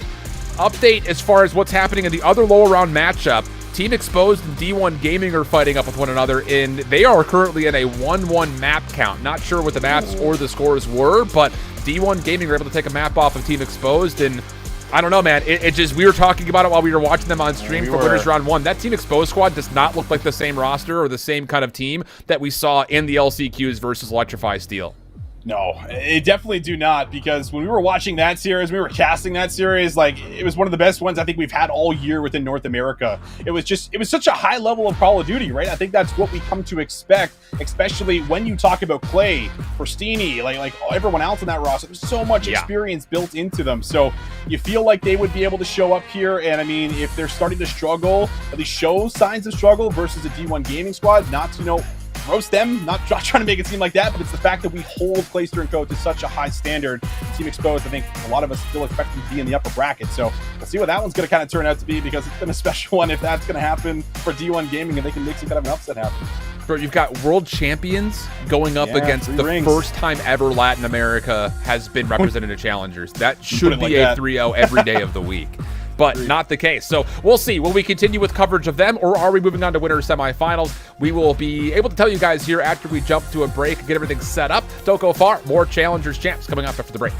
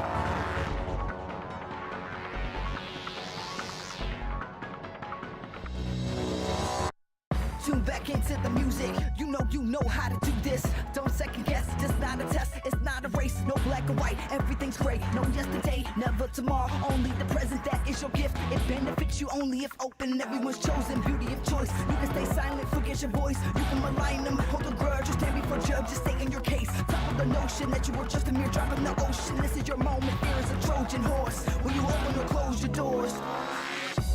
Just when you feel like it's too much, just when you feel like you've had enough, take a step back from the edge and take a deep breath and dance like you'll never, dance like you'll never, dance like you'll never, dance like you'll never, dance like you'll ever gonna live again. Sometimes you don't like where you live, sometimes you don't really like your kids, sometimes you grow out of your friends, sometimes it's your fault, just admit it. Finger point in the mirror, 3-point back, that's the tearjerker. You can wallow in sorrows, depressed of the past, afraid of the unknown tomorrow, or you can just live in the now. We all trying to figure it out. The rhythm inside of your chest that's keeping you moving, that's the solution. The ball on the floor is hard to ignore. Endorphin rush will flush your brains while you dance your pain away. Just when you feel like it's too much, just when you feel like you've had enough, take a step back from the edge and take a deep breath and dance like you'll never, dance like you'll never, dance like you'll never, dance like you'll never, dance like you'll never, dance like you'll never, ever gonna live again.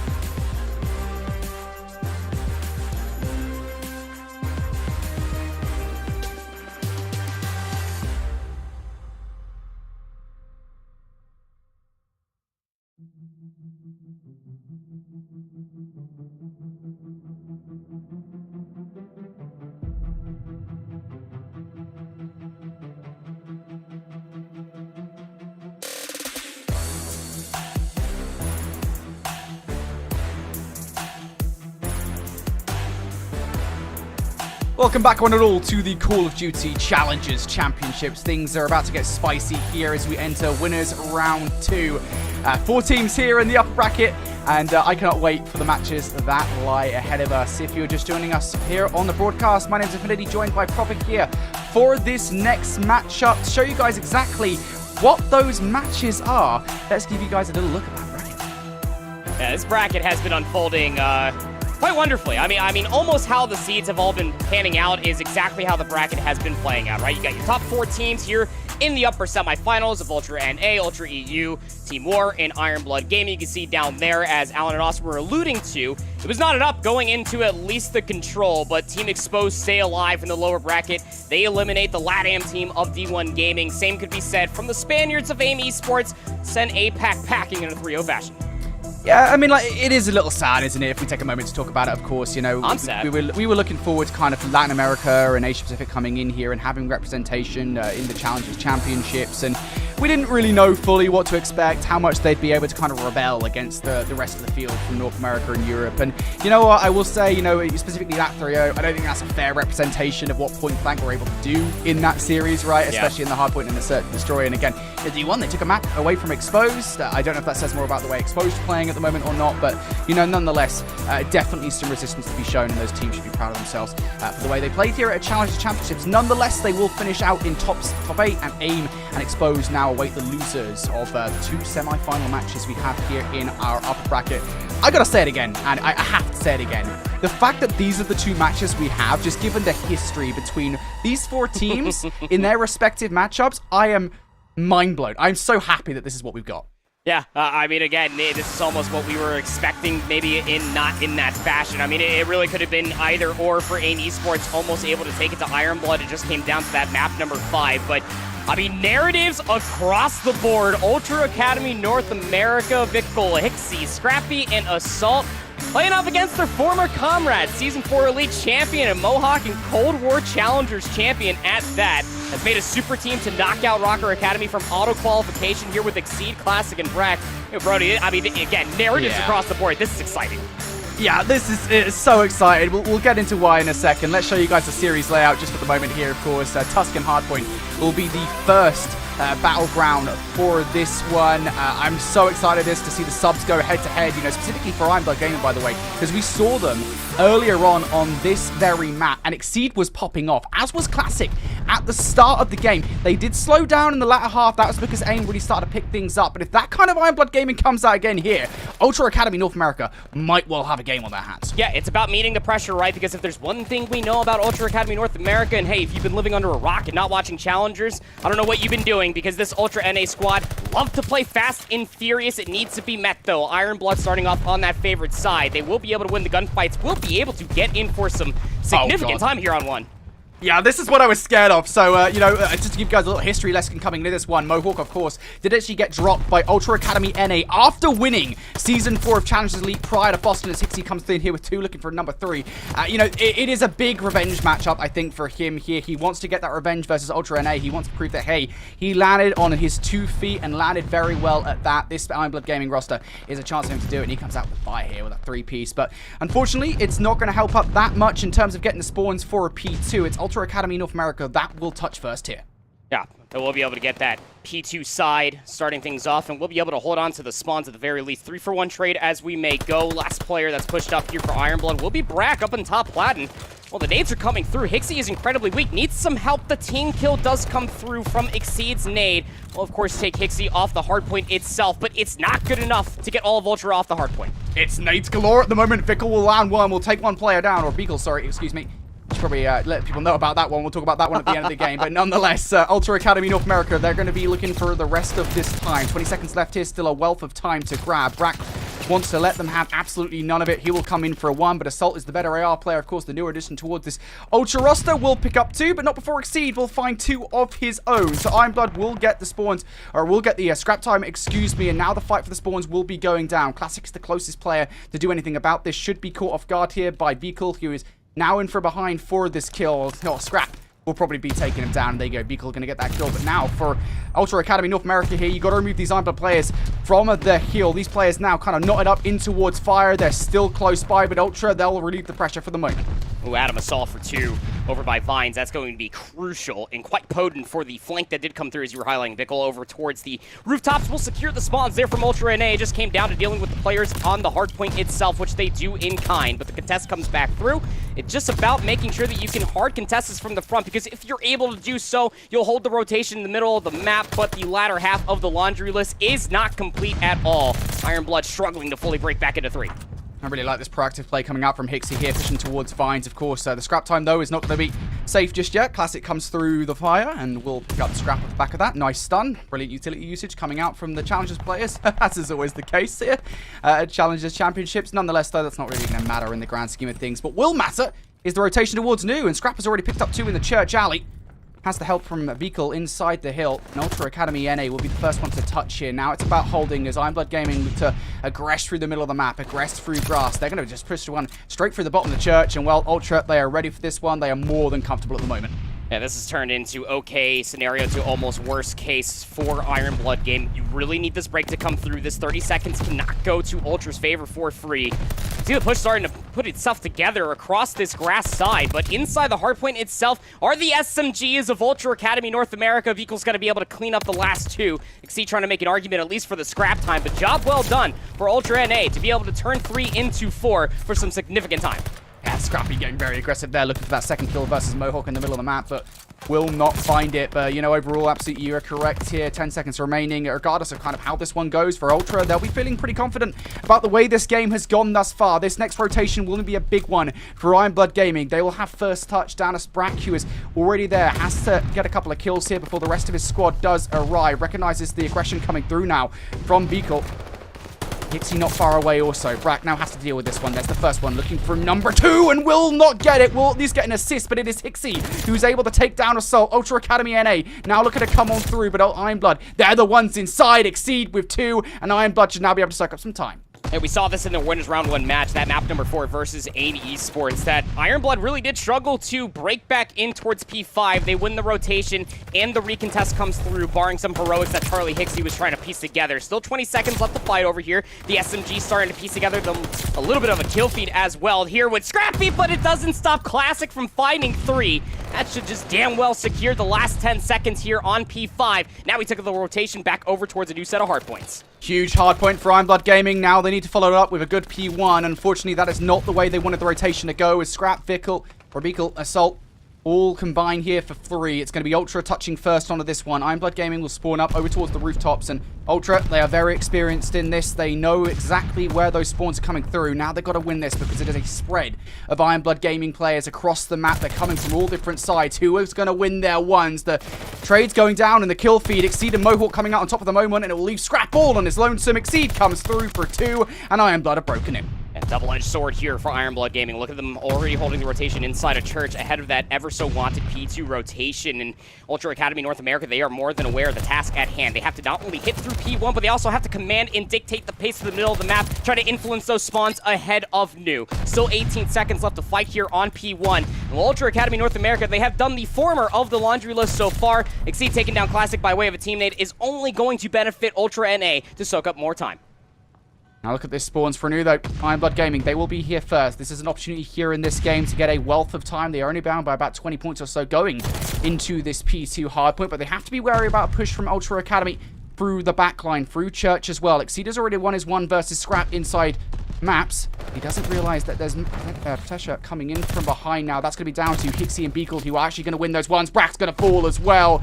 And Ultra, they've pushed their way through the front. Classic, though, with 2. And that will help alleviate some pressure. Just 2 players now left up from Ultra, but they are not done just yet. Beagle now on 5, now on 6 as well. Number 7 is not that far away. It's Ironblood looking to push on through. And there it is from Beagle.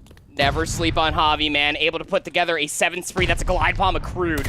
Ultra Academy North America on this map mode combination, historically, ever since we saw this team come together, have done a great job at contesting P2 on Tuscan from the front. Yet again, is another showcasing why. Just the pressure not truly there for Ironblood to recontest, albeit having the closer spawns. But speaking of spawns, take a look at what's actually happening through the map as well. You have players from Ironblood putting themselves in the middle of the map, trying to hit through headquarters ahead of this P3 rotation. It'll force Ultra NA players to spawn on the backside of Church just for a little while longer. But you have some players more in influence influential positions for Ultra North America on the backside of P3. They'll be in for the initial time. You do have to feel right now, right, for Ultra. This is where you could maybe start to see them pulling away. Iron Blood looking to make their way in from behind, but this is not really time you could afford to give away. And Beakle in the back line trying to hold on towards the Vineyard, but he will be shut down. So Iron Blood with a huge break here. 35 seconds left. Still a wealth of time to grab if you're Iron Blood, but also a wealth of time that Ultra aren't really going to want to give away. They're going to try and push in as much as humanly possible. Beakle through the main alley as well will shut down Brack before he can earn any streaks. Beakle with 2, looking for number 3. Unfortunately, will YY in towards the gunfight, but Assault is there to pick up the slack. Scrap as well, and another crucial 15 seconds of scrap time. And if you look at where Iron Blood have spawned as well, they don't exactly have a reign over these rotations. Leader's advantage with a little extra scent and seasoning of confidence from Ultra North America. They always contest for some scrap time. It has garnered them about a 40-point lead. And the kill feed, 4 down for Iron Blooded. The last player alive will be exceeding towards the back, but he has to wait because reinforcements are coming through the mid-map. Here they come from Iron Blood. Scrap the pre-fire. We'll get 1, but not the second versus Mohawk. Now it is literally just 1 player left up inside. It's Classic, who has so much to do, but will be shut down as Ultra continue to pull away here in this game. It is Church where they're able to get a ton of time. Can they get it done? Hixie on the outside with the 1v1 versus Exceed will win it. And inside as well, it is just Brack at the moment. He will fall. Assault with 2. Ultra, they could finish it here. They could very much so close it out here at 23 seconds. You have to contest this hardpoint, but they're trying to go through field where Scrappy is lying awake. 30 in 20, 17 seconds. You gotta fly. You gotta somehow find these kills, Iron Blood.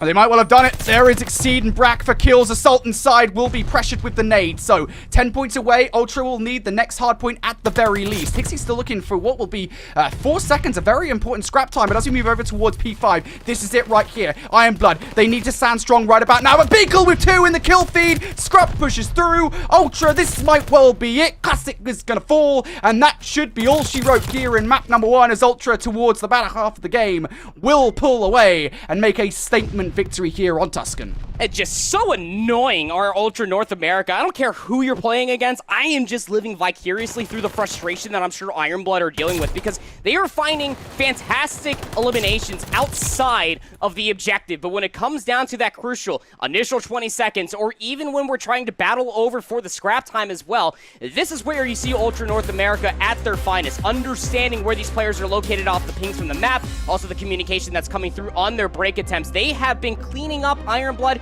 for what felt like the past 3, if not 4 hardpoints there in the final set of hills. It's just what we have almost come to expect from this Ultra North America squad. They are disgusting at hardpoint. Yeah, it did feel like, what, halfway through that game, I think it was like 160 to 160, something like that. Like, I thought, yeah, you know, this is going to be a really close game. You know, Ultra feels like they're really going toe-to-toe with Iron Blood at the moment. I think it was the Fountain Hardpoint where everything really just started to change. You know, Ultra, they broke back in after getting broken. I think it was only took like 5 to 10 seconds for them to regain control of the Hardpoint. And then, of course, a brilliant Church hold that preceded it. It's just tough. When Ultra started getting that, they find that 6th, that 7th gear. It's tough to get them off that momentum, and that's exactly what happened there. Brilliantly played from Ultra towards the back half of the game. They are going to take map number 1, and that's the start of the series they wanted. I think more concerningly, if we talk kind of overall for a second here, Andy, I would argue that for Ultra, Hardpoint is not their strongest out of the 3 game modes. So I would say they're probably better off in Search and Destroy and Control, and that's a worrying prospect for this Iron Blood gaming roster. I mean, it is a conversation that does need to be had, right? I mean, and this more or less goes into conjunction when it comes down to the map set. We'll talk more about that when we do take a look at the best of 5 series. Who's got these replays to go through here, Brody? Again, you're not wrong to highlight at least the about even Stevens game that we had all the way in 2P3 for the second set of hardpoints. I mean, this is all off the back end of Iron Blood, able to get those 33 seconds off of P1, able to keep it contested. Running routes was Classic, and Exceed just trying to be an absolute nuisance in the backline for Ultra Academy North America. But I think the coin phrase is what I ended up talking about over towards that P3 break. It is a certain amount of understanding with an extra seasoning of confidence that this Ultra Academy North America squad do have for themselves, just to constantly hit for the scrap time and find success with it. Even right here as well, you do have that 30-point lead that did at least be mitigated ahead of the second set of hard points. But when Ultra NA are just breaking every single hard point for all of the scrap time in the world, that's where the leader's advantage does come from, and that's where the confidence truly starts to erupt for this entire squad. Just really well played from Ultra. I think it kind of harks back again. We are referencing a lot of our off-screen conversations today, Andy, but it is kind of funny how many of them are actually irrelevant, I think, when it comes to these matchups, right? Because I think what we're seeing from Ultra, we kind of discussed it, is they have just a certain level of confidence. I would describe it sometimes as overconfidence that can leave them in a spot of bother. It's that risk versus reward situation, right? They come out with this confidence, they overchow stuff. For them there, it gave them the win, effectively, when they're pretty consistently challenging. Wait a second. Now, we will tell you guys at the moment that we did not just watch Aim Esports versus Point Blank, so this scoreboard is irrelevant for you, so don't worry about it. We'll just continue talking about Ultra Academy NA and Iron Blood Gaming. But yeah, I got a feeling that when we go over towards that scoreboard, it will be Beakle and Scrappy that did perform well. But here is our series layout for the best of 5. We only kind of barely got to talk about this one. Desert Siege Search and Destroy is up next in this, and we've actually been treated, I think, to a lot of Desert Siege Search and Destroy in an Ultra Academy NA. It's one of their best map mode combinations from Season 4 of Challengers Elite. It is. This is where the overconfidence might have to be talked about, though, because we know what Scrappy does bring to the table with the Kar 98K across that B lane, though they do hang on to that boomstick for a little while longer. I kind of want to talk about just the overarching of the best of 5 series. You'll notice that 2 specific map mode combinations are missing of what you do normally see from Ultra Academy North America, Brody, and that's both the Berlin Hardpoint and the Berlin Search and Destroy. We do have 2 teams that have amazing coaching staffs behind them, and Iron Blood Gaming understand we got to get rid of the Berlin Control and or the Berlin Hardpoint and the Search and Destroy, which is why we find ourselves here. Yeah, this is the high-level veto stuff that you expect at this grade of challengers. Good shout out to the coaching staff of both of these teams for making that one happen. But towards Desert Siege S&D we go. Kicking things off here with Iron Blood on the offense. Exceed wants a taste of that A-bomb site. Has to get past Hixie to make it happen, and that is just not going to work. Hixie gets one. Classic in for the immediate trade. Bomb drop just outside of the train cars. 3v3. Oh, Salt's going to get the better of Classic. That'll keep numbers in the favor of Ultra North American. Well, they're doing the wise thing. Just triple stack up together. Try to isolate where these last 2 players are located at. Beakle goes down. Not going to be responsible for that one. And look at the Salt. This is that overconfidence that we were talking about. Say overconfidence. It does sound like a negative when we say it, but sometimes, again, it can pay off. And look at the aggression coming out from these guys. This nade, is it gonna land? It should. Oh, and it does the double nade. Assault takes down Brack. What a perfect play there. And now Mohawk. 1 versus 2, and players are leaving the lobby, and we are robbed of what could have been a solid moment. Imagine that, a Mohawk 1v2 to kick off the S&D. I mean, that would you bring me back all the way to the Pro-Am, right? Where Mohawk had a nice little nasty 1v3 on Desert Siege versus the Boston Breach. Sorry, Boston, big fan, by the way. But also at the same point in time, you also have to just talk about just the initial setup for Ultra Academy North America. Very good round 1 stuff. Again, default as you may like it. You were talking about their confidence even in a 3v2. Sometimes overconfidence does come back to bite them in the rear end, but even more so than that, holding on to utility that deep into the round, flipping out the map, and getting those teammates across the A-bomb itself. You were just seeing just some of these small little ounces of what is to be offered for Ultra NA Search and Destroy. Yeah, and I will say one thing at the moment, you know, in terms of the Search and Destroy for Iron Blood Gaming here is, you know, these guys currently just sitting in the venue at the moment, just relaxing. I'd imagine we'll see what they can do. You know, Iron Blood Gaming, we've been given a lot, I think, of praise towards Ultra Academy NA with their Search and Destroy, but actually I think it's worth talking about Iron Blood Gaming Search and Destroy, because we came in today, we got a nice little additional look at their series versus Aim Esports, or at the very least the conclusion of the series versus Aim Esports, and they'd already shown marked improvements in the Search and Destroy, what we saw in the Mutineers Crack and Bounty tournament comparatively to today.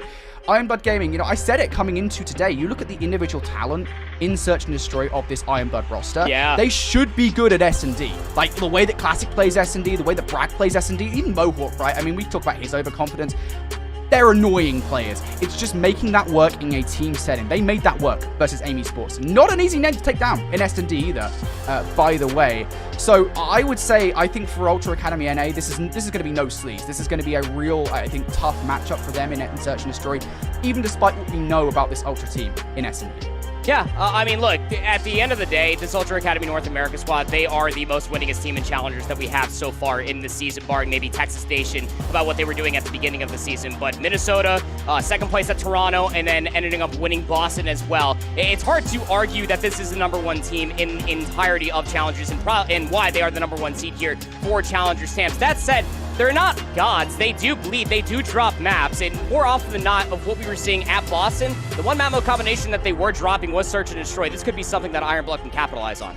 Yeah, I think it's really interesting you say about that, right? Because again, you say they're not gods. They do absolutely bleed, and they have been shown to have some weaknesses. They do have kryptonites, right? And I think, you know, the one that comes to mind was that they played Toronto Ultra EU, their kind of European counterparts, and they didn't look fully as confident as they normally did. Like, Toronto are bringing their A game to them. So something to look out for. You know, they're definitely not unbeatable. That being said, I do believe we have the scoreboard ready from that last game to show you guys. We promised we'd give it to you. We are going to give it to you this time around. I said that I expected it to be Beagle and Scrappy that were playing a top level for Ultra Academy NA. Would you look at that, Andy?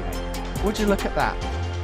9 traded kills total for Beagle, 8 for Scrappy. I mean, they're disgusting. 3,600 damage for Scrappy as well. And both of them had a combined 2 minutes and 22 seconds for the hardpoint time. It says something that when both Beagle and Scrappy are just frying across the entirety of the map, finding eliminations on rotation outside of the hardpoint, and then also getting it done inside the hardpoint itself.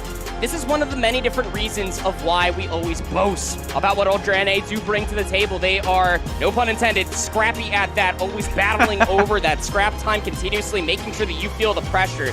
No overconfidence coming back to bite them in the rear end, but on the opposite side, you just feel like that it just wasn't enough influence from Classic. He was finding himself a lot of good double kills here and there, but struggling to stay alive inside of the hardpoint itself, struggling to be able to find those influential eliminations on the rotation, specifically at the end of the second set and leading into the third.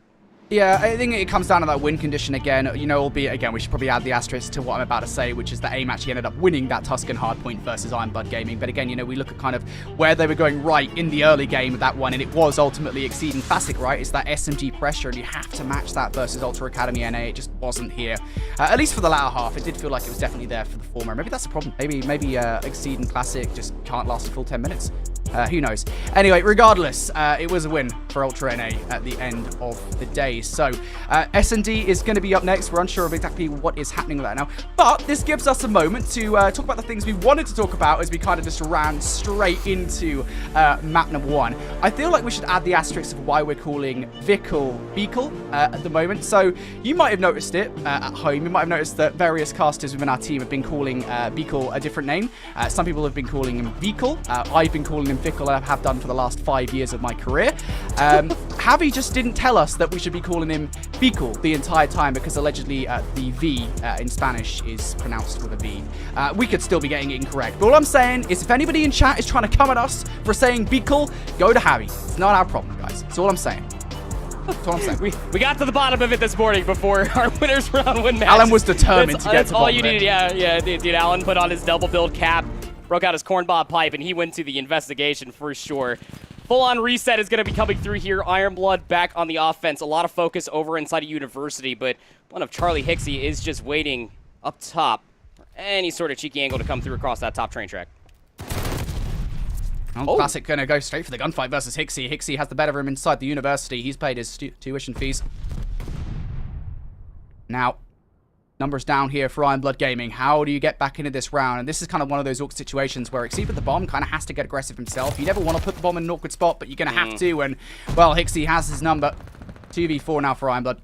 Yeah, I mean, it's like you said, you almost have to force out a play if you are Exceed in that position with the bomb in hand. Just did not have any sort of support behind. And any of those ARs try to move their way over towards the offensive side of A, then well, they were probably going to get beamed. Mohawk has successfully flipped the map. It seems like Hixie just on the map itself is more than aware and wins the gunfight top of the knocked over train car. And yeah, I mean, that first blood on a Hixie, who again was waiting for somebody to jump up on the offensive side of the train cars, did not get it. Heard some information, I'm sure. You are very loud without dead silence and an AR in your hand. Ended up hearing Classic come inside a university, as you said, paid his tuition fee, walked away with first blood. That's expensive as well, by the way. Yeah, it's not cheap. Hixie's got the cash on hand, apparently. Nonetheless, Ultra kicking things off with a positive figure in round number 1. We move into round number 2, though. It's going to be Ultra now on the offense. It's going to be a bomb straight towards B. Nice aggression. They're going to check that left-hand corner to make sure nobody's there, and that will be the case. But Beagle going to fall on the site yet. Bomb going to be picked up by Hixie pretty much straight away. That notification will be there. Do Iron Blood do anything about this? Look at the aggression coming through from Hixie, or from Classic, excuse me. As Mohawk takes down Hixie. Now a 2 versus 4. Scrap, the last one left alive here to try and defend this bomb. I mean, at least he's got the bomb to work with, but Classic has the support of his teammates. That is a beautiful retake from Ironblood. Yeah, Classic hits him with the old electric slide. Just gives up the defuse just very, very quickly while Mohawk overwatches the play. But, I mean, that play 100% comes through from Nicky D, right? I mean, he's able to come out from University. Nobody was watching that cross initially because it was supposed to be Hixie is how that play's executed for Toronto NA. It's just losing Beagle on trying to go for that aggressive and early B bomb plant. Charlie has to be the one to pick up that bomb and try to extend the round via the bomb being planted itself. But being called out, being isolated as well. Ironblood doing a great job at just making sure the post-plant setup never comes through. Ironblood now. Where do they take this bomb this time around? It seems like it might be a B push given how wide Mohawk is going here. But look at the aggression coming out from Ultra Academy, North America. It's Scrap, the sniper rifle. And he's going to pick up one. Beagle with another one as well. And now I think Ironblood might be a little bit put off getting that bomb down at B, especially as Exceed. I mean, he can't even do anything with the bomb. Brack, good luck with this one, mate. 1v4. He's all the way in the back with the sniper. Does find Beagle, at least all the way in the backside of the offensive spawn. But 1v3. I know that they're in red and black right now, and those jerseys are sick, but you're going to have to phase the hell up to be able to put up a task of a 1v4. Won't even happen whatsoever. Scrappy, those are the mind games that you come to expect from Thomas pulling out the boomstick.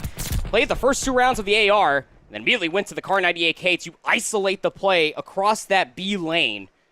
And immediately just correlated for Beagle to be able to cross in the B S&D side itself, come up through the stairs to be able to take down Exceed, meaning the bomb dropped essentially in no man's land. Very, very good round coming out from Ultra NA there on their defense. Toe for toe at the moment. Are these 2 rosters? Ultra NA just going to play this one passively. We talked about the over-aggressiveness that we see from Ultra time and time again. This time it's most certainly not the case. They're trying to bait Ironblood Gaming out. That first kill will come through from Classic. Nice trade from Assault though. But still, Ultra don't have any real estate in the round just yet. Waiting to collect that bomb. Information will be mutual, though Ironblood not exactly in a position to be able to punish that. Scrap is still watching this B lane with the sniper under pressure. That's going to be from Exceed. Force him to reposition, and Brack will get the final blow. How much more is Brack going to be able to get? Well, nothing, considering Ultra moved away, but Hixie might be able to get the timing, and he will against Mohawk. Doesn't get the second one versus Exceed. That is the good news for Ironblood Gaming here, is now they've got a transition. The bomb will go down, and it's going to be a flank play coming through from the Ironblood boys. Brack, of course, will need a weapon to pick up. Exceed spot. Now Assault, though, and all just whips the head off his former teammate. And now for Hixie, 1v2. He's inside uni. He's been here before. Might be able to catch these players off guard, looking for Exceed. Not going to see him just yet. There's the first. Now, doesn't even get the kill. Oh, he does, but he should be taken out by Brack shortly here. There you go. The trade is through. The defuse will follow shortly. And Ironblood Gaming there, they make the numbers work. Yeah, really, really tough there, especially with the numbers, as you were saying, to be able to make that happen. Because if you are Hixie, you do have to check the bomb eventually in a 1v2. At least you had information of at least where Exceed was able to find that kill. And maybe Brack had already made the rotation up across the B lane over towards A. Just was not the case at all. Exceed, Brack doing it quite wonderfully there in the 2v1. Just stacking up together, at least playing the trading game. We'll keep this entirely even. And this is all off of them. I mean, the last time that Ironblood played this map mode combination was against AIM. They lost 6-1. They're looking quite good, at least on the rebound. Composure is definitely there for Ironblood, you have to feel. Look at this strat coming out from Ultra. They're just 4 hitting A at the moment. Is the read through from Ironblood? I wonder if they kind of commit towards A. Thinking that maybe someone's over towards B. But Classic's going for it, and you got to hit those shots, my friend, especially as Hixie's going to punish you for that one. Goodness me. There is a trade from Exceed, but this bomb is in no man's land, and Ultra have full control over that area of the map. Brack in the 1 versus 3. Well, again, you're as far away from the site as possible, but at least Ultra don't know exactly where you are. Yeah, he's fully wrapping around the defensive spawn. We know Ultra NA, they love to flip the map. This line of sight has to be looked at either by Scrappy or Assault. They're going to see the glint of the sniper rifle the moment that they do see Brack pop up. They know when that bomb's going to be collected. I mean, Brack has to make this play. Will collect the bomb, trying to get out of dodge. Will not be chowed from behind, but Beagle is on the flank. Does Brack have the whereabouts? Yeah, he sure does. He will find that kill. 25 seconds remaining. I'm surprised Beagle didn't have his gunny up there for that fight, but still, 20 seconds left now in this round. Brack could still pull off the 1 versus 3. He's not going to see Assault, though, and yep, that one is done. Brack just in just one of those really tough positions, right? You've got to make the traversal over towards the site. You're going up against 3 players that more likely than not are going to be playing together. It's just one of those tough ones there, hard to win. Well, you lose Classic again, and that again immediately calls for Exceed to try to push forward to get that trade. And although he does find the trade onto Hixie, as you were saying, I mean, he's in no man's land. He is quite literally in the defensive side of A, and then he drops both himself and the bomb. So numbers given over towards Ultra NA will hold a 1-round advantage. Tit for tat we go here in this S&D. Not be closer. Assault. Hello. Well, at least Celium's probably not watching at the moment. Nonetheless, though, he's going to give Ultra a bit more eyes over this A plant, and this bomb will go down. I'm curious about the reaction from Ironblood. How quick is this? Oh, Hixie pushes up, is able to find first blood, and they know where Mohawk is located at. Here in this 4v3 in a post-plant situation, they have all the information, and their flank is secured. This might be the round to break the deadlock. 2v4 now for Ironblood to try and retake. Exceed is shut down. Brack reveals his location and will actually pick up 2. The snipe from Scrap should close things out, though, and Ultra, they make the play happen, and that is what you expect from this roster. Yeah, call the bluff. Immediately just go for the ace up their sleeve. Just a quick execute over towards A, and hey, if there's one player that's probably going to contest them across that lane, much like what happened in their previous defensive round, it was Classic who was able to find that first blood in the previous defense for Ironblood. That said, Ultra NA, they completely call the bluff. They execute over towards A very quickly. Assault in that very nerdy location as you were talking about. We'll just keep everything secure, and the post-plant soon to follow. Just absolutely sublime. 2-round lead. How do Ironblood respond? Gonna get the bomb down on towards Beak. Oh. It's just not going to happen. Not when Beakle is there. That's 2. Looking for number 3. He is going to be shut down, but the damage is done, especially as Mohawk actually comes through with 2. Hixie going to trade things out. So now Brack in the dunes. 1v2. He's been stunned. They know exactly where he is. And Hixie's just going to give him a free kill. Brack almost gets away. He will be shut down. And Beakle, he's going to cause an effect chain reaction there as Ultra find themselves here on map point. Such a cool reaction coming out from Ultra Academy North America, right? I mean, if Hixie is going to constantly get University in the favor for Ultra NA defensively, he's going to react off of what is being communicated from Scrappy across that B Dune lane with the Car 98K, and then Beakle finding that 2-piece, of course, being traded out by Mohawk. It just immediately calls for Hixie to come out from University to find themselves an influential kill in towards the back and just forces Ironblood to be quite literally up creek without a paddle. Map point here for Ultra Academy North America. Bomb is at least favoring towards the A side as Assault is keeping the flank secure. Ultra have gone towards A. Ironblood have made the right choice in terms of which bomb site to defend, but they cannot get over-aggressive here. They give anything away. Scrap will be watching with his eagle eye. Sniper rifle. Assault. One of those sneaky beaky positions. They're not going to expect this, but unfortunately for Assault, he's not going to get anything for free, at least not just yet, unless Brack comes his way. But the bomb now down. The retake has to be quick from Ironblood. Oh, Classic doesn't turn to his left. He completely gives it up. It doesn't even matter. Hixie's watching it 4v3. Well, Brack's going to get the free kill versus Assault, but Scrap with the sniper rifle takes down his former teammate. Mohawk down for the count. Potentially down in this search and destroy as well. 2v3 now, 25 seconds left on the clock for Brack and Exceed to make this one work, and you've got to find players, but you don't really have much information other than when Scrap is located, and Exceed goes straight for it. Spots out Hixie as well. The shots are through, but the kill not in just yet. You don't have much time to make this one work, and both kills are not good. Brack playing Ring Around the Rosie. Beakle will win it. Exceed 1v2, no time for the defuse, and these Ultra players, they play it so well. The extra taps into the body as well to make sure that the player is dead and the S&D is yours. Ultra, a statement victory with 4 rounds in a row at the end. I mean, they are just disgusting. I mean, all of their executes, their adaptations, soon to follow, just too much to bear. Ironblood Gaming just had no answer whatsoever to the routes that are being run continuously by Hixie, who, quite frankly, the majority of them, defensively, was coming through the middle of the map. Just that's how much influence that first blood does mean for Ultra NA on the defense. They get that first blood, and then you immediately have to give up your flank so that way you can at least make your presence felt across that B lane to try to get the bomb planted at that site. but it doesn't even matter. Now when Hixie continuously comes back through, finds himself too, Charlie had himself a whale of a search and destroy, and it was looking all evened up until we ended up getting into that round number 4. That's where you started to see those adaptations coming through for Ultra NA, and those executes soon to follow. I mean, even Assault was putting on his best Ezio impression from Assassin's Creed to make sure that even all the way to the top side of that windowsill, nobody was aware. Even if Classic turned to his left, I don't think he was going to look up to see exactly where Adam was located at. This is silly. I appreciate you telling everybody, by the way, where Ezio is from. Hey, some people don't know. Some people don't play solo player games. Shout out you, Visions. That's yeah, Austin, be better, mate.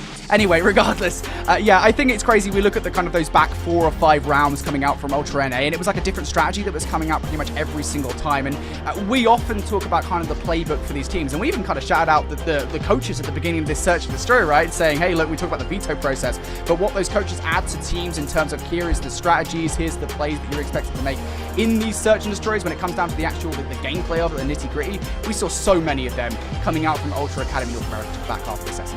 Yeah, I mean, truly, this is, again, what we've come to expect from this roster. Even when they were playing with Mohawk, now playing with Assault, it was just a matter of time, right? In Boston, we were constantly talking about, like, hey, you know, the Search and Destroy might be a slight weak point. Again, you know, they don't always win all of their series in 3-0s, and more often than not, the Search and Destroys are rather contested. But you bring on a world champion like Assault with the coaching staff of Mystic and Mayhem?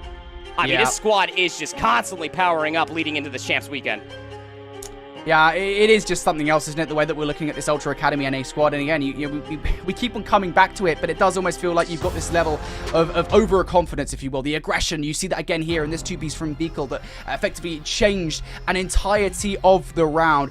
They are consistently chasing kills. You know, we always talk about kind of chasing red dots, if you will, where that's a bad thing. But for Ultra, they're somehow able to make it a positive time and time again. And as now we look over towards the stats at the end of the game, you talked about what a great performance Hixie had in that S&D. Over 1k damage to speak of, 11 frags. I mean, that is more often than not your submachine gun player for Ultra North America, averaging 140 damage per round, 11-5 for 4 first bloods out of the 8 rounds played.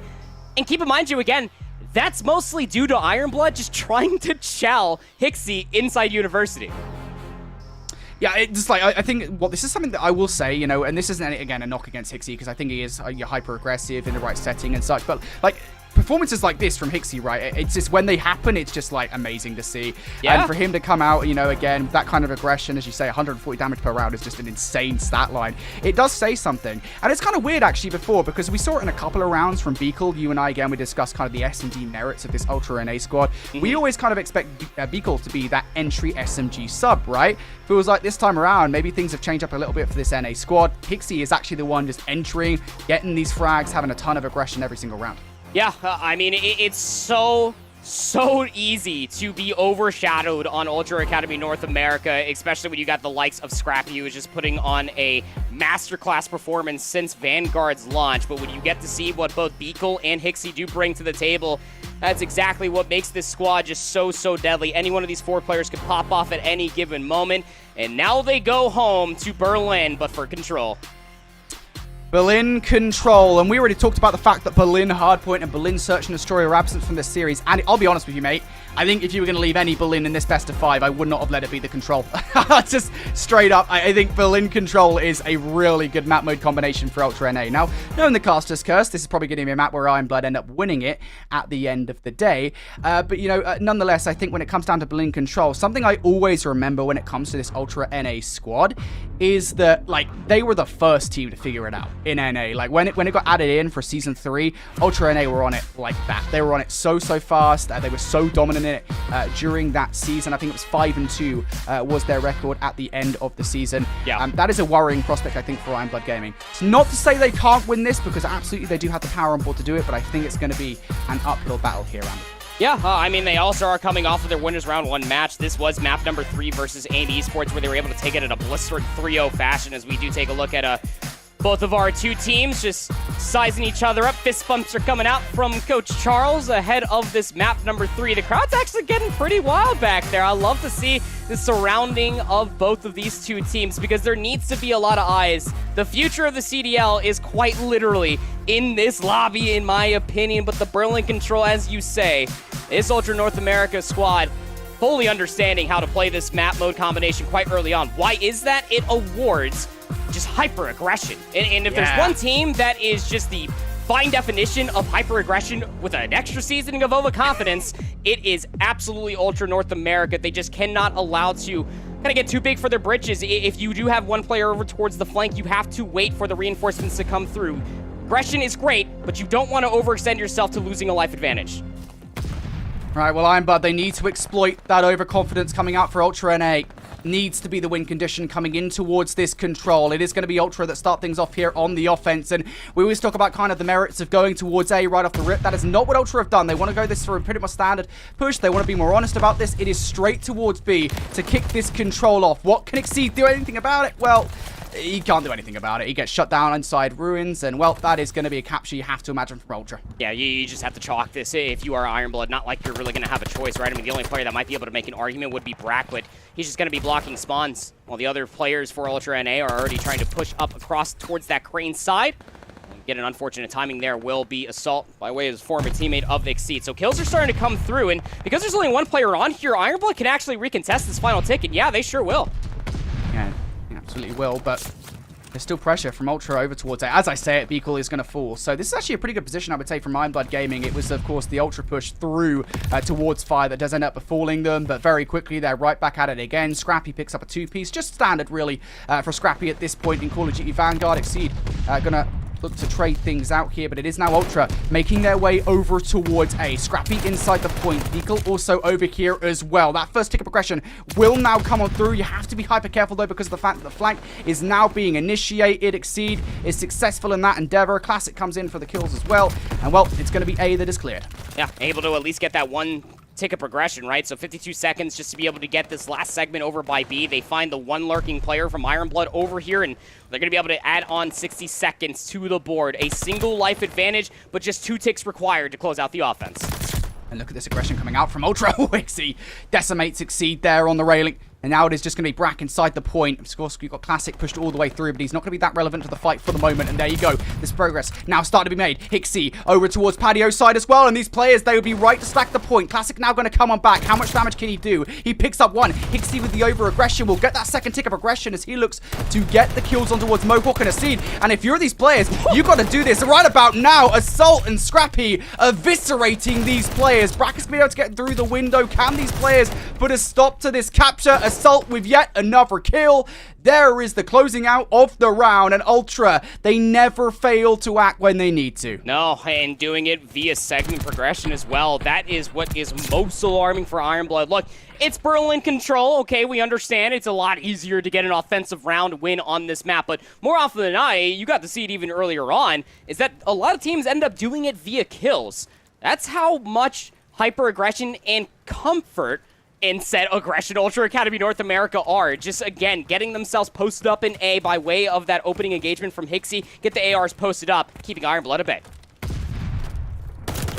Ironblood Gaming, straight towards B they go. They don't want to take any chances with that A hit right out the gate. They still might be taking a chance on B, let's be honest, with how aggressive Ultra Academy North America have been here in this control thus far, but for a moment, it's going to be peace and quiet over towards B. Exceed looking to get control of top 3. He will get shut down by Scrappy. Assault also with the kill on towards Brack. He's looking to reposition for a spawn trap against this Ironblood Gaming side, but of course that would be as a result of getting these guys off the B point, and that hasn't happened. Brack and Mohawk win their ones. Ironblood continue to capture B. They're looking good to do it. Beagle couldn't even win his one versus the broken window. Unfortunate.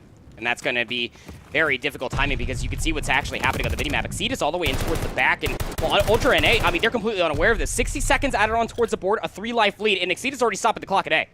This is a fantastic swing from Ironblood Gaming. They made their way over towards A, as you say. Exceed a massive part of that. Classic looks to get control of the train station. He will be able to do it. So a lot of this rests on the shoulders of Exceed. He has a couple of players to deal with. Wow. There is number one. Turns around for Assault. And oh, goodness me. I thought that one was a kill there for Exceed, but it will not be. Ultra, they stabilize. They don't yet have control of the train station. Ironblood will continue to knock at the door here, but Assault, he's on 6 in a row. One more kill, and he gets the glide bomb. And Brack with a huge stop. I would have loved to at least see one person try to maybe slide for Adam there, so that way they could have at least get the glide bomb. You might not even need it when Ultra are just shooting nukes out of their guns, but it's still a 5-life deficit.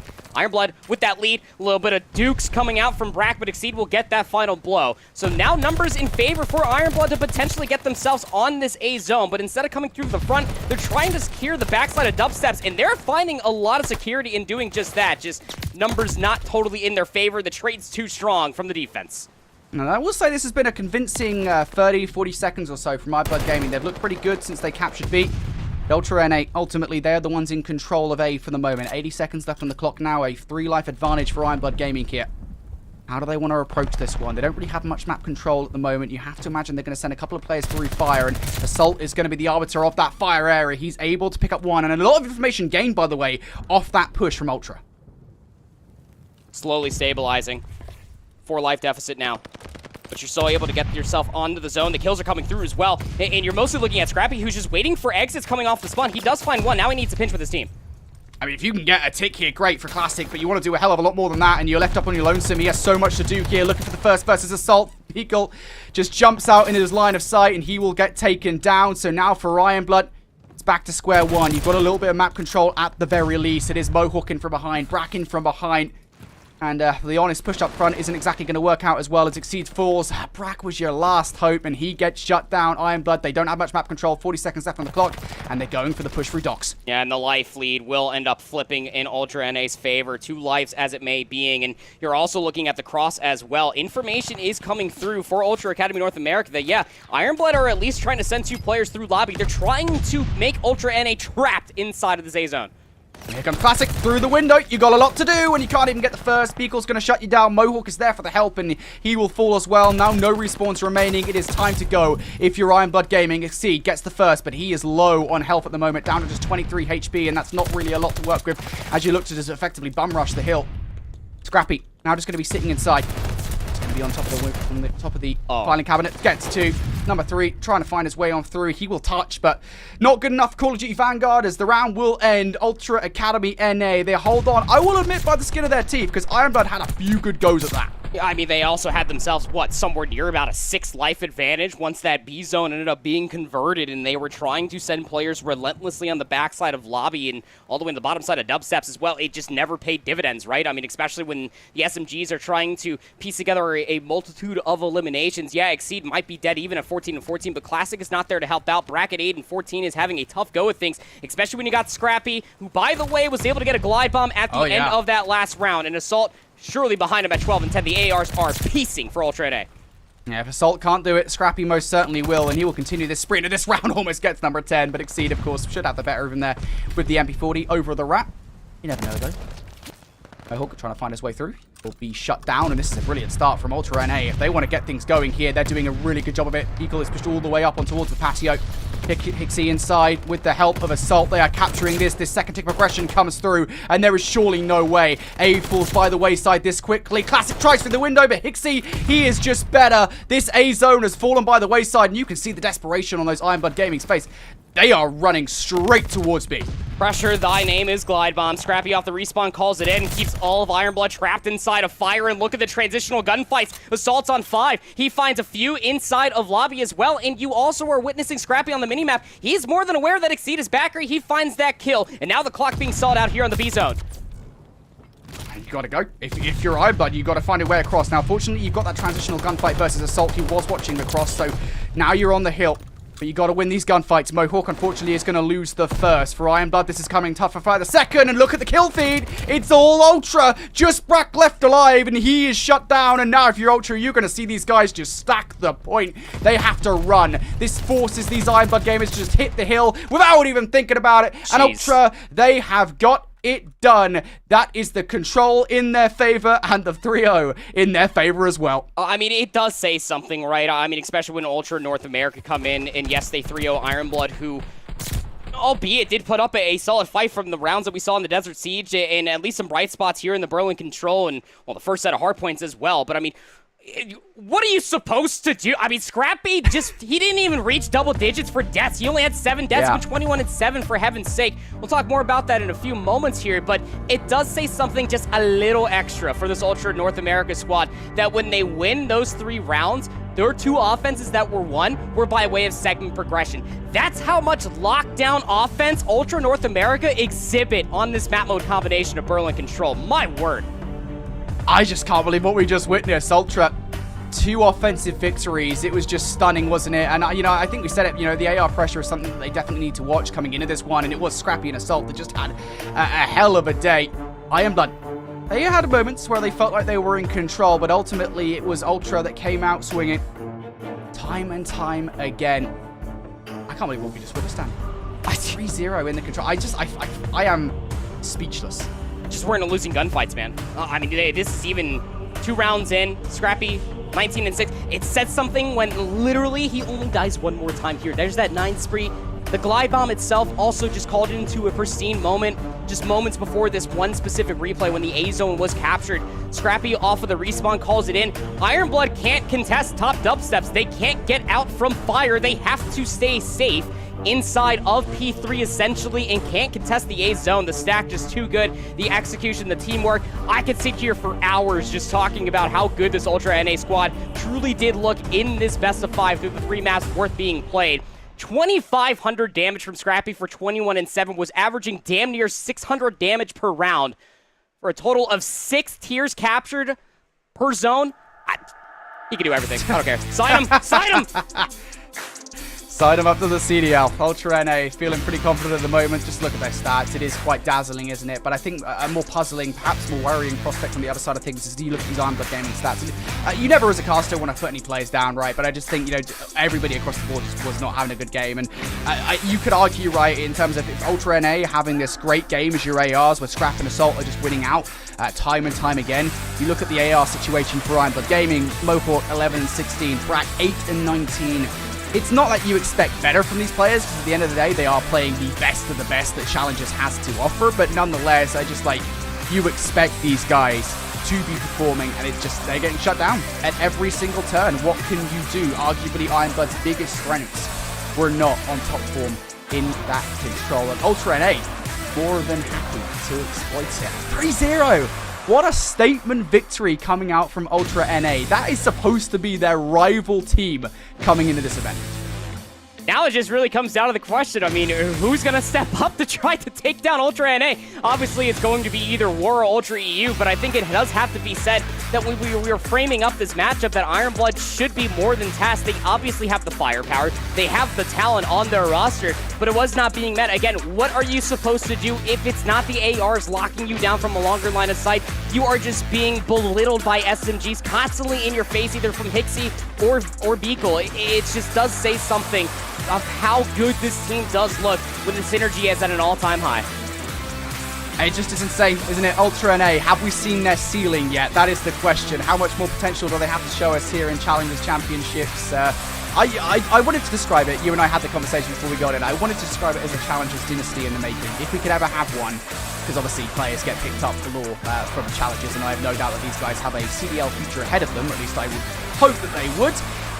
You know, I feel like that is where I'd go with this NA roster. They've just won so much this season that a Challengers Championship, on the cherry on the icing and the cake, I think, for them. Nonetheless, they are through to the winners bracket final. Now they await the victor of Team War and Ultra Academy EU. We can show you guys the bracket, how it looks right now. Haven't dropped a map just yet. Ultra Academy NA, that is stunning considering they just took out Iron Blood Gaming here in the semi-finals. Of course, for Iron Blood Gaming, they go up against Team Exposed in the lower quarterfinals matchup. Man.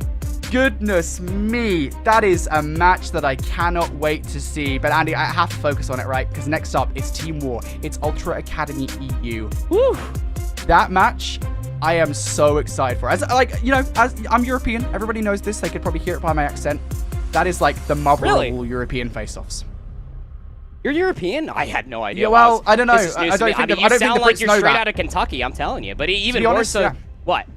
Well, I don't know. The Brits might not know I'm European. You never know. Probably not. Honestly, you don't go outside enough for anybody to know where you live. But any more than that, as well as that Ultra Academy EU, I think you're mostly looking at just the continuation of how good they looked against Team Exposed in that 3-0 fashion. Again, it was close only in the hardpoint itself. That was done on Tuscan. I think it does say something that Team War need to be playing lights out. Yes, we saw them in a convincing fashion against D1 Gaming. They did drop at least a defensive round on Berlin Control. But this is now where Team War have to make sure that the coaching and all of the back of house really comes through. They have to be in final form to almost equal how good players on Ultra EU were looking in their opening winners round 1 match. Yeah, I think it is just a stunning result, isn't it? That 3-0 versus Team Exposed. Again, you know, we didn't really know what to expect out of this new look Team Exposed roster coming into Challengers Championships, coming into that match versus Ultra Academy EU. But they have consistently performed on LAN this season, besides Toronto, but we won't talk about that event. You know, it is a threat. I think it's Team War. But again, you know, Denza, his story has been one of revenge, one of vengeance this season thus far. And it would be quite something, wouldn't it, to take down your former teammates that dropped you earlier on in the season in that semi-final match. And we've been hyping it up quite a lot. And good news for you folks at home that do want to watch that match. It is coming right next. Team War taking on Ultra Academy EU, the Battle of Europe. Right back after this break.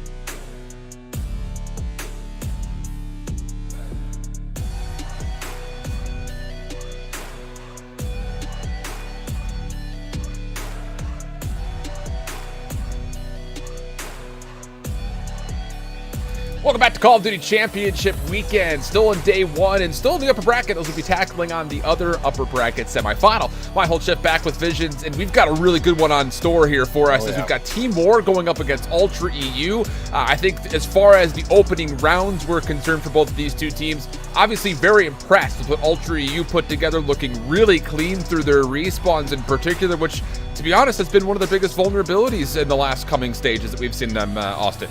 Yeah, it definitely has been. I mean, even go back as far as, stage 4, not making playoffs, we started to see some of those problems arise then and there. So, I mean, it feels like they've been able to refine out a lot of it, probably based off of a lot of the good practice they've been able to get leading up to Challenger Champs this weekend. So they've been looking completely lights out, but I will say Team War did look pretty convincing themselves, up against D1 Gaming. It felt like they were really not being contested so much on the map. They were able to just start to go free and do whatever they wanted to do. So I think this is really going to be an incredible matchup, probably one of the best ones on the day, I'd say.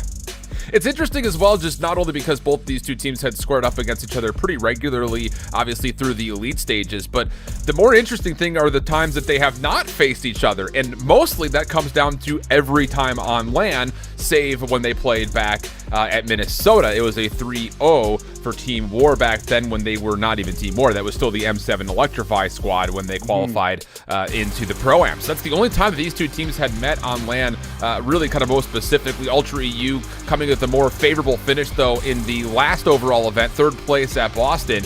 And as we look over kind of our map mode combinations, I do like the fact that for the most part we did get Berlin out of the mix if you're Ultra EU. Where on the other front, I'm still curious about this Bocage Search and Destroy based on what we've seen so far from a number of teams today. Yeah, it's been a really interesting one. I think that for the most part, if you're willing to play Bocage Search and Destroy, I feel like you have to be willing to hit more than just the A site, right? Like, based off of what we've seen from the top level teams today, they've been doing really good at being able to throw in some of those B hits here and there and just really mix things up and make sure you're not predictable. But we'll get there eventually. For now, map number 1, of course, Tuscan Hardpoint. That's where we're going to be kicking things off between these two juggernauts, two of the best out of Europe. And again, taking us through will be Ben and Ryan. Yeah, I think this is going to be really curious just because both teams, when we were kind of going through, both of these two teams, their strengths and their weaknesses, they kind of share similar weaknesses in certain accords while also sharing similar strength. Who has advantages? That's the real question at the moment as we jump on in towards the mix. Opening kill feed will favor that of Team War. Even though Benz gets the double in the first place, it's not enough to do too much to the hill, and this is great news for Team War, who already have some mid-map control as well. Yeah, I just love that immediate patience, right? You lose a member or two, just slow down, wait for the stuns and nades, and then re-hit together. So really well done, but now it's about holding on and Furious. It's just broken open the setup. How about it? Comes off the spawn and picks up 4 in a row. Steve-O now already starting to get some early groundwork done for the PT rotation. Yeah, looking really solid for this free rotation backwards, but I will say, when it comes to trying to correct your mistakes, Ultra EU are in good positions. Not only are they threatening the back, but they also have a little bit of high ground presence with Weeman trying to play from the front. And yeah, he gets one from the front side. Furious on 5 in a row, wants to try to value his life for potential streaks. Now he's on his lonesome, though. Has one contested up close and personal. That's Denza that he takes care of. And now it's a 6-1 start. Team War outside of the rotation, having to break from the front as we get 45 seconds left to play on the hill. Yeah, a little scary if you get the slide bomb because you could use it for the next rotation here. So big kills need to come in, and well, it's going to be Lucifer able to come up with a couple. Harry, can he keep this going here for himself? Furious looking for the final one, and there it is. That is the glide bomb now secured, and this is also going to be a little bit of breathing room for Ultra to come out with a good amount of time. Yeah, looking really solid for him. Again, when it comes to taking care of your mistakes, that is the exact way to do it. Furious on now 8 in a row, trying to get the double digits as much as you possibly could, but it's just going to be finessing for the scrap time. A little bit of help will start to occur as Weeman and Steve-O will clean up the final. Not just 3, how about 4? Steve-O 3 in a row. That'll be great news here for Ultra EU as they'll get close to the 50-point mark, and they've also got rotation to P3. Yeah, thanks to Beans. Beans made a heads-up play like 20 seconds ago where he's like, I'm just going to back all the way up. Doesn't fortunately take out his teammate, but he gets at least Weeman the close spawn when he comes back up here. So really nice play again out of Beans, and already some forward zoning. It's going to stop Team War from getting here immediately, but here they are, knocking on the door, ready to pounce. We'll see if they can break in, and how about it? 4 go down, spawn slip out. Team War, they're on the hill. Yeah, I really like this concentrated hit from Team War. They don't really hit it from multiple angles all at once, but they do kind of overwhelm from fire, which allows them a chance to kind of go from one checkpoint to the other relatively safely. As long as you're very controlled about what angles you're looking at first and foremost, you can kind of isolate the zone pretty quickly, and that's exactly what occurs. So big break from Team War.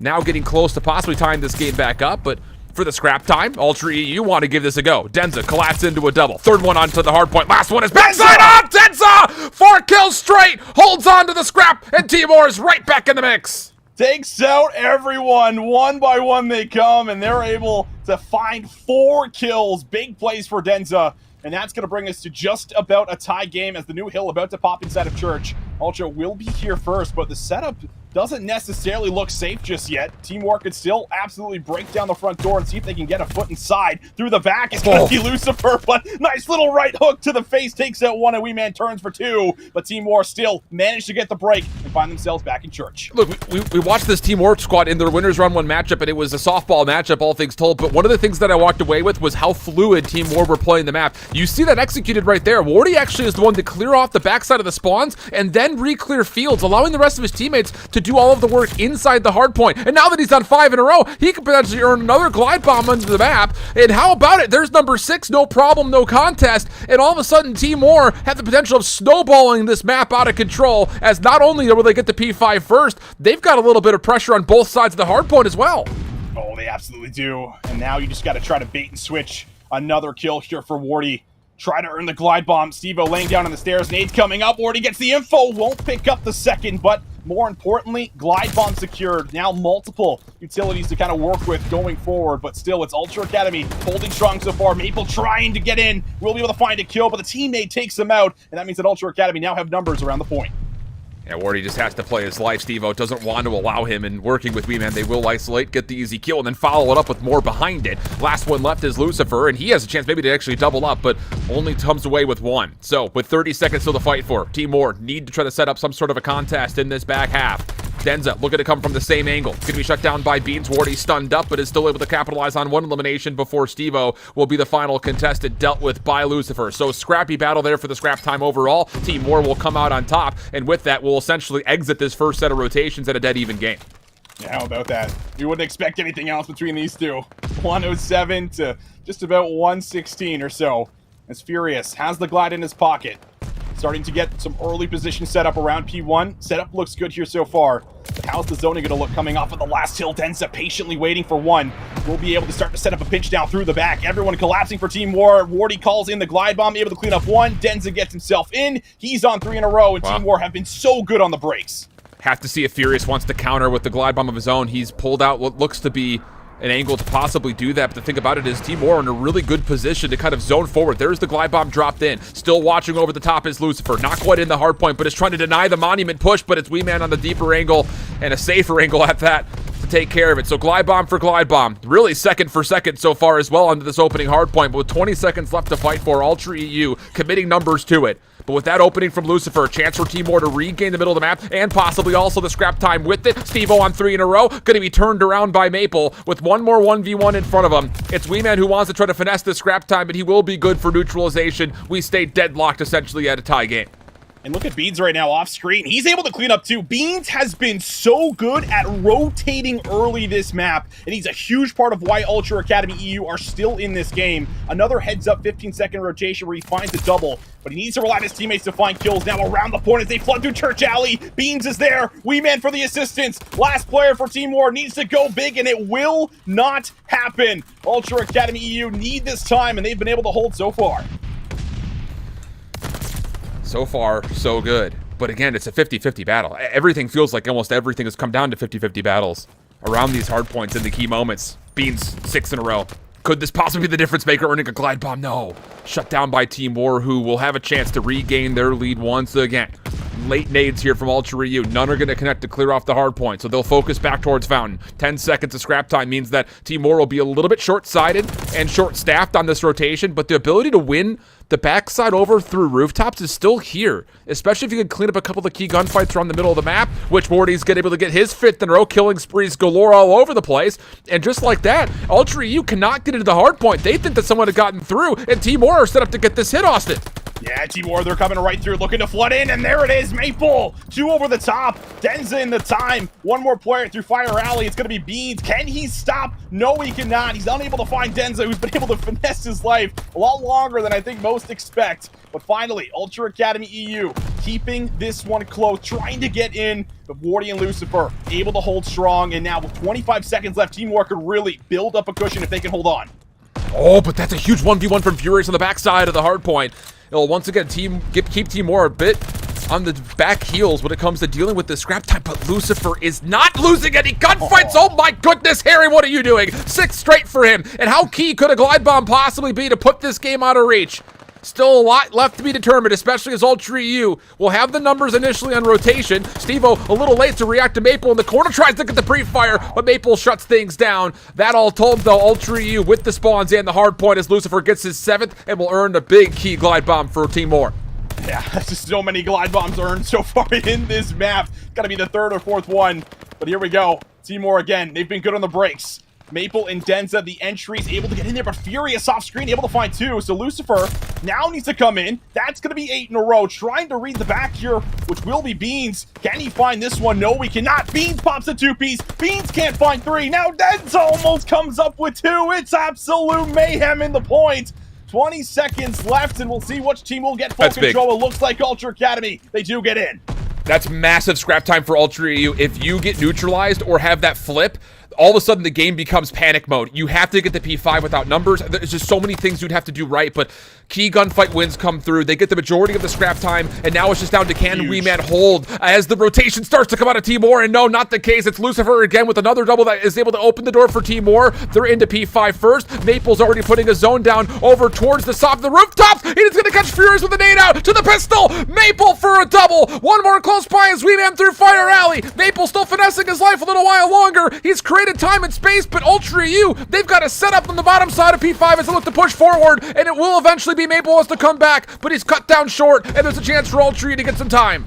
Wow, Ultra Academy, they get into the hill after what was looking like a lockdown with Maple controlling the outside of the rooftops. It might have just been done and dusted, but Team War unable to lock it in. And now Furious, he's going to have to get some work done and try to add in a little assistance for the break. But they have the reads. Wardy and Denza, they've been too good. It will not end here, but it is so close to ending here, and all this time is so important for Team War. If there was ever a duo to put it together, it's both subs from Team War, walk into essentially a 2v4 and take the scrap time, putting them 4 seconds away from a win. You got to keep in mind the glide bomb for Lucifer is still here, and as he gets shut down, you expect that he's going to call it in as soon as he respawns. Wardy waiting for the call. You also have a pinch setup by Denza. This is a perfect setup for Team War to break, and they don't even need the glide bomb to get the kills. It's Wardy and Denza again. They get the final double. Lucifer able to find Wee Man off spawn, and Team War strike first on Tuscan Hardpoint. Oh, Alan, I know they are getting loud after that. Oh, my goodness. Like, what a hard point. So back and forth. It really starts with Ultra kind of setting the tone. But Team War, when it comes down to specifically P5, it feels like it is all theirs. As we see the scoreboard there for a quick moment. Incredible stuff from Wardy, putting up 36 kills. Just the absolute pacing coming alive there for Team War. And you can almost feel the effect of it really speed up to those second rotations, Alan. They got more aggressive. They had some great zoning. They're doing a better job of playing together, and all of that came to life inside of the hardpoint. It's just one of those things that last P5, P1, as much as there were great moments that were set up by the ARs first and foremost, it's Wardy and Denza. Honestly speaking, that is legitimately a staggered 2v4 at P5 for scrap time that they get 9 seconds worth. It puts them 4 seconds away from the win. And yeah, obviously, Harry calls in the glide bomb. That makes things a bit chaotic from Ultra EU, but it's Wardy and Denza on opposite sides of the play, getting individual doubles off the pinch. It's just such good control. And again, I keep going back to fluid, that flow. They are so well ironed out when it comes to how they want to move around the map. When do you trust one player to hit a rotation and the other 3 to hit scrap, or vice versa? There's so much coordination between these guys, and they're flowing like we've never seen before. They're looking like a major threat, and to see this come through in a very scrappy Tuscan Hardpoint, where, as you'd mentioned, Ultra EU had some great looks early, especially from Ben Beams. Yeah. It just speaks volumes to what Team War can do when their backs are up against the wall in some moments. Because, man, They lit it up. It's in this moment kind of coming up where you start to see on this rotation P5, Wardy and Denza, 2v4 essentially at this scrap time, and then you get an opportunity to do the same thing back on P1. It's great stuff from the sub duo of Team War. Oh, is it ever, man? And when this duo is playing like this is where you have to be a little scared of a Team War, because they just start to find the groove, as you were kind of, alluding to. And it becomes really difficult to shut this team down when they're firing on all cylinders like this. So very impressive first map. We see the wipe there from basically Wardy and Denza as well at the end, just kind of doing it all, flooding in there, not even really needing the glide bomb to solidify the win in the end. But you'll see the scoreboard again. We talked about, obviously, Wardy and Denza being the two big players here for as far as the entries. 2 minutes of hill time for Denza, and while slaying out, again, Wardy with 36 kills, 29 of those are untraded. Yeah, I mean, look at the sharing of objective time across the board, man. Almost everybody over a minute worth for Team War. And then also, not only the non-traded kills are they all super high for everybody, but look at the amount of total streaks from each player, and then compare that to the assists. It's just, there's so much help when help is needed. Otherwise, you're going on these major streaks that are all pretty much attributed to those non-traded kills. It really is. They're hitting on every level at the moment. Teamwork is unbelievable. The individual play that we're seeing is lights out. And on the opposite side of things, those numbers just are not one for one. And Steve-O has a tough go of it. He's trying to stay in the hard point, but 11 objective kills out of the 19 total. It just feels like his life was won and lost on the objective. And you need more than that when Team War's sub duo is stretching across the map and really pressuring you from multiple angles at once. You absolutely do, because I don't know, it hasn't really been said. We haven't really had, any kind of like a rankings, but Wardy is just absolutely clear-cut one of the best SMGs in Challengers, period. And you have to be able to match that. The good news is, you don't have to match it maybe as much within Search and Destroy, because everyone gets one life per round, so you don't have to worry about it at least time after time, but it is a bocage, and, well, it feels like so far on the day, it has just been so aggressive compared to, at least what we're used to seeing at the highest level in the CDL, where it's so slow pace, you almost wait 30, 40 seconds before you make your hit. Not today. It's all about getting into grannies and getting in there immediately. Yeah, I mean, at least for some of the more unstructured teams, I'll say that's been the case. I'm curious, though, with Ultra EU's one of their biggest strengths on the year has come to their Search and Destroy. Really, their objective play, their 2-3-5 has been largely pretty solid throughout the year, especially the 2 and the 5. But for Team War, I'm curious to see if you want to trust the hot hand here, because we've been seeing Maple run more sub. So is there maybe a chance to, on offense, maybe even on defense, to try to pull a 3-sub look here and try to take away space early and force some really cheeky engagements? Because we know that Ultra EU, not only are they really solid when it comes to win-loss records on Search, but they also play a very slow, concise, methodical style of Search and Destroy. They don't typically want to force opening engagements. They would rather play for picks, play for intel, and then convert off of that information or the numbers advantage. If you're Team War and you can just force early trades, it may cause Ultra EU to feel a bit panicked and a bit flustered when it comes to not being able to get the first step in their plays off. So I'll be curious if that's going to be the call here, and maybe there's going to be a little bit of a heat check in these opening rounds for Team War. I have to imagine with these two just being the teams that they are and having the history that they have, that you might be seeing a couple heat checks, at least at the beginning, just to try to, at least let them know that, hey, listen, you're not going to pick up this area for free. Like, especially when we see those initial Windows challenges from, like, bottom grannies to, like, cut off the immediate push through mid-map, and just those opening engagements play such a huge factor when you talk about a Pokaj, and, getting that first blood at times can often be the difference maker when you're also, like, a team like Ultra Academy that loves to play a little bit slow and makes you really work for some of those kills to get there. So we'll see what happens, but we'll take a nice live look in here. Of course, it will be Ultra Academy on the right. Then we got the Team War boys ready, locked and loaded after that map 1 win to get to jump in towards the second one. But a bit of a crowd there, Al. We got lots of love for the Challenger guys right now inside of LA. Yeah, man. Love to see that. Yeah, wave. There you are. You're on candid camera. Yes, sir. Toot that train horn. Dab it up. Do all the things. I don't know if they could hear us or if they could just see us. Maybe. Big thumbs up. So I will say, this is the most calm you'll see both of these two teams. That's true, yeah. At any given moment in time. This is by far the most calm you'll ever see them. It looks like some settings are being adjusted. Steve-O with his headset off, kind of plugging away with the mouse, it looked like. So it might be a minute before we get into this map number 2. But I think the thing about both of these two teams, first and foremost, when we were looking at Ultra EU, I was sitting right next to Proper on the bleachers when Ultra EU was looking real fine in Boston on Hardpoint. Like, dude, these guys can win a championship if their Hardpoint looks like this. On the other side of things, if Team War's Search can come out and look extra polished, and if they can play at multiple variety points of tempo, I think that this team could match up versus some of the heavy-hitting favorites, one of which is sitting across the stage from them.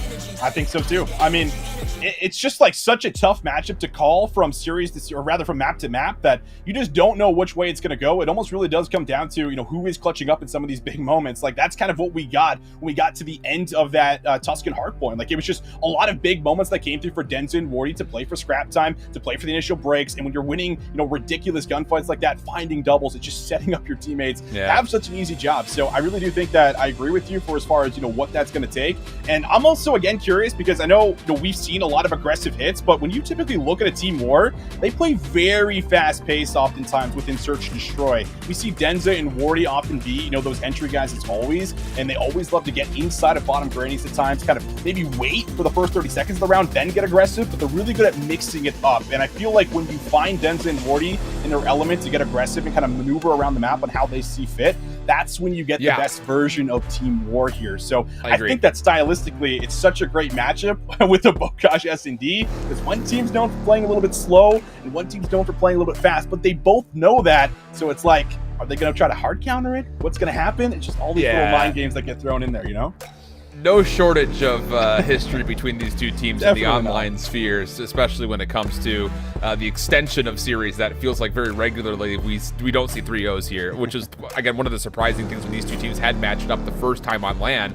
It was a pretty confident 3-0 for the side of Team War, thinking back to that matchup. So some things out there that, you know, could possibly plague the mind, but I think largely speaking, you just have to trust with whatever you came in prepped for. I mean, these are the matchups that you're looking at. Obviously, Ultra EU had to do a little bit more legwork getting prepped as they had a much more difficult winners round 1 than Team War, but when you look at your potential bracket, I think both teams expect to see one another in this matchup. So I'll be curious to see how much pre-planning has been done and how much adjustment on the fly is going to happen, because I think one of the biggest thing about both these two teams, why I look at Ultra EU with so much confidence in their search, is that they don't run anything off like the reservation. It's just a modification of 3 or 4 set plays on both sides where, okay, this has happened, let's try to pivot into doing this instead. It all feels very default in a way, which I hate to make it sound so one-dimensional because it's not, but they do like to kind of get the information first. So I don't know, we could go on and on about this all day, but I know that's going to bore you guys. What doesn't bore me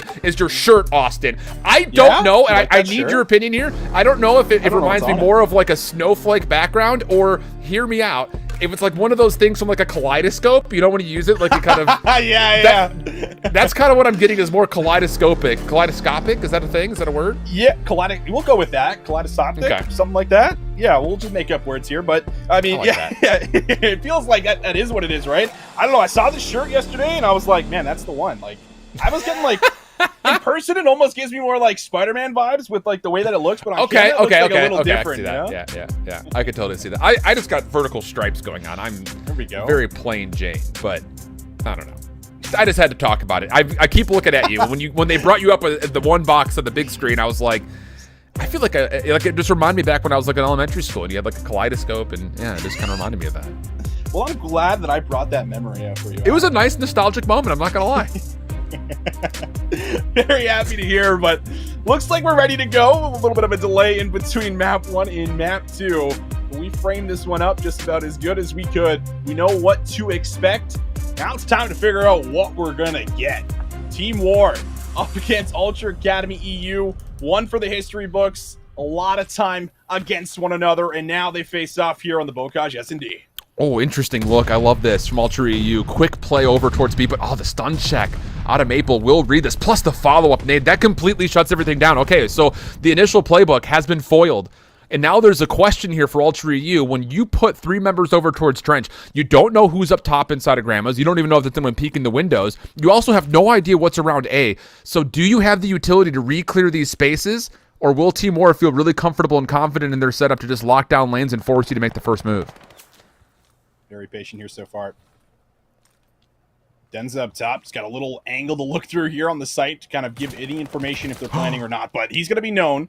So now at least one player up top has been spotted. But Denza can kind of still continue to finesse his life until he's flushed out. So 35 seconds left on the clock here. A move's going to have to be made. And you're going to have to start to play for a plant if you're Ultra. But look at Furious. Look how far Furious is forward. That's a huge 1v1 for Lucifer first and foremost, but he should be traded out. And this, you cannot rotate over towards A. But interestingly enough, you have the same play going on with Beans. He got through at B. How has this occurred for Team War? They were in such a good position, but Denza getting caught out through mid-window, they lose sight of what happened to the backside of the water stairs. And all of a sudden, Ultra EU get 2 massive kills on the extremities of the map, forcing the 2 subs to now have to work a 2v3. First will fall as Beans will drop. But you have no idea where Weeman or Furious are. It's going to take some bold COD timing moments here to get on. And as Weeman will reveal his position, he's got Wardy completely stuck. Furious will come up behind, but is not needed as the pistol gets the job done. And somehow, some way, Ultra EU gets success in the most of unlikely places. Yeah, it isn't too many times that we watch a Bocage S&D and we see one player pushing through either side of the map to then get into the enemy spawn on defense. It almost never happens, and you can kind of see how puzzled they are when it does, because both of their AR players drop, and then 2 more Team War members are kind of left inside of Grannies and like, well, we're kind of stuck right now, aren't we? Like, yeah, absolutely you are. You have to kind of battle your way out together, kind of take a bit of a risk. So really nice play from Ultra Academy, and at least throwing something a little bit different right into the round number 1. Early stun check. Not going to reveal too much, but a lot of focus for Team War on what might be over through Taxi. Still, not confident in this. This nade will go over the top of tree, but Weeman has already backed away, so a little bit of reservation here for Ultra EU's defense, giving some space up through trench. But as Team War missed the information, they start to pivot towards their focus, which looks to be over towards A. How do you clear this, though? Kind of the same problems that Ultra EU had will now exist for Team War. The thing that's different is Steve-O's laying prone, and he's looking for a pixel check, which he may have just gotten on Wardy. Yeah, sure has. He definitely saw Wardy. Oh, the timing for Steve-O! It's horrendous, and unfortunately it cost him his life. But it is a trade, at the very least, onto Harry. 3 versus 3. Wardy hits out the back, and Beans will deny him. But again, immediate trades all over the place. Denza, can he get in there to try to trade out Furious? Yes, he can. 1 versus 1. Denza up against Weeman. He's got dead silence popped. He can move very rapidly. Sees Weeman. That's going to be the call to go to B immediately. Weeman does not share the luxury of the dead silence. But wait a second. Denza isn't going to be. He's cut back through. He's going to clear, and he's going to have a free plan at A. Really? If he wants it. No, he's looking for the kill. Denza! He thought he was going to beat the rotation of Weeman, who instead of trying to rotate to B, just played Barn and just simply outsmarted Denza from start to finish. Yeah, literally, I feel like you're just trying to do a little bit too much in that 1v1, right? I love the initial play if you get the bomb down right away, but you know, maybe in the back of his mind, he's thinking, okay, maybe I don't actually want to play for this B plant. Weeman likely has an AR. I could be at a disadvantage pending on where he approaches from. So he makes the heads up call to go back to A, but he doesn't plant the bomb when he goes back to A. So a little bit tough. Denza overthinks it a bit, and that's going to be a 2-0 lead here for Ultra Academy EU. Man, what an interesting set of rounds we've had so far to kick off this search. Lucifer getting aggressive somewhat over towards Taxi, just playing the side stairs. He's got Overwatch from Maple. But as his information is gained on his position, he'll back away. Weeman on 4 is responsible for window. A couple of the tags come out. I don't think anything actually connects with Denza, though, but they're very aware that Denza loves to just kind of shoulder peek this angle. And yeah, Weeman has sure seen it. They're going to use that as a chance to overwhelm numbers down low. That'll work out for First Blood as Wardy drops. Huge advantage for Ultra EU over here towards A. Yeah, not too many trading positions right now for Team War if they drop, so a little bit scary, but will this bomb go down? Denza playing information. Will he make a move inside of Granny's? Couple of jump peaks. There's players all over the place, and Siebo's just going to hit a route to the back, but that's going to be easily punished here from Harry, so that's going to even us up. 3v3, 30 seconds to go. The kills are still good. Ultra EU are just out-rotating Team War on the map right now. Simply put, Denza looking to change that. He could come across too. Sure has. The transfer is perfect. One more up top off the mantle. We'll get a couple of shots into Furious, which makes life very easy for Harry to finish things off. Oh, man. This has been such an interesting affair, Austin. No one has been able to get the first page of their playbook off the ground offensively. It's just been these mid-round adaptations and changes as they rotate across the map that's catching each other off guard. It's happening in the weirdest of ways, but boy, is it entertaining. It's very entertaining. And I mean, it's also just so fun to watch Denza in those moments too, where he looks like he's like 2v3, it's looking awful, and then boom, he hits a route, gets in from behind, finds a little double up on the point, or rather on the bomb site. It's been incredible to watch this one here so far. A lot of mind games being thrown around. But what will we get for Team War. Talked about seeing their aggression at times. So far, it's been just about playing down low. Oh my God. Control, but Furious busts open the door, runs down mid. He won't be able to get anything more. But that's already going to be a lot of early control here for Ultra. Yep. I mean, this allows Wee Man to take an aggressive angle front side barn, but also Beans, who is now completely concealed in a blow-up position, or is he? Wardy gets a read.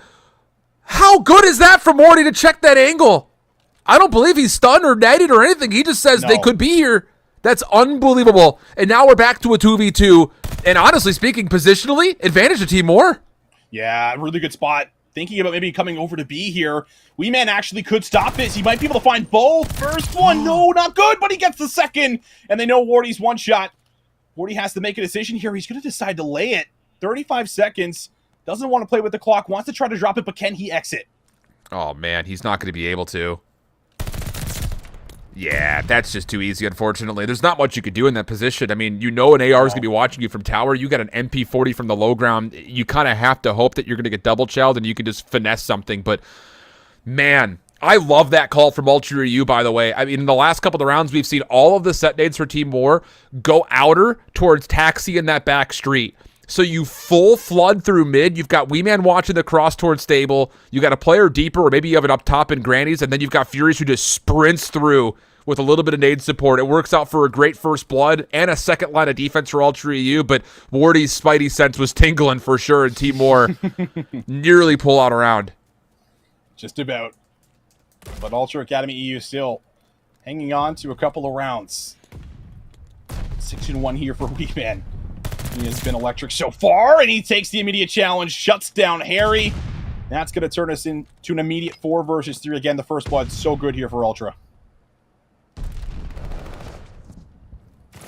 Two members defensively still positioned inside of Grannies. Steve-O tried to peek, puts the door. Wardy was down low, though, waiting for that the whole way. Easy counter back, but in that moment, Wee Man does get the bomb planted. Furious watching outside. Going to meet up with Wardy, and a little bit of team fire coming through to make the shot punch a bit easier. Maple on the trade. Denza following up. It leads it now just to 1. Furious just inside the front doors. Now bursting over, and Team War was right there. A cheeky idea out of Furious to try to reposition, but unfortunately does not beat the timing of Team War. The defense sustains, and we get back to within 1. I know Ultra Academy is still up by a round, but I'd really like to see Steve-O just play a little bit more patient in these post-plant setups. I think there's been at least 2 occasions where he's been caught trying to make, a cheeky little route, maybe trying to come from behind, disrupt the entire retake. I get the theory behind the play, just the problem is they haven't really been working out. So playing a little tighter, trying to post up, holding an iron, I think, is what you're going to have to do going forward here for future plants. But here we go again, Team War trying to keep this one close. This would be a massive back-to-back rounds coming in for them to try to tie us up at 3 apiece. We'll see if they're going to be able to do it. Last time it was Ultra getting aggressive. This time it's going right through River. Oh, I love it, dude. The counter from Team War to that opening play from Ultra EU is to try to watch a crossing angle, but a stun check over the top will once again reveal Ultra EU's intentions. Look at Denza. He's already deep. He's got bomb, which is a very tricky situation to be in, but he's also got great timing as Ultra EU were so heavy-handed on the trench push, and now they're stuck trying to rotate back and reset. Still an opportunity. Bomb will drop, but Maple there to recover and also secure the trade. Beans now, 1v3. Beans has done some pretty exceptional things throughout the Vanguard year. Specifically, even 1v3s on this map. He's had quite a few of them. Let's see if he can get the first one. Would be close right onto Wardy. Bomb's picked up. Nice little snap, but can't get around that corner in time. Wardy hot with the trade. And Team War, they do, in fact, find back-to-back rounds. And I love that call. It's Team War changing their offensive setup just in case there is more focus from Ultra EU up the middle, right out the doors from Grannies. But the thing that's really heads up about the positioning change is that they also know how vulnerable they are towards River. So a stun check reveals that, yes, they have pushed up closer towards that side staircase, and that's enough for Denza to say, I'm in the best position to make a route happen if they're going to heavy hit over through trench. He cuts the timing, gets the back window, and even with the bomb, it's risky, but it still turns out to a very favorable kill feed as Ultra EU had nowhere to track back to. Now aggression from Team War defensively. Opening exchange comes out. Denza will respond not just to the first trade, but also collect the double. Bomb dropped just outside barn. Wee Man in a pretty aggressive position will catch out Maple and then immediately track back to make sure there's no trade. We'll go to 2v2. Yeah, boy, oh boy, have these rounds picked up in pace. 2 versus 2. Just 25 seconds in. Denza 9-5, already 2 in the round, has been so strong. And well, will they get the read in the back here? Wee Man, oh, he finds the head, but it's a 1 versus 1 as Harry gets the trade, and Beans is going to bring it right to him. But is he going to see him? Yes, he will. Beans holds the wrong angle, and that's now 3 rounds in a row for Team War. I like the idea from Beans. You have no idea how Lucifer's going to play this, but you know for a fact that you're concealed, so he tries to cook up a nade. That would have been there to stop one angle, then you could immediately turn and try to watch the other. You've got him completely isolated. It's just the fact that Harry is not going to play it slow, makes the aggressive step, and catches Beans quite literally with his pants down, it seemed like there for a moment. So 3 in a row, as you had mentioned, from Team War. And now they go back to their same round 1 offense. Denza not going to reveal any position. Nades over the top to see if Ultra EU want to take mid-street. Nothing there, and Ultra EU have kind of also defaulted back to their opening defense. Let's see who's learned what. Yeah, this is going to signal to me this is going to be a much slower round for Team War. Not only because I see all 4 players at the back of the map, a big color moment for me, but more so because there's more ARs in the hands of the Team War players here. So we're probably going to see them kind of work through field a little bit late, try to get over to A. That's some good information, at least onto Wee Man. They know that there's one player playing down low. You got to keep in mind how much utility Team War spent at the beginning of this round. So can they re-clear out these positions? Nade over the top from Wee Man lands as Lucifer just gets hit in the back of the head with it. A massive first blood. Also information off screen as Beans takes shots over towards Denza's position. So now Team War are kind of stuck between a rock and a hard place. You can't get over to B. You know for a fact that Ultra EU knows that you're nearby over towards A. And your only hope is that maybe you can get a plant and get back to Barn. That's your only kind of safe haven in this setup. Oh, up top, Furious going to get info on the Denza. That's going to ignite the push probably from the back right now from Steve-O, but Wardy, who was holding that close angle, able to find one. Wee Man does find Denza. 3 versus 2. Wardy evens this up with that kill, and now with 20 seconds left, you're going to have to get there and get there quick for the defuse. Wardy's just causing time problems. Sure Maple is. watching over the cross. He's completely concealed. He could just jump up towards Barn. I like it. This should be a guaranteed win. But Beans has gone prone. Maple, he hasn't gone over fast enough, or has he? Oh, it was tight. My hands are in the air, Al. My hands are in the air there. Oh, man, I really thought for a second that Maple just didn't see him on the bomb and maybe wasn't going to go for the recheck right away, but he gets there. He does get there. So make sure that no crazy 1v2, 1v3 happens there in that round number 8. Team War, 4 rounds in a row. Ultra Academy just have not found the same answers, and Wee Man is also still putting up numbers, it feels like. Think about it this way. Ultra EU have not been able to get away with their aggressive plays really at all. I mean, outside of the one push from Furious on the defense in towards Barn that still came down to a really dicey situation, Team War have put together a pretty good response. They haven't had to change or adapt too much, and Ultra EU's pivot to a more fast-paced offense and defenses has not worked out, so now your back's up against the wall, literally for Steve-O as he finds himself in a corner.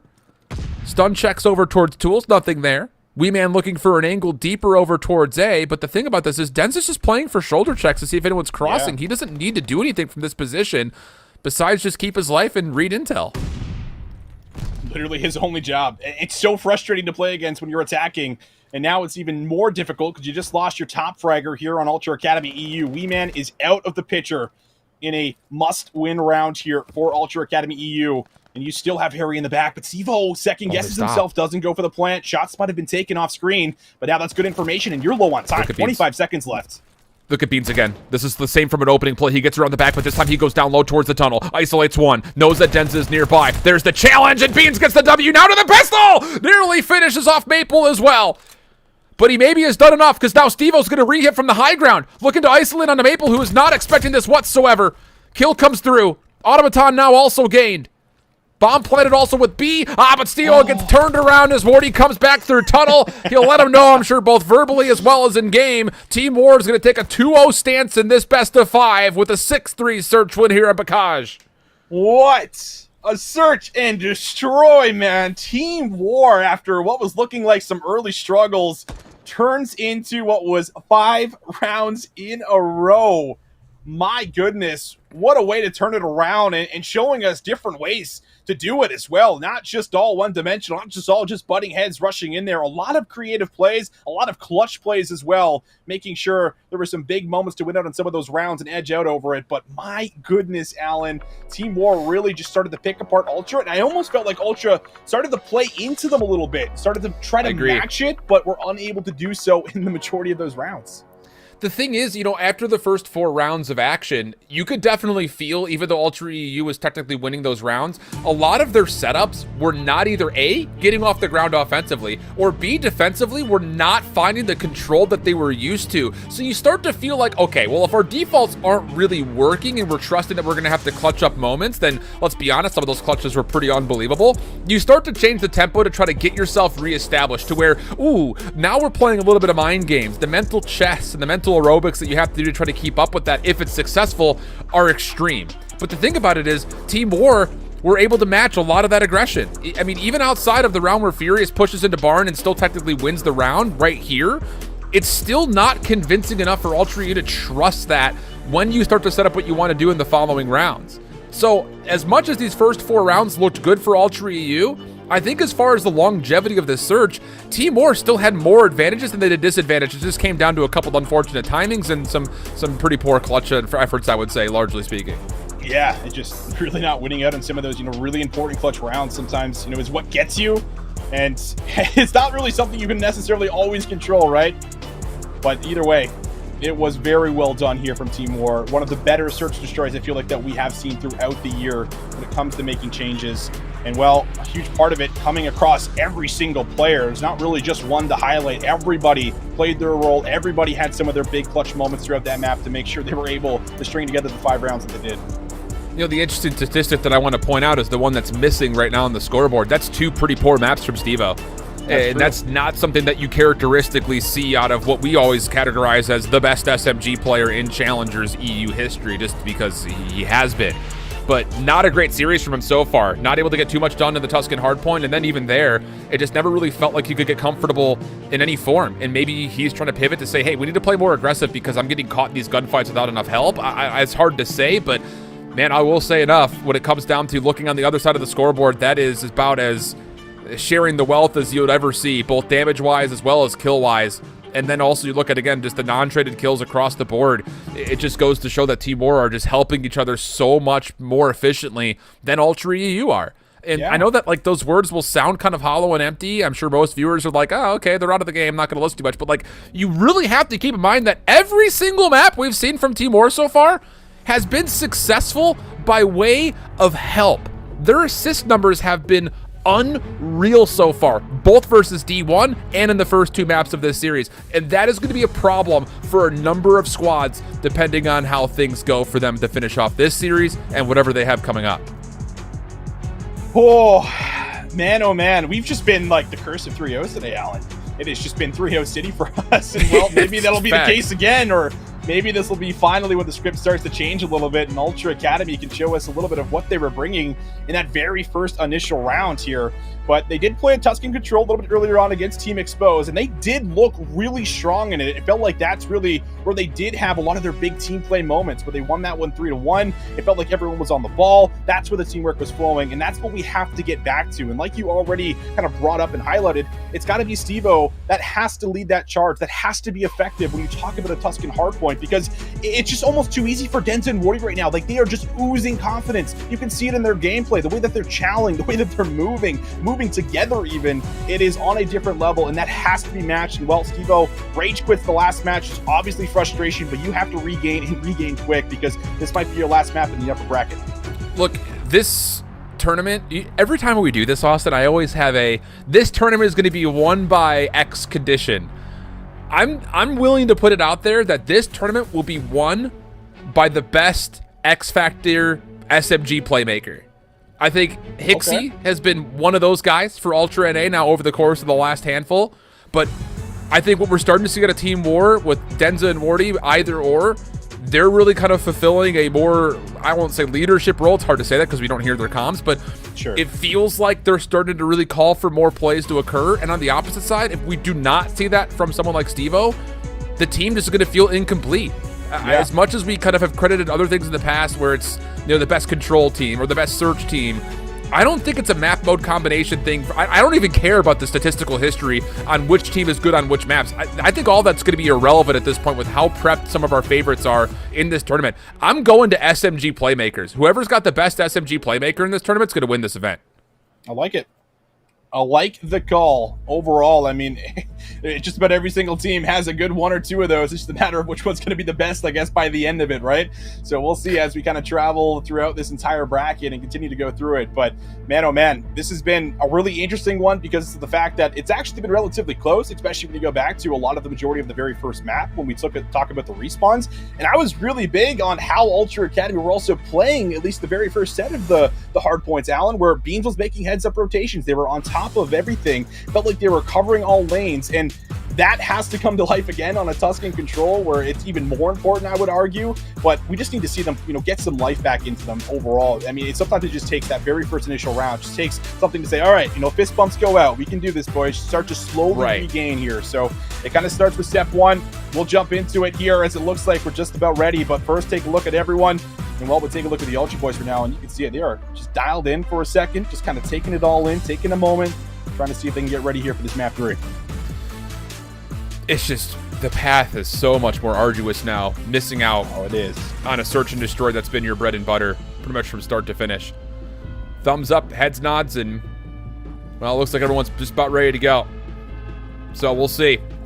I still, I hate to harp on coming off of 2 pretty poor maps. I got to see Steve-O make plays. And the thing about it is, let me be clear, I don't care what his KD is. I don't care how many kills are on the board. I don't consider that to be playmaking. It's how do you open up the map? How do you gain positions that you do not have? That's what I mean. And when it comes to a Tuscan Control, there may be no better map mode combination in Vanguard to prove you have the ability of creating opportunity. So I need to see that out of Steve-O here as we're ready to go. All right, you heard it. A lot of it on Steve-O to start to show up like we know he can. It's a matter of will we get it again. This could be the final map in this series. Team War, they've been lights out. They look really good in the map number 1 on Tuscan Hardpoint. But this is a different beast. And this is where Ultra Academy EU have looked strong the entirety of the year. It's just a matter of putting it together, Alan. They have to do it. They're going to have to do it now. And it's just, how do you crack the Team War defense? Because I'm trying to mentally kind of go back to moments that we've seen in the past, and Team War's defense, I feel like, has always been really resilient. And how about this? 4-man hit immediately towards B. And, the first 2 kills are great. Steve-O onto the zone. First tick of progress looking good as there are 3 members here stacked. There it is. It'll come through. And they've survived through a number of nades. Denza's going to have a free look from the high ground. Can he do more than just that, though? Second kill in front of him. Not going to work out. And Team War at the exact right moment are able to get on to stop the second tick. And furthermore than that, deplete it completely.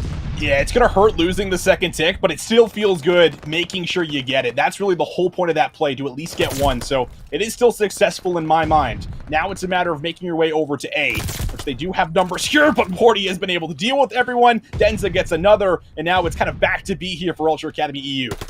That's a playmaker move. You push forward in a spot where no one is there to help you. You pull off 2 kills, and you force Ultra EU to now have to go back to B. But interestingly enough, off the spawn from rooftops, they cut back over towards mid-map with a number of their members getting a look back onto both zones at the same time. Second tick of progress was nearly locked in again for Ultra EU out at B.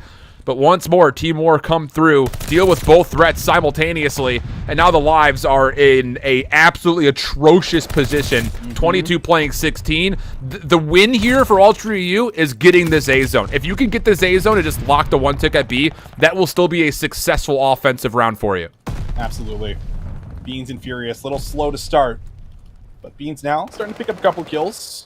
And that final tick on its way, Furious. A nice little cut through mid. Has a little bit of help over the top from Steve-O. Inside of fire. And Furious doesn't want to dive too deep. Wants to maybe take...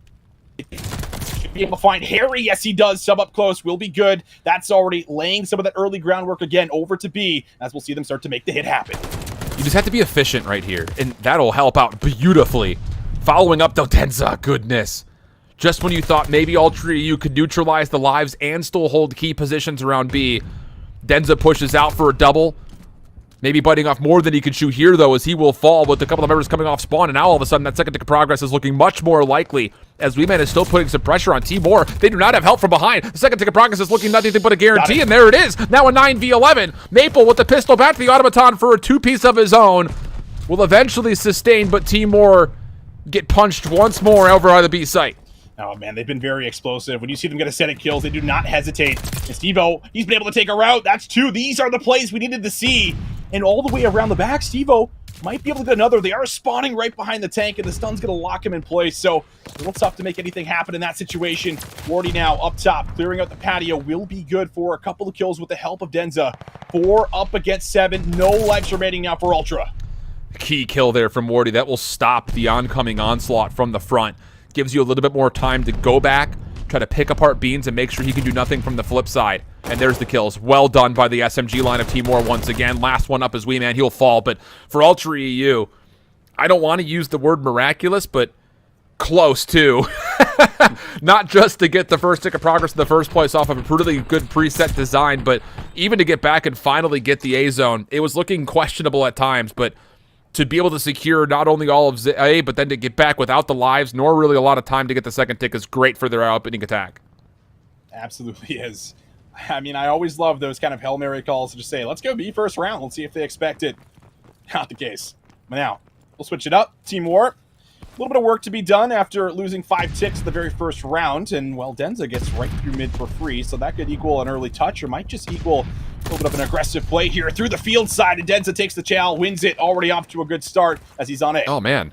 What a little head fake here from Team War. They hold off from hitting B off the opening, and they're trying to see if they can maybe bait Ultra EU to sending more members than they would like over towards A, and then eventually hit towards B.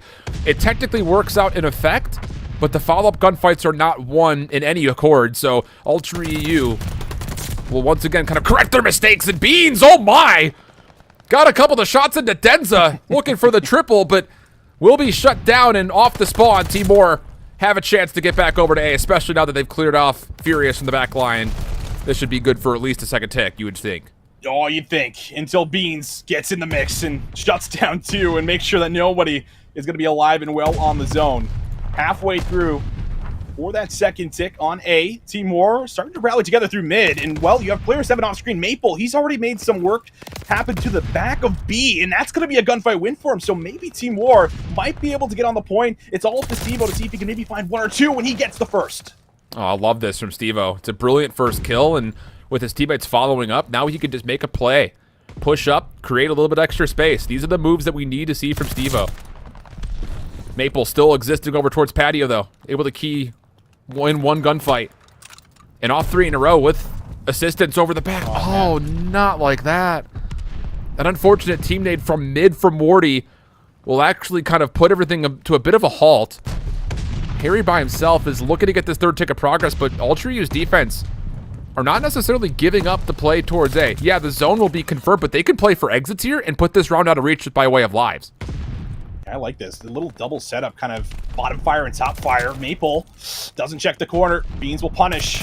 Lucifer needs a trade, and he'll get it. 2 players dropping now from the side of Ultra Academy EU. But a minute on the clock, and, well, I'll let you have this one out. Maple just spawned in the fire alley. He can actually get behind the play with his teammates because of that spawn, and now all of a sudden, Ultra EU, who thought they put a spawn trap together, are separated into 2 pieces, but all the help from Weeman comes through. Steve-O's still alive. We'll hold on to headquarters a little while longer. A 9v8. Beans the next line of defense. Shots into Denza, who baits him out to force the engagement. And Ultra EU hold on, even though there was a very interesting spawn for Maple that nearly allowed Team War to break on into B. 30 seconds left. You're still down by 2 ticks of progress here. You'd love to be able to at least come away with 1, but it's going to have to be another miracle play.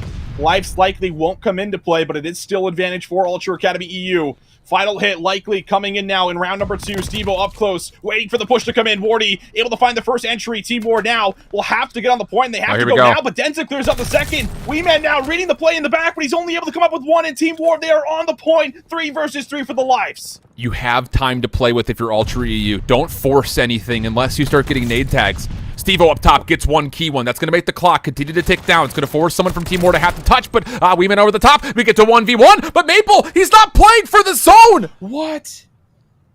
He gets the kill, and he thought he was immediately just going to dive right back into the zone, but he started to push forward into Wee Man's direction. That's tough, man. That is tough, man. I know what it's like to be in those situations. Not at this level, but I know what it's like where you think you have more time than you have. You want to get a quick kill, and then immediately you're thinking about the step after. It's just you realize when you look back up that, oh wait, there actually is not enough time. So a little tough. But how about this? Ultra Academy. They're going to send another push right over to B. This time it's a different angle, and Morty's at least able to get one this time around, and there's the support. Much better job off the rip here for Team War. Yeah, that's a fool me once, shame on us. Fool me twice, go back to spawn situation if you're Team War. You're not going to beat him at that game 2 rounds in a row. Maple now all of a sudden threatening for potential streaks, as even though he may not fully finished off the last round, he did carry his killing spree in, but Steve-O's double will clear off the defensive presence and start making work over towards A. In the same moment, keep an eye on Wee Man. He's all the way through. He's going to clear off A fields, and now Ultra EU will absolutely have the information that Team War are stacking for a play over towards B. Denza just put Furious on skates, and Furious not having a great game right now. 7-19. Will turn on Snap, not going to connect with it. Furious able to find Denza at the very least, coming back off spawn. A just about over as well. That final tick just about in, and looks like through the middle of the map. It is going to be Ultra. They don't get the final tick, so now they're in a weird position. Do we go B? Do we battle back for A? And Team War really just pick them apart here, but Stevo's still able to come back off spawn, get some presence back on A, and it looks like they might be good here for this extra minute. Yeah, should be good for it. It looks like Harry wants to opt to play a little bit further forward. Someone's going to have to touch. Oh, and wait a second. No, they won't. Lucifer just wins a gunfight, even though Steve got the first couple of shots in. And once again, Ultra EU were already committing over towards B. And with that clean clear, Team War can actually start to commit numbers to this B defense once again. But even with that said, Ultra EU wins some absolutely incredible gunfights from on the zone itself, leaving Harry as the last defender in position to try to deal with this. That's 2 ticks of progress nearly gone. Contested once again. The pistol will come through, and Maple and Harry together will once again completely stall out Ultra EU and completely stop them at that from finding the second tick of progress. That's the third time. The third time they've been a hair off of that second tick. It's got to be so frustrating to see that. To know you maybe just needed to be there 1 more second. But now, on the 5 spree, Harry trying to make something happen in the back of the spawn. He is completely isolated back here, so I wonder if Ultra might just leave him or if they will try to commit. We'll see, but Denza will be cut down from Wee Man. Wee Man now also jumps on the point, stopping the clock. Second tick is on the way. Lucifer trying to come all the way back, but Bean sniffs him out and shuts down the spree. These scrappy individual gunfights have been kind of the definition of what's been going on in the last 60 seconds or so. And every moment that you start to see Ultra EU get a favorable kill feed, it's Team War who bounce back, reclaim ground, gets us to a 6v9. Good nade. Coming through for Denza and Harry, who are now even trying to push a little bit further forward with Wardy as part of the picture. Really trying to get into headquarters. 1v1 with Steve-O. Denza takes it now, 3 in a row for him. 7v2. And Team War once again look good to stop this, as Wee Man is the last one left standing. Yep. Should be good here for Team War. 30 seconds on the clock. Wee Man just trying to get away with whatever he possibly can, but man, oh man, much better this time around, and also a huge part of it was just making sure that Ultra Academy didn't make the same play happen that they did in the round number 1, where they all 4 just run through B and get on the point for almost 2 ticks of progress right away. This time, Wardy plays a little bit of a different angle. He finds the first one, and it felt like Team War was also in the position where they could immediately respond as well if they went for the play again. So much better job this time around defensively. Getting the read, will not be fooled, but Team War on the attack, still down in ticks of progress. We'll see what they're going to be able to do going into their second offensive round. Yeah, have to have a big offense here from Team War. Not only to try to gain some possible round 5 favor, but just to prove that if you do start in the offense in round 5, that you've got something you can work with.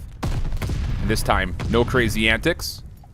Lots of focus over towards the middle of the map. Wardy will get a kill gifted to him as Steve-O just kind of comes out through P5. But as the retake over towards A comes through, Denza's forced from his position, and once again, this kind of cycle, this flow chart of players moving and wrapping in and out of the middle of the map is just not quite working out as intended by Team War. And this is a lot of time off the clock here, Austin. Not even a first tick of progress at A, and Team War are a bit trapped in their own spawn. Yeah, it feels a little scary. They have to battle out one way or the other, and it looks like they're going to pick through P5, but there's still Wee Man, and wow, what a win from Maple. And now Beans feeling overwhelmed in and around the B point right now. A lot of work to be done. He finds Maple off the top. Nade also connected to shrug off one more player. And Denza, really the only one trying to keep the play alive in the back, is going to have to make some kind of a route play, and he might wrap back behind B. Yeah, he has to cease movement here and just hold this position, try to contest mid-map, allow a chance for your teammates to get back over and make some significant quick progress over towards A. And there it is. Those gunfight wins should allow some significant progress to come through. Denza kind of in the same position far forward as the SMGs for Team War once again take an aggressive step. Halted, though, by Steve-O in the back. And how big has Steve-O been in this map 3 so far for Ultra EU? Yeah. Second tick of progress locked in. It's coming slowly as Team War really want to try to pick apart on these lives. And to be fair, they do have a 2-life advantage at the moment, but with a minute and 30 and no ground at all towards B, this is still a hard-pressed attack for Team War to get over towards the B zone. Yeah, it definitely is. It looks like they're going to probably take the route right through radio and try to attack through P5. This is really the right idea. You always want the upper ground when you're attacking initially from B. The gunfight's got to be won, and that's a lot easier said than done. Trades go back and forth here. 1-on-1 exchange. Minute 10 left on the clock, though, so Team War don't have too much time to sit around and kind of wait. They will have to start to find some aggressive moves, and they're going to have to be successful if they want a chance of getting some more ticks. Well, look at the play from Steve-O around the back. Weeman wants to use this as a chance to pinch, and they're going to keep Steve-O concealed with Weeman winning that first 1v1. So Team War have some high ground control here, but Steve-O can just hold this position. They've got no idea that he's here. 45 on the clock. The same 2-life advantage for Team War, but even from radio, this is a hard-pressed attack. There's Steve-O getting activated. Little turn, but no burn. And now Team War have a chance at a 3v3 to start pushing forward. Furious, who has had a miserable game, continues to get punished, this time from the side. Staircase at Maple! No. Big gunfight win on the Weeman from patio side. Ultra EU now all of a sudden backs up against the wall as they're stuck spawning top right side of the minimap. Yeah, it looks like they're going to have to funnel through top radio here or come through the back. But man. Team War on the point, and we just don't know if the stack's coming through or not, unfortunately. So a little bit unfortunate. Really apologize about that one, guys. I would have loved to have seen it as much as you guys, but man, oh man, that's just tough, Alan. Yeah. I mean, just looking at that picture right there, you would have to think that Team War, that's their best look so far offensively towards trying to get significant progress onto B. It just comes down to, do they survive through the nades? Do they pick up one extra kill through top mid to kind of keep that defense, so to speak, around the zone safe? We don't know. Find out next time on Challengers Champs. What do you say? What do we say? I don't know, man. I don't know what we say. We're the casters. We're supposed to figure it out, I guess. But, I mean, it's tough. I mean, it's just a situation where we'd love to see how that one kind of ends off there for us. Are we going to go to, around number 5 to see more stack and find the players kind of funneling to the back? Well, we're just posing questions that don't have answers, so we don't actually know where to kind of take it from here. But I will say, at the very least, that is, like you had mentioned, kind of the best look we've seen from Team War in that moment. And, if you are able to slay it one more time, at the very least, Ultra EU right now might just be eliminated. We're back in. So they weren't able to hold it. It looks like Steve-O popped off. He's on 4 in a row. That's all we could really say. So, now Team War. Can they possibly find an extra step into putting together a successful offense? The answer, no, off the initial attempt. All Ultra EU around the A zone. Furious trying to get something going, man, but once again stuffed. So Team War off the respawn, a chance to recontest. Beans actually wanted to get into the zone and maybe deplete the first tick of progress, but he gets cut down, and all of a sudden Team War could really make headway over towards A as the first tick's locked in. Yeah, at least this one's a little bit more aggressive off the bat and a little bit more successful initially. A will slowly come through. While you have player 7 right now, Maple just going to hold on to P5. He's able to come up with 1. And Weeman now going to reinforce to make sure that there's no early moves made as of just yet. Radio, the next point of contact here for Team War to try to break through, but Weeman just not losing gunfights. It takes Wardy to get in there through the wall to finally trade it out. Will he get a read on Steve-O? He will, but won't win the battle. And now with A finally going over, there's 2 minutes to work with here for Team War. This is massive for Maple. Can he find the double? Oh, Furious. At the last breath of his life, gets a pretty key trade, but Denza and Wardy, they re-clear things out. Now convincing control for Team War up top over through radio. Weeman's nade connects, softening up the potential attack. Also challenging with a little bit of pre-fire, as Ultra EU are fully stacked up in and around patio. They're giving away a ton of space here, but honestly speaking, if Team War don't expect this could turn into a snowball moment. It just comes down to this next set of gunfights from the front. They did come over the top, but they win so the battles. good. And look at the teamwork. That is just so clean from every single member of Ultra Academy EU. Steve-O almost ready to get a snap onto Harry, but it won't come in. So minute 15, you've already done an excellent job of eliminating 45 seconds, making sure no one even gets a touch, but through the back, Naples here, Beans will go down. That might have just opened up the floodgates. Oh, 3 down. Wait, they could get the 4th as well here. That's going to be a full 4-man down. Okay, 2-man stack. Do they send a 3rd on top? No. Denzel wants to go watch the pinch, but for Ultra EU, it's all coming from church side. Maple's not at an angle to help watch this. You've got to get Denza back involved. First tick of progress going to be locked in. Ultra EU trying to put together a defense, but off screen in the back, Wardy keeps safe the defensive side at spawn. Trade still to come through. Second tick of progress now on the way. It's also a 14v8. Lives in favor of the attack. Furious, if there was ever a time to pop off, it would have been right then and there. Second tick of progress looking good.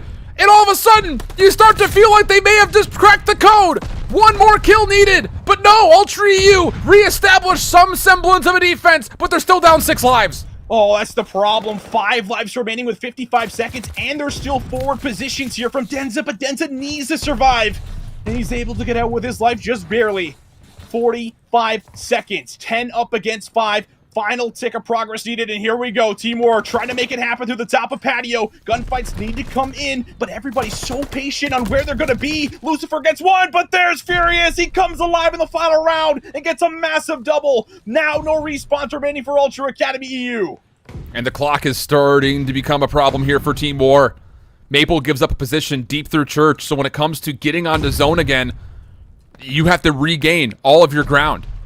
And it's going to be through church alleyway. Oh, what a unique look this is. Lots of pressure onto Weeman. He gets a read that multiple contestants are here. Steve-O gets one, but then he falls. 7 seconds on the clock. You've got to get on the touch. You've got to get on the touch. It's a 5v2. Beans up top. Furious from the background. Maple there to get onto the zone with 3.2 on the clock, but Furious! He gets another double. It's just down to Wardy. Able to stay alive a little while longer, and the help is there from afar. They can't get back to reclaim and use the clock. I don't know how much was left, but it was not a lot.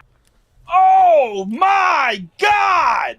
Talk about going clutch, man. That was unbelievable. There is like a split second where Wardy can get on the point and contest, and he has to play his life. If Wardy dies there, clock runs out, and that's going to be an ultra win, and we're going to a map 4. But Wardy, with the slide cancel, finesses, goes prone, waits for his teammates to get there for the assistance. Just what an unbelievable play, man. You just talk about those final moments where it was even looking like Ultra were like all 4 heading from the back, all 4 arrows were watching the back, but still, somehow, someway, Team War managed to slither their way onto the point, stay alive long enough, and use the numbers to their advantage, man. What a map! Bro, that final call from Team War to bail off of Maple's position and then re-hit through Church Alley is so bold. So bold. You're essentially sitting there saying, with no respawns remaining, we don't really care where they're positioned in the back. It doesn't matter. We don't have to play for the kills from there. We need to overwhelm the players that are playing patio and the players that are playing on top of the zone itself. And then we put essentially the pressure right back onto Ultra EU. That is such a bold call, and I don't know who makes it, but whoever does, Kevin, pay him double, all right? Because that is a game-winning play call right there. That was just unbelievable, man. Oh, I want to see that final round so bad right now. That was just as close as it gets. I just want to know how much time was left on the clock when that final kill came in, because it must have been down to single seconds there. 1-2 on the clock at most. Unbelievable stuff, man. And listen, it's a little bit tough because if Furious, I don't want to just, completely harp on him, but if Furious has just even a standard game here, this is probably done in 4 rounds. I agree. If not convincing, round number 5 here. So that is just a really tough performance to have here in a really critical map, but at the very least, I mean, you were able to get a couple of big clutch ups again from Team War. They had to go big, and they deliver time and time again. Look, Furious showed up when it mattered most there at the end, but I agree with you. A lot of the offensive looks for Ultra EU when they got 2 ticks or nearly 2 ticks of progress came down to Furious being part of the equation, right? So, that's where you're looking at the difference maker, is if Furious picks up an extra kill or 2, does Ultra EU win in offense? I think the answer could very well be yes in the mix, because there are so many moments, and you'll see it again here, where that last hit towards the B zone, Furious is a part of the equation, and he isn't able to lock down a couple of kills. And even more so, if you really want to point at it, there was that one moment where I started to hit on it, where Furious is right here, essentially like 15 and 13, nearly double negative, where he's playing defensively just outside the radio stairs, and he gets completely obliterated. And that's part of 3-4 kills that come out for Team War that start the progress on B in the first place. But yeah, man, this is just an unbelievable play call coming out of Team War. 0.2 seconds on the clock, dude. Unbelievable. Nade. It was a nade over the top. It was a nade over the top. A Hail Mary from Harry. Can you believe that? Again, Harry being Lucifer.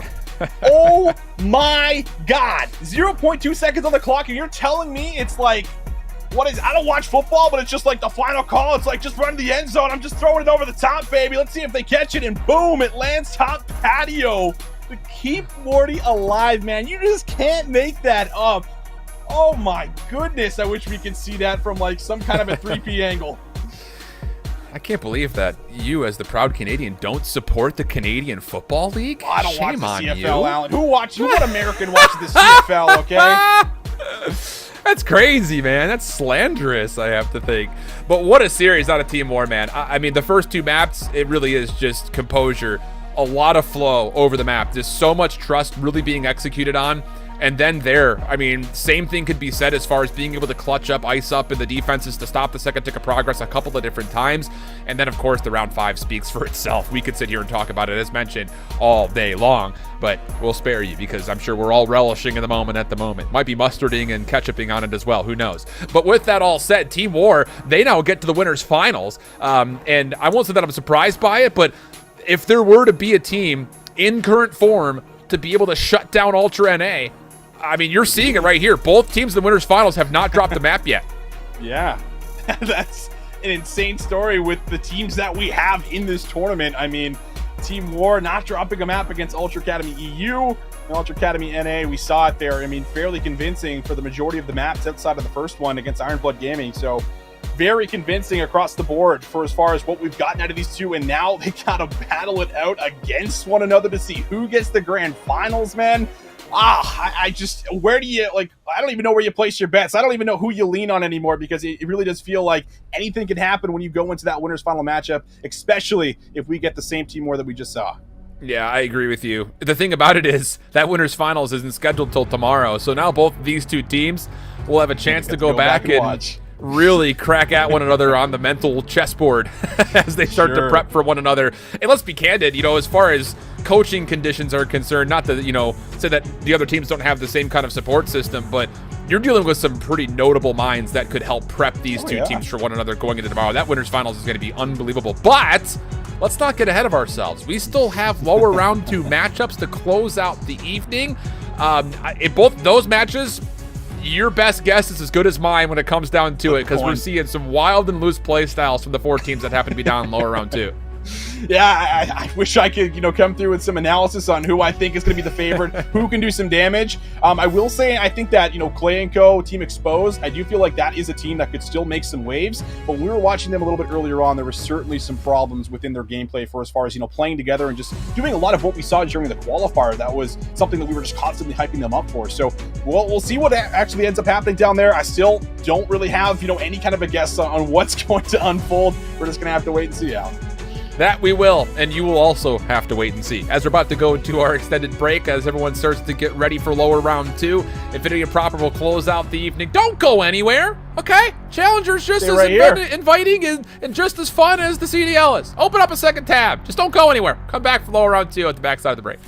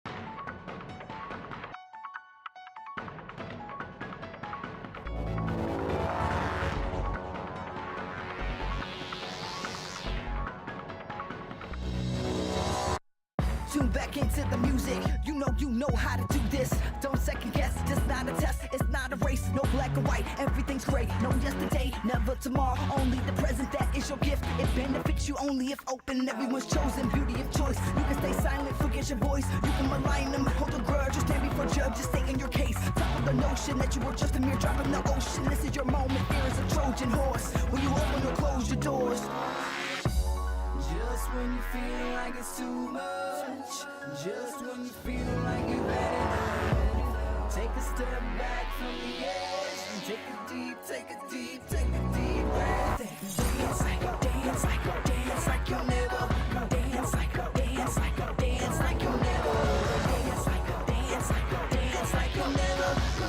like you'll never, ever gonna live again. Sometimes you don't like where you live, sometimes you don't really like your kids, sometimes you grow out of your friends, sometimes it's your fault, just admit it.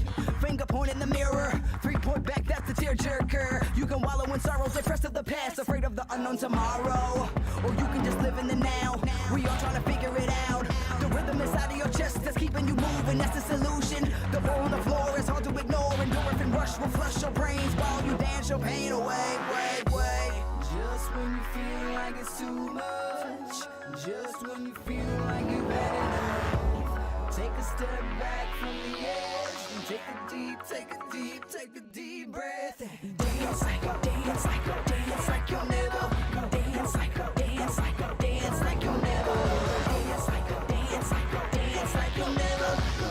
like you'll never, ever gonna live again.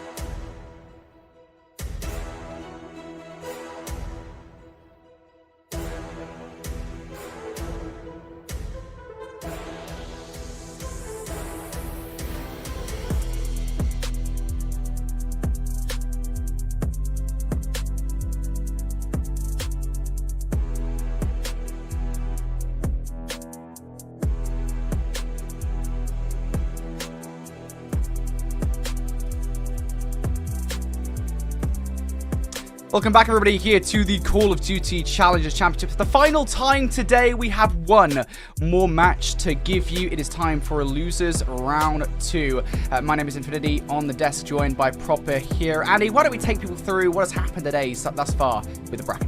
Today has been nuts, to say the least. I mean, it all started off with what was an absolute slobber knocker, what you and I got to see the final of. That Iron Blood versus Aim Esports was absolutely crazy. Even Ultra Academy EU beating Team Exposed 3-0. Nobody really saw that coming, but speaking of that entire route, shark-infested waters as it may end up being down in the lower bracket. Go ahead and just spoil everybody if you have not seen on Twitter. Team Exposed fully eliminated from the tournament. Iron Blood Gaming have beaten them 3-1. After losing their upper semifinal matchup to Ultra Academy North America, they will find themselves to face the winner of the matchup that we are setting up for ourselves here in lower quarters. It could well be a rematch as well. We should say that much because, of course, Aim Esports, to get to this point in the bracket, had to go up against Iron Blood Gaming in winners round 1. That went down to a game number 5 between the two teams. Now, the game number 5 wasn't exactly the kindest to that Aim side, so I think Aim will definitely want revenge. All the more reason to get through Ultra Academy EU here in the lower quarterfinal matchup. But it's not an easy name to get through whatsoever. Even coming off a 3-0 victory to Team War, or 3-0 loss, I should say, for Ultra Academy EU, I think, you know, these guys, they face each other a lot. Ultra, you know, they've had Aim's number more often than not in those situations. Yeah, I mean, you go back to even what we were seeing throughout the Elite seasons, through the multiple iterations of Ultra Academy EU's roster, have really always had the better of Aim Esports. It kind of culminated into the Season 3 victory for Ultra Academy EU over Aim Esports in that Grand Finals, doing it through 2 best-of-5s. But here on land, baby, I don't think that we've actually ever seen Aim Esports versus Ultra Academy EU, at least not this year. With these 8 players in the lobby, it's going to be quite telling to see how the pick bans and vetoes do pan out for ourselves, because Aim Esports, I mean, they're going up against a battered and bruised Ultra Academy EU roster, losing to Team War, where you really did feel like it was about to go to a Berlin hardpoint, but a last-second nade and a last-minute, or last millisecond contest, I should say, from Wardy, puts that right to bed. Yeah, just such an incredible best-of-5 for 3-0, I rather say. Yeah, it's one of those matches just like, I don't think 3-0 really does it justice, does it at all? The battle for Europe, as it were, between Ultra EU and War. War have won that rivalry, and now Ultra Academy EU down to the lower bracket and are fighting for their tournament and their Call of Duty Vanguard lives versus this Aim Esports lineup. Let's start the topic then with the team on our left. Aim Esports, what a season it has been for them, Andy. They have gone from strength to strength. I really think, again, you know, we can kind of mark the exact inflection point when they got much, much better as to when Journey joined this team. Yeah, I mean, it always feels like that when we talk about Aim Esports, we always go back to that one big turning page in the entirety of the season. That trade for Journey coming out of Rocker Academy for Sukri, that was once the general manager of his own bakery here, that was formerly known for this Aim Esports roster. It really has boasted a lot of success for Aim Esports. Their aggression seems a lot more backed up, I will say, with Journey as that AR flex. It almost feels like we have 2 AR flexes, truly, with Journey and Super on this roster. They are just locking down a lot of different lines of sights. The triple S&G from Aim Esports got a whole hell of a lot better, and it also helps out one of Eric Boom to really come through in a lot of those aggressive plays. Yeah, indeed, and we can take a look at the best-of-5 now. We finally have a map set to share with everybody at home. Here it is. Tuscan Hardpoint will kick off our series. Desert Siege, search and destroy for a map number 2. Tuscan Control is the one that has been chosen by these two teams. An interesting pick, actually, I feel, at least, and we'll talk about why in just a second. Berlin Hardpoint for map number 4, and if we need it, Bakaj will close out our best-of-5. Let's just get it out of the way right now, Andy. Tuscan Control, that is in the series. I was very intrigued to see kind of what the control was, because obviously you always have to kind of, it's bartering. There's only 3 control maps here in the game for the coaches to veto over. Tuscan is the one that has been chosen. Arguably, this is one of the stronger maps for both teams. Yeah, it really is. I mean, when you're going back historically, Aim Esports, they have really struggled, I will say, to be able to close out Tuscan Hardpoints, but it's never really a bad map for them, even when they were playing online. Like, yeah, even in Season 4, they did go 0-1. They didn't want to play it again, but on land back in Boston, they were closing out this map left, right, and center, all thanks to what Yako has been bringing to the table. That lone SMG can be quite a nuisance to deal with on this map. If anybody's a nerd like me at home and wanted to know, Aim Esports, they got rid of all 3 Tuscans, Birdie. They wanted nothing to do with Toronto EU on that map mode. I don't blame him, to be honest with me you. I neither. mean, I think, again, it's kind of interesting because we were discussing this dynamic. Like, is anybody going to get rid of Tuscan? Because you could argue Tuscan is both of these two teams' strongest hardpoint map. So for AIM to be that concerned about it from the Toronto side to actually just get rid of it in the best of 5, that is a statement, I think, about how strong Ultra Academy you are on that map mode combination. But in towards the Gavutu hardpoint we go to kick off this best of 5, the final of day number 1 here. Only one of these two teams will be moving forward. And at the start of this Gavutu, it is Aim Esports with the first wipe. Yeah, they started off on the favorite side. That P3 side is just about everything. They get the 4 dead immediately. It means LST control, top anti-air gun control as well. They're also taking a look at the beachfront. Weeman will find 2, but these are just all trades. The support needs to get here, and by name is Furious. Klaus is able to at least find 2 more, but does not deal with Super, who's currently on a 5. Yeah, this is a very scary start coming out from Super, and this is the map, I think, of any in the game that is basically designed entirely for Super. Gavutu is an automaton haven, and Super will be having a whale of a time on this one, currently on 5 in a row. We'll see if he can get number 6 and 7 shortly, as he's currently under pressure, trying to make his way off the rotation from P1. While all that's going down, a very strong P1 set from Aim Esports. We move it towards P2, and it will be technically Ultra Academy EU who touch onto this one first, but again, keep an eye on number 7, Super. He's trying to go for the long flank, has the support of Journey in tow. Journey goes for that kill, so Super hasn't quite acquired this 7th frag just yet, but it's enough pressure right now for Ultra Academy EU. They've got off the point.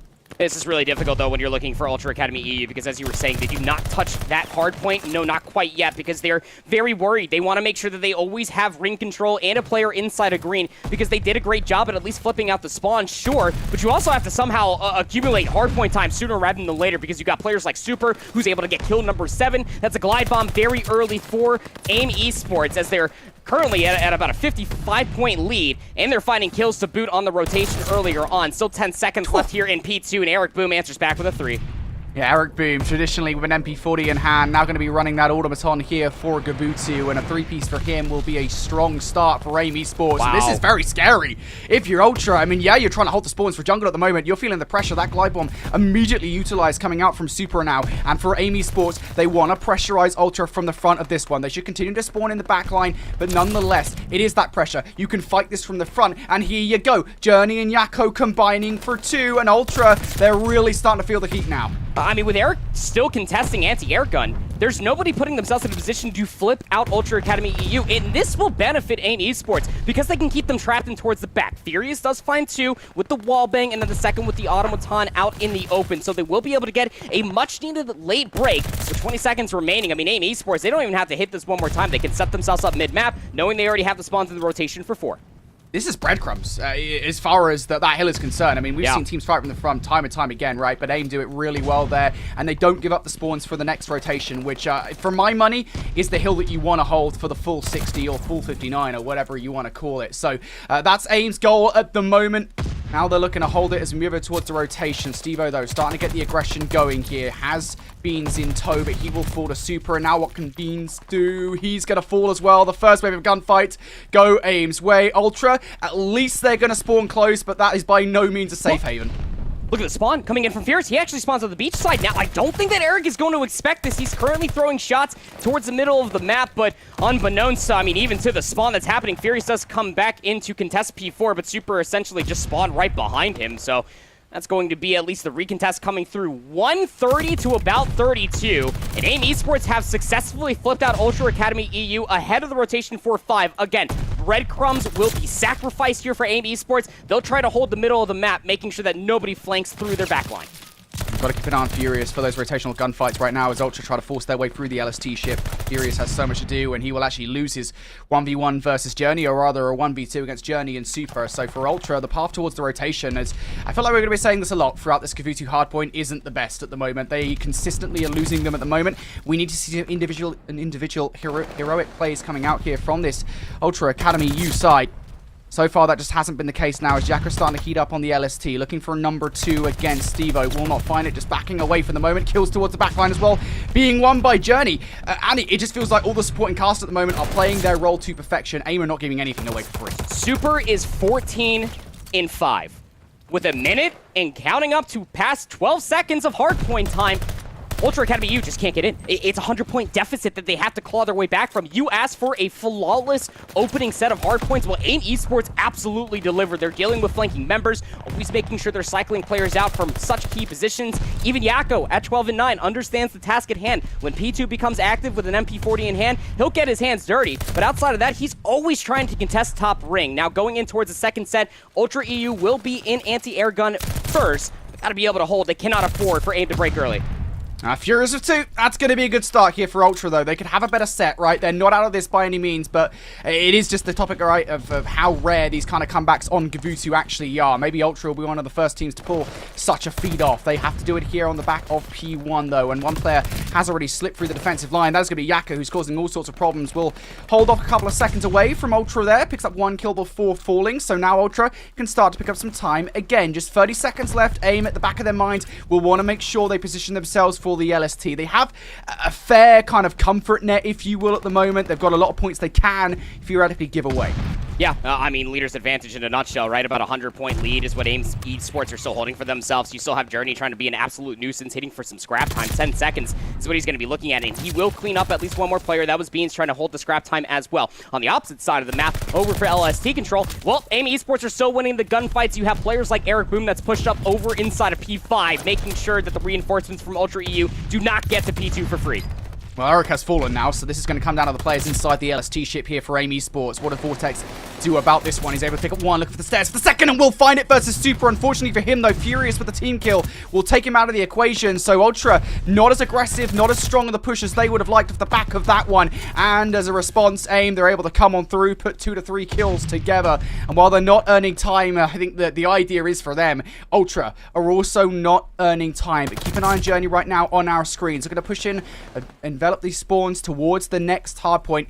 Journey might well have done it as well. Weeman has no idea where Journey has just gone. He has completely flanked him. He's run away as well. What a play from Journey. He will eventually be found out, so that is good for Ultra, but nonetheless, it's little things like that right now that are setting these two teams apart. Even with Journey's positioning there, trying to find some kills, does not break the spawns fully because Ultra EU still had a player in and around green. So they will hold the spawns, thus being the rotation ahead of P3. But you are still down cataclysmically. About 120 point of a deficit. That is very difficult to try to string together that many points on a map like Gavutu. But Weeman will find 2. So that'll keep Aim Esports honest on their break attempt here at 3. This is still a good opportunity here for Ultra Academy. They just cannot be pressured. And look at this from Yakko. He's able to get that first kill versus Weeman. He pushes all the way through. They still haven't dealt with him, by the way. Furious now going to turn around for that 1v1 versus Yakko. And there you go. Yakko going to fall. The rest of the squad also winning their ones, but nobody on the kill, soaking up this time. It's not the worst thing in the world. There's still 3 minutes on the overall game clock. And what I'm curious about, though, 25 seconds left here. How early did Ultra go for this rotation? You got to be able to soak up at least another 10, 15 seconds or so until Furious will leave and try to get anti-air gun in their favor, because Yakko is up here with a double weapon setup. Well, Furious doesn't even get a chance nor a choice because Yakko just rips him to shreds on that P3 lander. That's actually going to be Weeman that's trying to soak up the last little bit of scrap time. So there's your answer.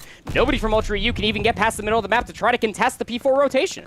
It's not without trying, right? Ultra have definitely made the attempts to make the rotation early, but they've been shut down pretty much every single time. Aim done an excellent job at the moment of rotating. Eric Beam going to be shut down, though, and perhaps now Ultra can break through the beach side. Journey keeping an eye on these players starting to push through. He's able to pick up 1. Furious still around him, though. Is he stunned? Yes, he is, and he gets shut down. Furious is in, and now Ultra are in as well. A crucial break with Aim. 16 seconds shy of victory here on Gavutu. Ultra far from done. Have to play damn near flawlessly, though, if you're Ultra EU. And look at them trying to push out to try to get a little bit more map coverage, but straight trades are not going to be good enough until Weeman does take down Eric Boom top ring. That's going to force Journey to try to turn around and try to deal with Weeman, because this is a crucial positioning ahead of the rotation 4-5. Again, leader's advantage, it needs to be talked about. Aim Esports, they can pick and choose which hardpoint they're going to try to win the rotation on, but you got to win the gunfights as well. Ultra EU, they find 4 dead, and they'll actually force Yakko to spawn in over by P4.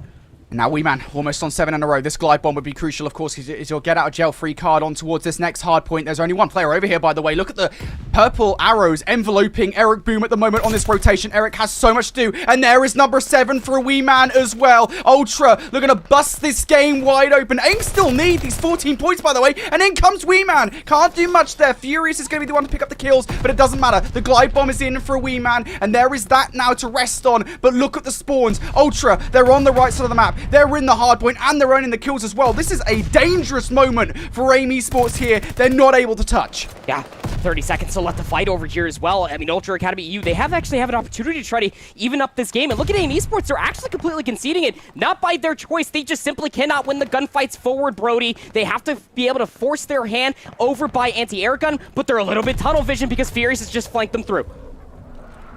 Yakko, what can you do here? Furious, you've got to be careful of him. Here he comes in towards, there's the glide bomb, but it doesn't do anything. Super and Yakko hide inside the anti-air gun. It works its use perfectly in-game. Now Stevo in for 2, can only pick up 1. Yakko in for the trade. It's trades galore, but it is Ultra Academy who are in now. Aim are just 2 seconds away from victory. They've got to find it somewhere.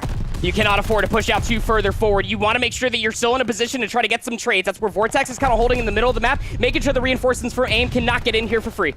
And there's the first kill coming in from Yakko. Yakko trying to burst his way in. That will do. Aim, it is much more scrappy than they wanted it to be. But they will close out in the end. My goodness me. That should never be that close. Aim, they almost let Ultra back into that game. They opened the door for them to come back in that game.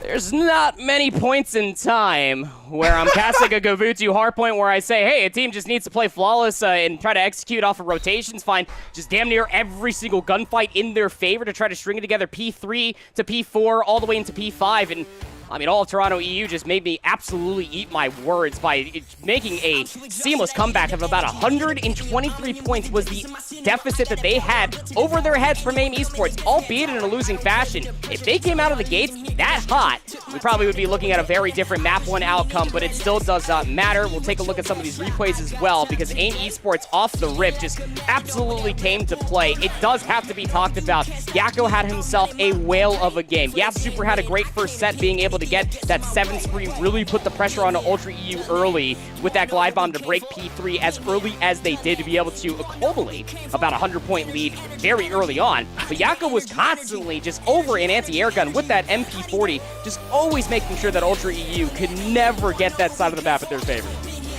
I gotta say, I think those kind of starts from any team on Gavutu Hardpoint are so rare. Like, I can't remember the last time that we've seen something like this where a team comes out and they have effectively 4 or 5 kills back to back where they're effectively perfect. So Ultra, on the first half of that game, did not feel like they were in the game. It felt like it was over before it even begun. And I think that, if anything, just we can commend Ultra on the amazing comeback that they made. And we're going to see this here, what, they're down by about 120 points or so, or something like that. Just the string the hills they did back to back to hold on to the time, I think that is just amazing from this Ultra roster. The moment I would say that really started to swing it for me was when Ultra moved over towards this hill right here. That rotation, the fact that they even made that was miraculous. Yeah, I mean, again, this is what Ultra EU have basically made a name for themselves on all the way back to Season 4 of the Elite, when we started to see these 4-player rosters finally come together with one another, was their constant ability to break and keep teams on their heels. You take a look at some of the stats.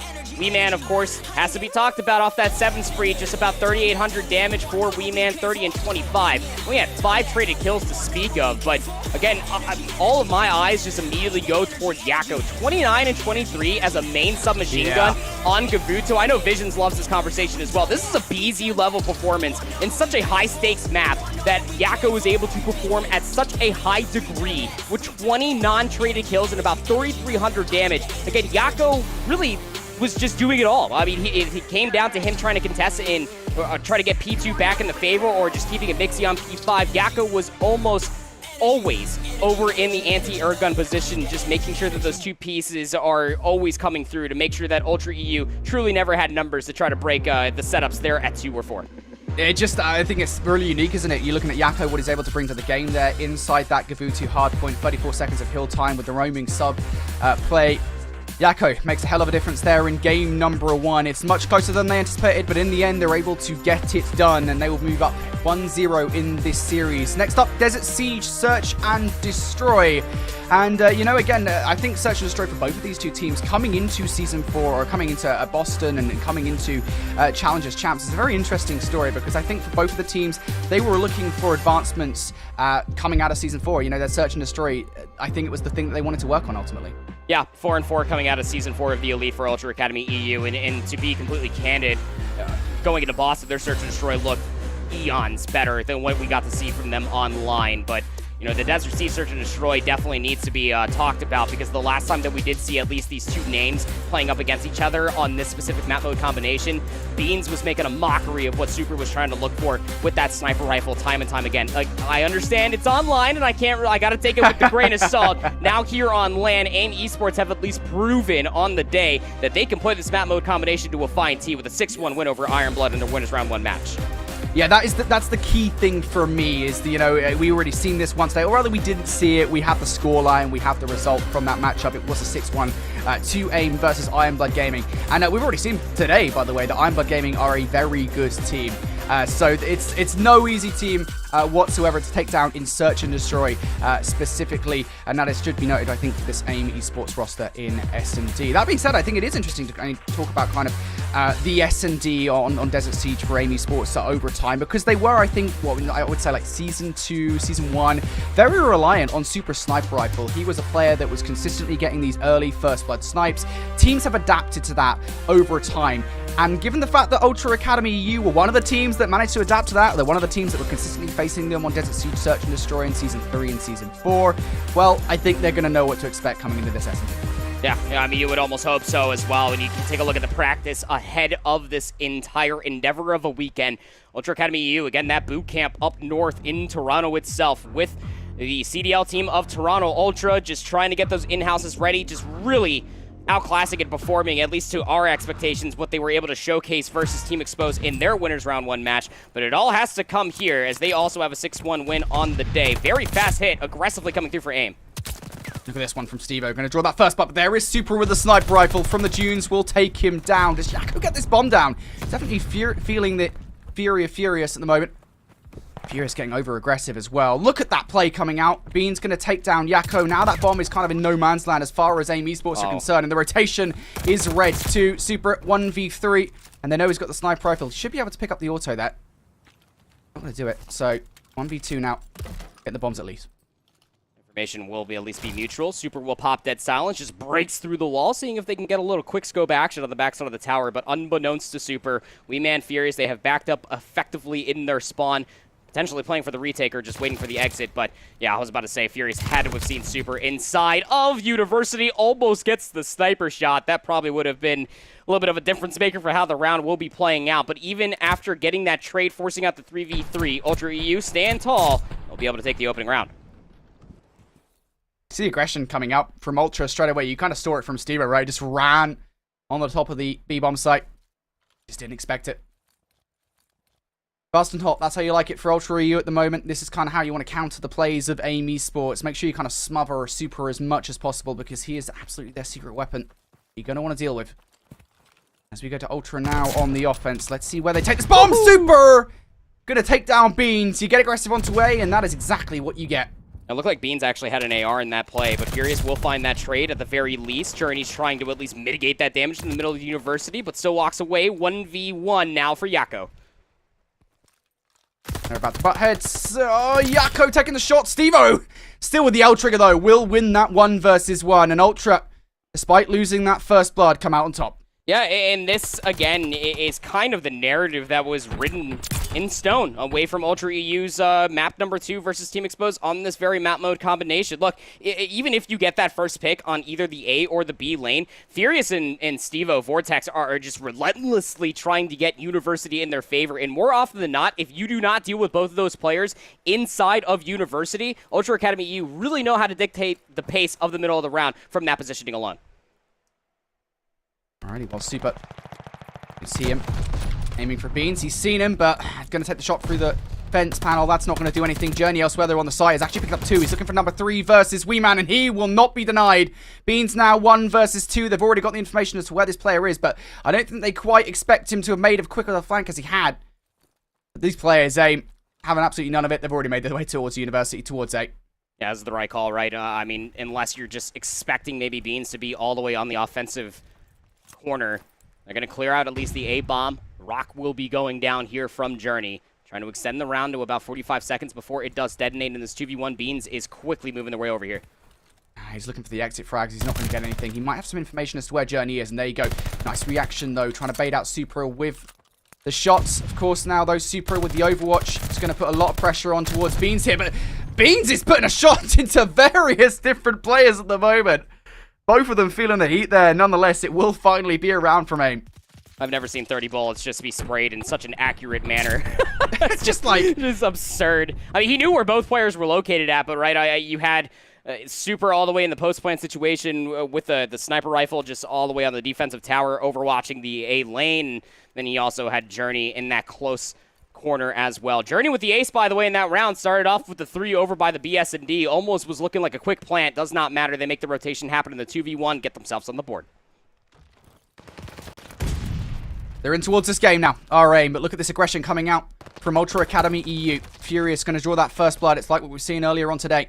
Trades galore in the kill feed, by the way, as inside University is where the majority of this action is coming down, and almost immediately now Beans left up in another 1 versus 2. The problem, of course, is the bomb currently sitting bottom University, so I think Beans kind of wants to angle for the kills instead. Make these last 2 remaining players feel uncomfortable, and Journey's going to spot him out. Beans dead to rights. Good attempt from Beans, just not good enough. Aim, off the back of those opening kills, really do win that round. Journey finds 2 there, so 1 more kill away, and Journey's going to have himself a nifty little glide bomb. Could be the trap card that Aim Esports might need to be able to put this map 2 to rest. All depends if they are able to find that 7th kill, but Aim Esports off the rip. Again, they're putting players in University, knowing that Ultra Academy EU damn well love to put themselves into position to try to get that building in their favor. Trades galore come through, and they stand tall, all thanks to the presence of Super, who has not put it away, not a single round through the 4 that have been played. Much slower round this time around, it would seem. Eric trying to get a feel for what presence Ultra have on the A site. Elsewhere, Weeman has taken down Super towards the water tower. Look at the aggression coming out now from Ultra Academy EU. You got to feel like Aim are going to get swarmed sooner rather than later. You can see Stevo coming on the flank. There's the kill. Furious is going to be the one to close things out, but nonetheless, the pressure has absolutely been felt, and Journey will actually deal with Stevo on the flank, but flanks upon flanks are happening right now. You can see now Weeman coming around from behind. Furious going to fall. Now it is down to Weeman. 1 versus 2. Gets that first versus Journey. Yako just going to run towards the bomb. Flankception is the narrative of this round for sure. We'll take down Journey, but not before they find that 7th kill. So Glide Bomb has been achieved. Bomb being planted here from Yako. Where you go for a post-plant situation. You know that Weeman has an AR, and don't forget, Yako is playing with the sub. Yako's just seen him. Whether or not Weeman looks at the right time. Yeah, Weeman's thought he's gone into University. That has not happened. Yako comes out on top. Aim. 3 rounds in a row here. They're starting to feel themselves. 3 rounds on the bounce there for Aim Esports. Wonderfully done for them. Again, the presence firm. Super with the sniper rifle through all 5 rounds worth of play thus far. It's finally been dealt with from Weeman, who took a very forward approach there on the dunes. And it all kind of benefited, especially when you saw Stevo just quickly push up through the stairs and get behind the play that was happening over by A. Don't forget that Journey was behind there as well. Was able to find themselves kill number 7. Gets themselves the glide bomb. For Yako found themselves 3. Wonderfully done from Aim Esports to take the lead here in the search. Very much so now with that glide bomb in hand. Aim feeling pretty confident now. Furious once again, getting aggressive inside University. And is there going to be a trade coming through? No, there is not. So brilliantly done here from Furious, who once again has control of that top University area. But Journey comes right back out. It's a bit of a delayed trade, but a trade nonetheless. And that'll give Ultra significantly less control over A site. Yeah, it's going to force Ultra EU's hand to play rather slow. They need to be able to play these trades, and well, Vortex will deliver to at least find 1. 2v3 we go. Journey's going to come flying out. He does have some shots in towards the 2nd, but does not want to push for that 2nd elimination as the bomb has rotated over towards A. Beans is here for the plant.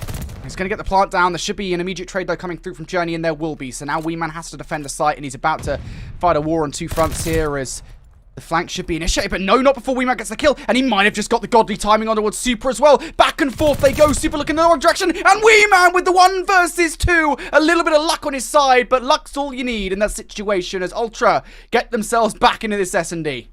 It's just something about Weeman in this map. I swear, you and I have casted Weeman getting 1v3s, aces, that 1v2, just the ice in this man's veins on this map mode combination, just absolutely pristine.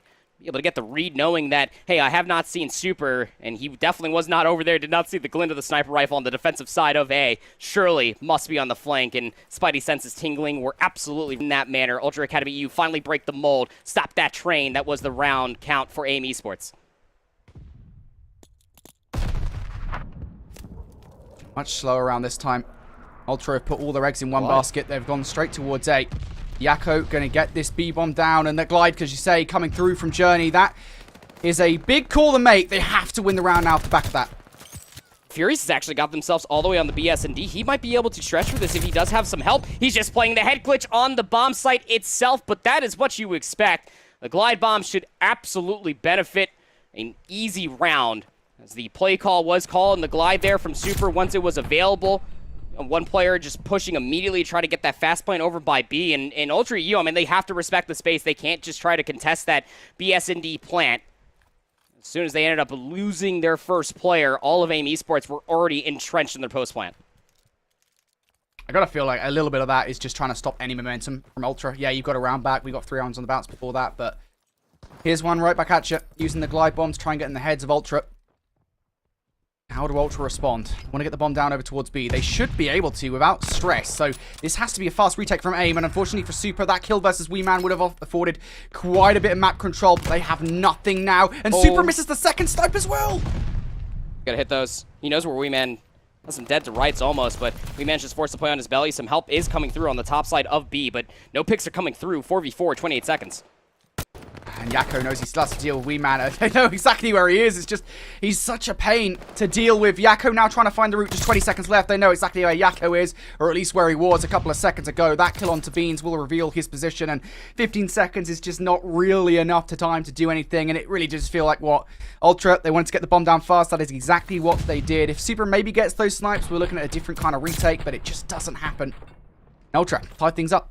Yeah, you just really got to be able to find at least one of those shots to connect it. If you are Super, get them weak. At least some elimination might be able to come through via the stun grenade or some peppering shots from the MP40 up top. That was Yakko, but even more so than that, look, that is a bread and butter, tried and true strategy from Ultra Academy EU. Force your hand, get that bomb quickly planted at B, trusting that Wee Man can lock down the Dune side. Had 2 players looking at them the entirety of that at that time.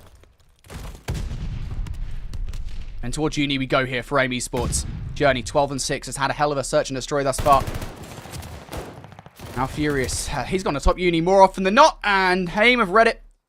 Taking him down is Super, so now the number is in favor for AIM here. Bean's going to trade things out. Journey going to take him down though in kind. So 2v3 we go now for Ultra, and it is now just Wee Man in the 1 versus 3. Do they know where he is? That's going to be the question. I don't think they do. Well, now they most certainly do, as he puts in the shots into Eric. Will not get that kill just yet. At least he gets away with his life, but how long will this one last? Oh, Journey's going to throw a couple shots, just play a little bit of shoulder, just jostle for positioning, just buy some time. Wee Man has to press the issue. And Journey actually doesn't see him cross. Dead silence was popped, so Wee Man's mantle completely goes unnoticed. Journey must know now, just by the amount of time. He's looking away still, to be fair. Wee Man might well have the angle on these players. There's one. Switches. He doesn't actually get it now, looking for the number 3. He will not get it. Woo. Goodness me. Wee Man, you can't be making that one that close. Can't be making my heart just skip a beat like that constantly. I mean, that's just absurd, to say the least. Again, found the timing to be able to get behind. And, I mean, Journey, I mean, you know, credit to him, really did think that if Wee Man was going to make a play, it was probably going to come back through the B stairs on the opposite side of University. So Eric Boom immediately gets chowed over by the A lane and loses that gunfight. YY's the reload, finds the second on Yakko. Only had 9 bullets left and did not expect Journey to come back through. Journey, by the way, 9 rounds worth of play, 14-6. Well, AIM looking to close things out here. They did not want to go to a round 11. Journey going to draw first blood once again. And that's bomb down. Going to be hard to retrieve now if you're Ultra. Maybe you're relying on Furious to do something here. Towards top University, his favorite place on Desert Siege, he goes. Trade's going down over towards B. Furious has to do something here. At least get the kill versus Super, but you get caught with your pants down by Eric Boom. And now Beans in the 1 versus 3. The good news, you've got bomb, but not much else. We'll find one for free. The snap can't take down Super. We'll be able to take down Beans in return. And how about it? AIM Esports, they take a commanding lead earlier on with those 3 rounds in a row, and by the commanding lead, I just mean Journey. Journey was putting on the pressure constantly, and it's all thanks to this man right here with Super, the boomstick coming out to play more often than not. It was just really the benefactor for a lot of these rounds that we ended up having in AIM Esports' favor. Look, it was forcing them to kind of go into University, to force their hand to be able to get these close battles in their favor. And albeit credit to them, Furious was able to get through a couple of trades inside University, but Journey was just, I mean, he's got to be feeling himself the way that he was just flying through Desert Siege constantly, just being able to press the issue and to find as many trades as he did. I gotta be honest, I don't think we've seen Journey like this like, at all this season. This is, like, the best we've seen Journey play. That is not a slight against him whatsoever. I mean, like, again, we have these conversations about Aim Esports all the time, and a lot of it just comes down to, it might sound really reductionist, a lot of it comes down to, all right, well, a lot of this is going to be Super, a lot of it's going to be Eric Boone, but Journey has turned up today. This Search and Destroy, there is no better example of what we've been seeing from Journey today. 14 kills, so many First Bloods in that equation too. To be fair, I will say, it's not like Ultra didn't come out with any rebellion whatsoever. They got a fair few rounds on the board, but Aim looking so good at the moment. Yeah, they are. Their executes, their understanding, you would not really think that their practice was lackluster ahead of Champs Weekend because they are just coming out to play. I'm getting Aim Esports shades of what they look like at Boston. They were constantly getting better the more series that they played throughout the entirety of that weekend, and that seems to be the same exact circumstance here at Champs. Again, coming away from that point-blank victory, being able to at least feel rather warm ahead of this matchup versus Ultra EU. They're probably sitting there gassing themselves as well with the coaching staff right behind them. Look, even online, the last time these two teams faced off against each other, Aim Esports won 3-1. It's crazy, isn't it? I have to keep on bringing this back because I know that people don't want to hear about this, but there was a lot of talk about Aim, you know, in the middle of the season, right, where it's just like, you know, Aim are this online team. They don't perform on LAN. And to be fair, you know, I think there was a fair argument about that early on during the season because I think it was, what, like a top 24 at the first event of the season. Yeah. Top 16 at Toronto following that one as well. So I think they've just done a lot to dispel that over the last few weeks between Boston and between today. They performed very, very well. But here's a look at our stats at the end of the game. Journey 16 frags to his name. That has to be one of the best we've seen today. Possibly the best. I really do think that it is. I mean, we have rarely seen numbers like that be put up from anybody. I mean, you know, you go back to at least the tournament that was hosted by Florida Mutineers just not too long ago. Yeah, you got to see at least Brack and Mohawk put up numbers like that, even on Desert Siege or on Bocage, regardless of the matter. Journey does it here with about 1,800 damage to their name, averaging about 173 per round. Are you kidding me? And as you were saying, I mean, it's not like Ultra Academy EU, we're not fighting back. You see both Beans and Weeman at a combined damage. They were closer to about 2,600 damage between the two of them. It just came down to the cleanup of the kills. You look at the assist that even Eric Boom had as well for themselves. That's where their damage was going to, keeping people weak and making sure that the cleanup was coming through from the likes of either Yakko or Journey, or maybe forcing them into the line of sight of Super, who dropped 760 damage with the Boomstick 7-6 as their KD with only a single traded kill. I think a lot of it as well, you know, we compare what we saw from Ultra Academy EU earlier. You look at Furious, right, as kind of the first blood player for Ultra. You know, and how many of those kills don't go traded is a lot of my question, right? And in that one, only, well, 3 of them were non-traded kills. Like, they were constantly finding Furious after he was getting those first bloods, after he was causing problems. And that really does feel like a key to victory for me. Once you shut down Furious, it's something that will definitely go in your favor. And Aim now, 2-0 up versus the Ultra Academy EU side. Who'd have thunk it? Because, I mean, what? We always talk about the kind of the storyline of momentum, right? You know, coming into this one, Aim, technically speaking, I mean, they've maybe been practicing, who knows? But, I mean, they're cold by the definition, right? I mean, Ultra just played a series prior to this one. And Aim now 2-0 up. Gavutsu Control, that is up next. As we said, though, I am kind of intrigued about this map's inclusion into the best of 5 because it is one that actually both teams are fairly proficient. Yeah, I mean, Toronto, when it comes down to the control, they got rid of the Berlin, as I was saying earlier. Aim Esports, they wanted nothing to do with Tuscan across all 3 game modes. They get rid of Tuscan, which leads us to this Gavutsu, and it's a very interesting conversation considering that Toronto Ultra EU did get rid of the Berlin control. Yes, Aim Esports are gross on that map mode combination, but that was actually a 3-2 win in their favor the last time that these two teams did face off against each other. But on Gavutsu control specifically, you're right to highlight Ultra EU's success on this map mode combination because you're looking at the annoyance of an SMG presence that can come through on the map, but mostly how activated the ARs are continuously through these rounds, not even just offense but defensive alike. They are not afraid to press the issue to constantly have either a player in their spawn via the beach side or the cliff path. Ultra EU have found success across a multitude of EU elite seasons and making sure that their enemies feel the pressure of that spawn trap. Yeah, this is actually one of the maps I would say where we're going to see, you know, regularly on Gavutsu, we kind of see this mostly being AR pressure, but something that Ultra Academy do very well is they constantly find a way to get their SMGs into the mixture. You're going to constantly be seeing players like Vortex and Furious just be annoying, really, getting behind enemy lines, be a problem that you have to deal with, try and spawn trap where possible. However, you know, I kind of say that We talk about kind of Aim Esports as well. This is going to be another team that will have kind of that composition of players. We always talk about the AR4S of players like Journey, of players like Super, who we can never not have the AR conversation without having it about Super. But at the same time, I mean, this Aim Esports roster is entirely probably built mostly on SMGs, right? 3 of these players are basically main SMG players. Journey effectively forced into the AR flex role for this team. It works pretty well, I say forced, but you know, nonetheless, it's just a really good foundation for this Aim Esports roster. It's just a great dynamic, I think, between these two teams. I'm very intrigued to see kind of who wins out on that kind of sub versus sub fight. I think that's what makes it very, very scary when you take a look at a team like Aim Esports. Again, as you were saying, just historically, I mean, you got 3 SMG players, yeah, but I mean, in a game like Vanguard, you know, players like Kismet comes to mind when he was playing on Texas Nation, right? I mean, he picks up the Automaton once and he was like, dude, why have I not been playing with the AR this entire time? This gun's gross, I'm gross with it. The same thing could be said about Journey. How much work he's been able to put in with the Automaton in his hands. He picks up a submachine gun off the floor, gets that double weapon setup. I mean, that is kind of just like what we saw on that 7 spree there on the Desert Sea Search and Destroy. Do or die time. Ultra Academy EU need to win this map number 3 to stay alive for the rest of their Vanguard season. Indeed they do. Ultra, you need to find something right about now. Dig deep. Now is the time to go ham. Will we see it here? Bean starting strong go. 2 beasts for him to try and defend the A zone. Aim Esports, though, not done with it just yet. They don't quite have anti-air gun control. Keep an eye on Yakko for that endeavor, and I think Weeman's actually just spotted him out. Nice spot coming out from Weeman to deal with that pressure. But for Aim, it's okay. You've got Journey on top of the LST ship, and that is a good power position to hold. Yeah, but again, look at the map as well. The rotation coming through from Vortex actually gets snuffed out by Eric Boom, and Yakko's going to be able to clean up Weeman. So their flank fully secured. The first segment of progression there on the A zone also secured. Yakko's currently trying to get themselves top ring position, but will come up just a wee bit short. It's all just a little bit of a bait play while Aim Esports still set themselves up reliably here on A.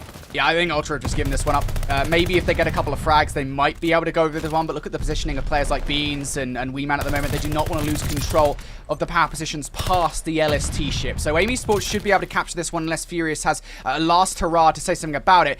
That said, one player has actually slipped the net here. Yakko is already in behind enemy lines. He needs to do some serious damage. I don't think Ultra are aware of his presence just yet. Steve-O starting to push forward over towards the anti-air gun as well. But here comes Yakko towards that backline. Eric Boom in tow. Eric's able to get one after Yakko falls. Eric still has a little bit to do here on the point, but does get shut down by Furious. Huge gunfight. And now for Aim, you got to fight this from the front. Slight egregious chow coming through from Eric Boom. Again, his teammates all the way in Narnia, essentially, in their spawn. Just needed a little bit more assistance to come through to fully break this setup. But trades will be coming through. Anti-air gun positioning will be held here for Aim Esports. They really need to work a couple of picks. Maybe try to get a player inside a bottom green or across the beachfront if they want to reliably break this B stronghold that is Ultra Academy EU. It's going to be tough to break 12v12 in terms of lives. Not much to separate the teams whatsoever with 65 seconds left on the clock. Beans and Steve-O winning their individual ones, and you can see kind of Super right now slowing things up a little bit, wants some assistance before he actually makes the moves, and of course has to be helping his teammates who want to make their way through green. But look at Super, he's doing exactly that. He's playing assistance for his team. Look over towards the beach as well as Journey looking to win his 1 versus Furious. The kill's starting to come on through now for Aim, and they might be able to touch the point. I'd be able to stall at that clock. That's what matters the most as well, as you're slowly whittling down the lives as well. It's 9v5, a single respawn remaining for Ultra Academy EU.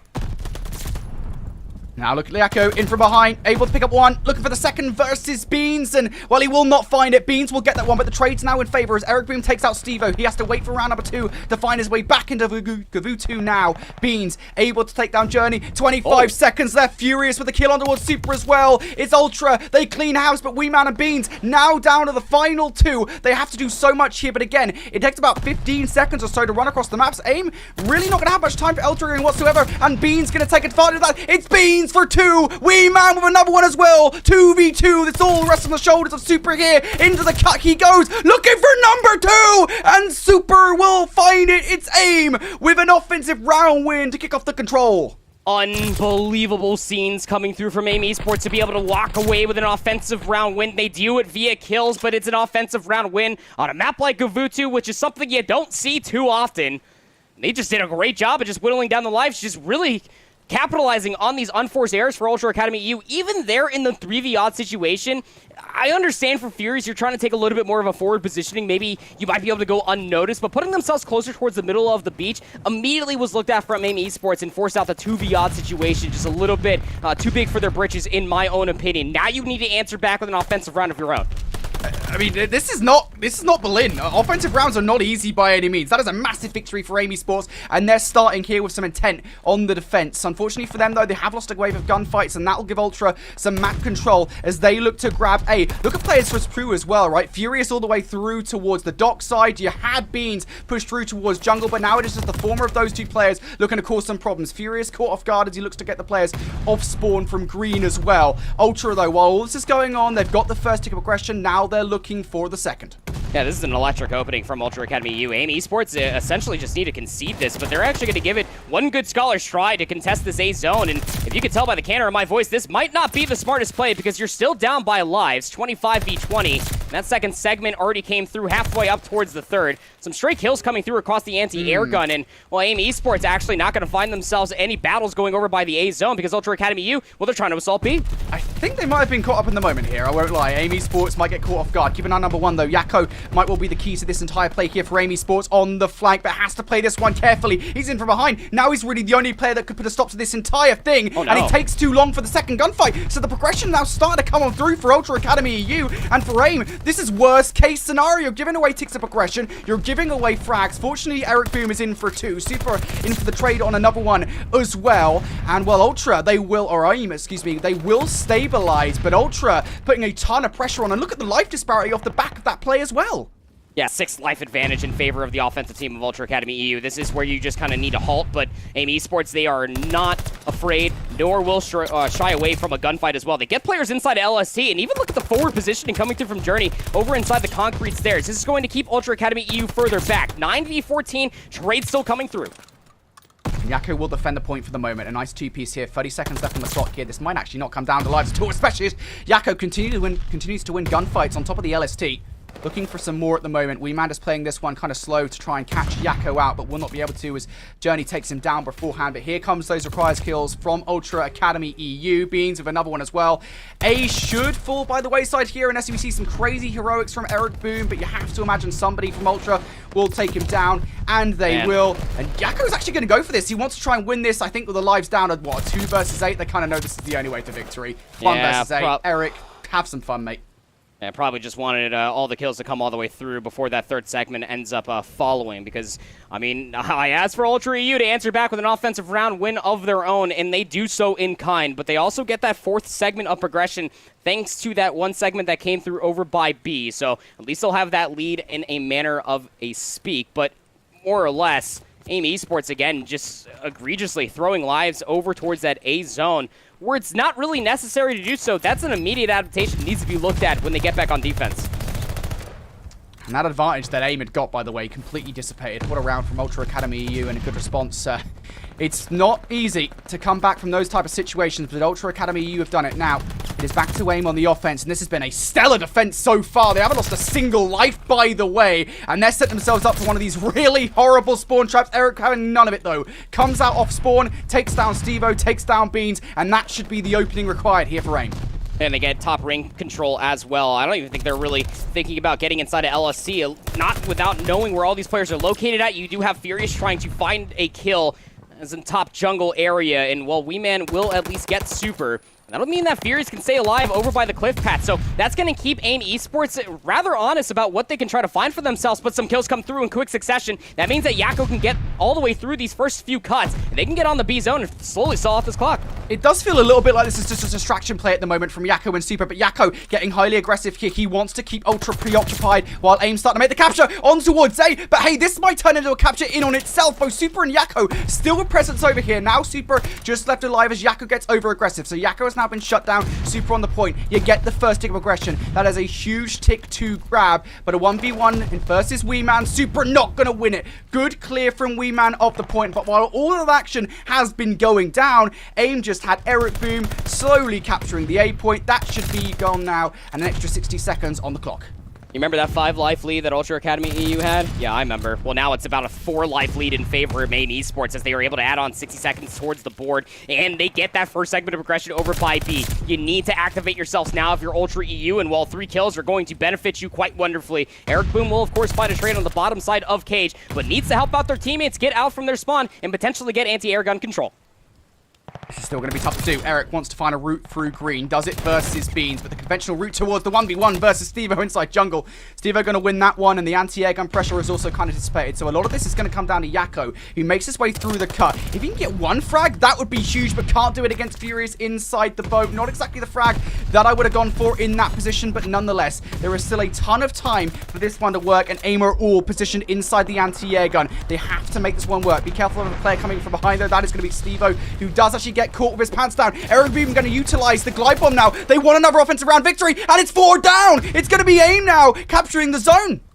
10v4. No respawns remain for Ultra Academy EU. These nades need to be on point, and they just simply aren't. Super Journey combined for 2. It comes down to the ARs. Beans, Wee Man can't even get to the zone in time. They do it via kills in their first offense. They get all 6 segments of progression in their second. Again, this is not Berlin, y'all. This is not what we have expected on Tuscan Control since the early stages of Vanguard, but Aim Esports, Ultra Academy EU, they are coming out to play. It's an elimination match, and boy, have I feel a big match feel just in this control alone. Beans flexing his fingers in the game. Andy, what is going on? What is going on right now? Offensive rounds being traded off? I have zero idea how this has happened. Nonetheless, we're here though. Round number 4, and Ultra require another one. This is not how they expected this one to go. Wee Man going to start strong though with the first blood on towards Eric Boom. Steve looking for a route in through the middle of the map, and will find it. But you got to deal with Yakko, who's managed to make his way through the LST. Journey, there he is. Journey for 2. That'll clear it for now. And he's on 6 in a row. One more kill. He'll get himself a glide bomb. That'll be the second glide bomb in favor of Aim Esports, but Furious will put them to rest. Does not matter, though. I mean, look at the forward positioning coming out from Aim Esports. Under 1 minute left, and there's really not much map positioning to speak of for Ultra EU. Yeah, you're able to at least get Vortex in top ring. They'll be quickly traded out. Aim Esports collapsing on the play. Here comes Yakko in from behind. This has happened 3 or 4 times. Yakko is going to be effective. 45 seconds now left on the clock. Things starting to look dire for Ultra Academy EU. You need to find your way through. Yakko now in from behind. There's looking for number 2. He will not get it versus Beans. Perhaps there is a light, though, in the darkness for Ultra Academy EU. It is Wee Man who has made his way over towards B. We need to see some form of heroics here. Just distract while the rest of the team make your way over towards A. A little bit of a bait play. Wee Man needs to find at least some damage, but they're stunned up. Nade comes through, keep them weak. Yakko will be able to clean them up before that first segment comes all the way through, and kills are also coming through the middle of the map. You still have Super to deal with in top LST. Last chance saloon. 21 seconds remaining, and Ultra EU need to get out of their spawn. All right, Steve has got the first kill versus Super. How many more can you get? Because Journey is pushed far forward, and Journey wins that one versus Stevo. Now it is up to Furious, close towards the point. He's only able to get 1. 10 seconds left. Can anybody touch this point? Wee Man trying to get the shots from afar, but look at Aim. How strong the defense is. 4 seconds. Wee Man finds his way onto the point, but he gets taken down by Furious. No! What a terrible nade. Yakko with the closing kill, but it is Furious who shuts the door on any potential comeback from Ultra. Aim with a 3-0. What an upset to close out day number 1 of Challengers Championships. No, not like this. Ultra EU, they were able to get closer towards the zone, but the teammate comes through, takes down 2 of his teammates. No, my heart literally stopped during that play. I swear, no way. That's how they go out. I gotta stop. My green screen is going wild. I am mind blown that is quite literally how Ultra EU season ends. There is just simply no way. We have talked about the lack of utility usage coming through for a lot of different teams. For it to accumulate to that one specific moment is unbelievable. Again, we go 3 rounds in a row where we trade offense for offense, and then Aim Esports just completely come out swinging like a bat out of hell on that last defense, just completely run over Ultra EU off the rip. They get LST control, and they enforce a spawn trap what felt like about 28 seconds. And Ultra EU, they were desperate, man. Let me tell you, trying to get themselves green control. Immediately contested. Try to get themselves over towards B. Wee Man gets shut down. And the moment they almost have a slight glimpse of hope to get over towards A, Furious takes down 2 of his teammates with a team nade. You absolutely hate to see it, Brody. You hate to see it. Come on! I have nothing. I have nothing analytical to say. Nothing. I I just feel like, what? Like, Ultra EU, they tried. They tried so hard to come back into the... I mean, Aim opened up with the offensive round. I thought, right, that's it. Yeah, obviously, as casters, we think that, right? Because it's the way Gavutu Control goes sometimes, you know? It's very hard to win offenses. So, for Aim to come out the gate with the offensive round victory, that is a damning thing to go up against. Ultra, like, they answer right back. And then Aim get another offensive round? I cannot believe what we have just seen. That has to be one of the best maps of Call of Duty challenges we've seen this season. And what a time to get it as well, Andy. With winners, semifinals, and lower quarterfinals, this is some of the best 3-0s we have ever seen.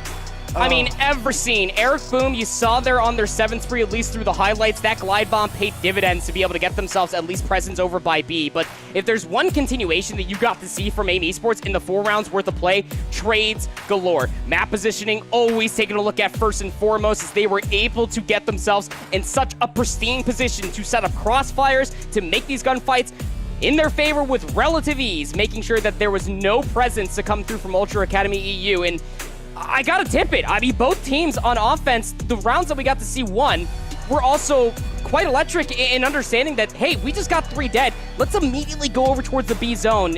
And twice on over, it always garnered at least one segment of progression.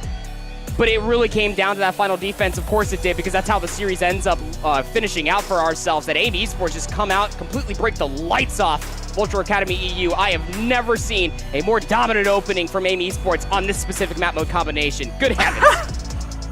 I can't believe it. I don't even know if we've got any analysis left. Let's just take a look at the series. Let's just show you guys how that 3-0 went down. I've got something to say, because honestly, it's just wild, the context of this series. The context of this 3-0. In what universe? Aim. Let's just talk about Aim, right, real quick here. Obviously, they're 3-0 here versus Toronto Ultra Academy North America. Coming into Challengers Championships, this is a team that faced such resistance online. They were getting trash talked to no end because they hadn't played well at LAN this season. They didn't do well at Minnesota. They didn't do well at Toronto. They came into Boston like a force. They got top 8 at that event. To go from strength to strength coming into this event today on LAN and guarantee top 4 at the biggest event of the year, and do it with little practice. Aim have shown up today. It is an incredible story. Andy, I can't wrap my head around it. I'm still trying to wrap my head around just that last and final round on Gavutu. That is just absurd, man. And you said it wonderfully. Look, I'm pretty sure Aim Esports landed yesterday, or if not the day prior, very late in LA. Their practice leading up to this, because everybody from EU that was still playing Vanguard was already over here. That's Ultra EU. They were already over here in the Toronto facility up north, practicing, getting themselves ready for Champs Weekend. They were practicing with, what, 2v2 hardpoints, maybe some S&D chows if they could potentially find it on Vanguard this late in the season.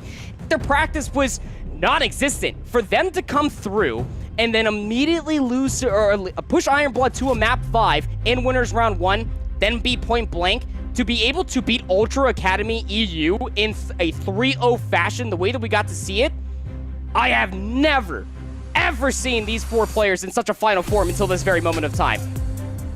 It's wild, isn't it? It is just wild. This is Call of Duty Challenges. If you guys, this is your first time watching Call of Duty Challenges, welcome. It's amazing. You guys should do it more, because trust me, this is just a taste of what we have to offer here down in the Passion Pit. Let's take a look at our bracket then. At the end of day number 1, we have halved our field down from 8 teams to 4, of course. Let's start from the top and go down through to where we're at right now. The winners quarterfinals. 3-0s galore, apart from that game 5 between Iron Blood Gaming and Aim Esports. That sent the top 4 seeds through to the winner semis, where, of course, Ultra Academy North America 3-0'd Iron Blood, and Team War 3-0'd their rivals in Ultra Academy EU. Those 2 teams now waiting in the winners bracket finals. But as for the teams that have not made it out of day number 1, Point Blank from Asia Pacific, D1 Gaming from Latin America, unfortunately fall out in 7th through 8th place. And now, of course, we have Team Exposed, who lost to Iron Blood Gaming. Doesn't show it in the bracket, but they did lose to Iron Blood Gaming, and Ultra Academy EU 0'd by Aim Esports. Top 6 placements for those guys. We should say, although they're out of the bracket, like, top 6 is no easy. It's not easy at all, right? I mean, you start to get to this point, you are still categorically the 5th and 6th best teams of the Vanguard season across the globe. It's nothing to scoff at. Again, commiserations to Ultra Academy EU. What a hell of a season for them. If you're thinking about it all the way back to when they were even known as Moneyform back in Season 1. And then you got to see what they looked like when Toronto ended up picking them up, put themselves in a position to be able to get a little bit more back-of-house support. Gotta give a big shout-out to Josh, because he was getting these guys in tip-top form. Season 3 Elite Champions didn't exactly have the showcasing that they wanted at the Pro-Am, sure, but through all the roster changes, through all the adversity that this team ended up having to face, they ended up finding themselves in a position to be able to get top 6 at Challengers Champs, losing to a very final form of AIM Esports. Nothing to scoff at the very least. AIM Esports just really were showcasing that they were the better team today, at least in that matchup. Yeah, I think it's been a real story, hasn't it, for AIM? Because we were worried. I know we keep on going, the production probably hates us at the moment, but like, we were worried at the start of the day, you know, like AIM Esports, you know, they came out, there was game number 5 versus Ironblood, okay, that's great, but it was versus Point Blank, and it looked a little bit concerning, right, because they were making a few mistakes here and there, and maybe you and I were like, this might well be not the best situation for AIM Esports. Maybe they're not going to come out very well of day number 1, but they've proved everybody wrong. They've proved us on the desk wrong. I think they've proved a lot of haters online wrong as well. The Spanish will reign free at the end of day number 1. Vamos in the chat for the Spanish as AIM Esports move through to day number 2, of course. They will not be alone in that endeavor. Tomorrow, of course, we have 4 teams remaining. Toronto Ultra Academy, North America Team War, AIM Esports, and Ironblood Gaming. Trust me, you guys do not want to miss it. $250,000 on the line. We haven't even emphasized that, by the way. $250,000 on the line, and the lion's share of that will be going to 100K. By the way, it is going to be epic. Make sure you guys tune in tomorrow at 6:30 p.m. BST, 1:30 Eastern, and I think, 9:30? I'm trying to work out the maths of it all. 10:30 Pacific time. I'm amazing on the fly. Don't worry about it, mate. For more Call of Duty Challengers Championships action, the final day of the Vanguard season is upon us. We'll see you guys tomorrow.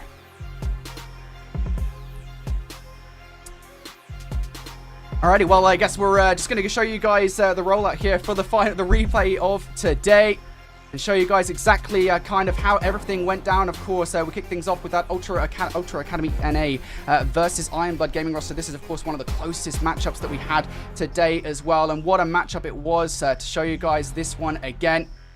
Some amazing plays from this best of 5. Such a close one, and just one of the many close-up matches that we had throughout today. Of course, that one ended pretty well, I would say, for the Ultra Academy North America side. Of course, they currently sit in our winners bracket finals, and yeah, I think when we talk about kind of the storylines for that Ultra Academy North America side, I think it's just huge. Again, we talk about kind of Mohawk and you know, his quest for revenge versus Ultra Academy North America. Was not able to get it. Of course, we move into the search and destroy, and that one went the way of Ultra Academy North America. We know what Scrap, we know what Hixie, we're not fickle. Players like this are capable of on a map such as Desert Siege, Search and Destroy. And well, we saw it here once again.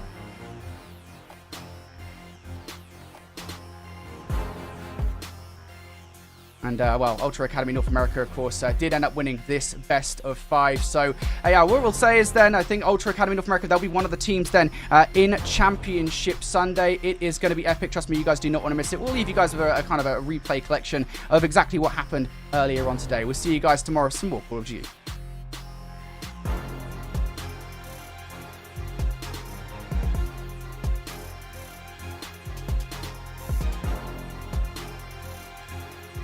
Hey, Katie, sorry about that. I think that's a bit of a miscommunication, because regularly when we do rollouts, it's literally like we just kind of do a rollout of like 30 seconds, and then it's just like we talk about like 20 seconds of replays. That's why I did the whole thing at the end, and then I got really confused when we did like a replay package.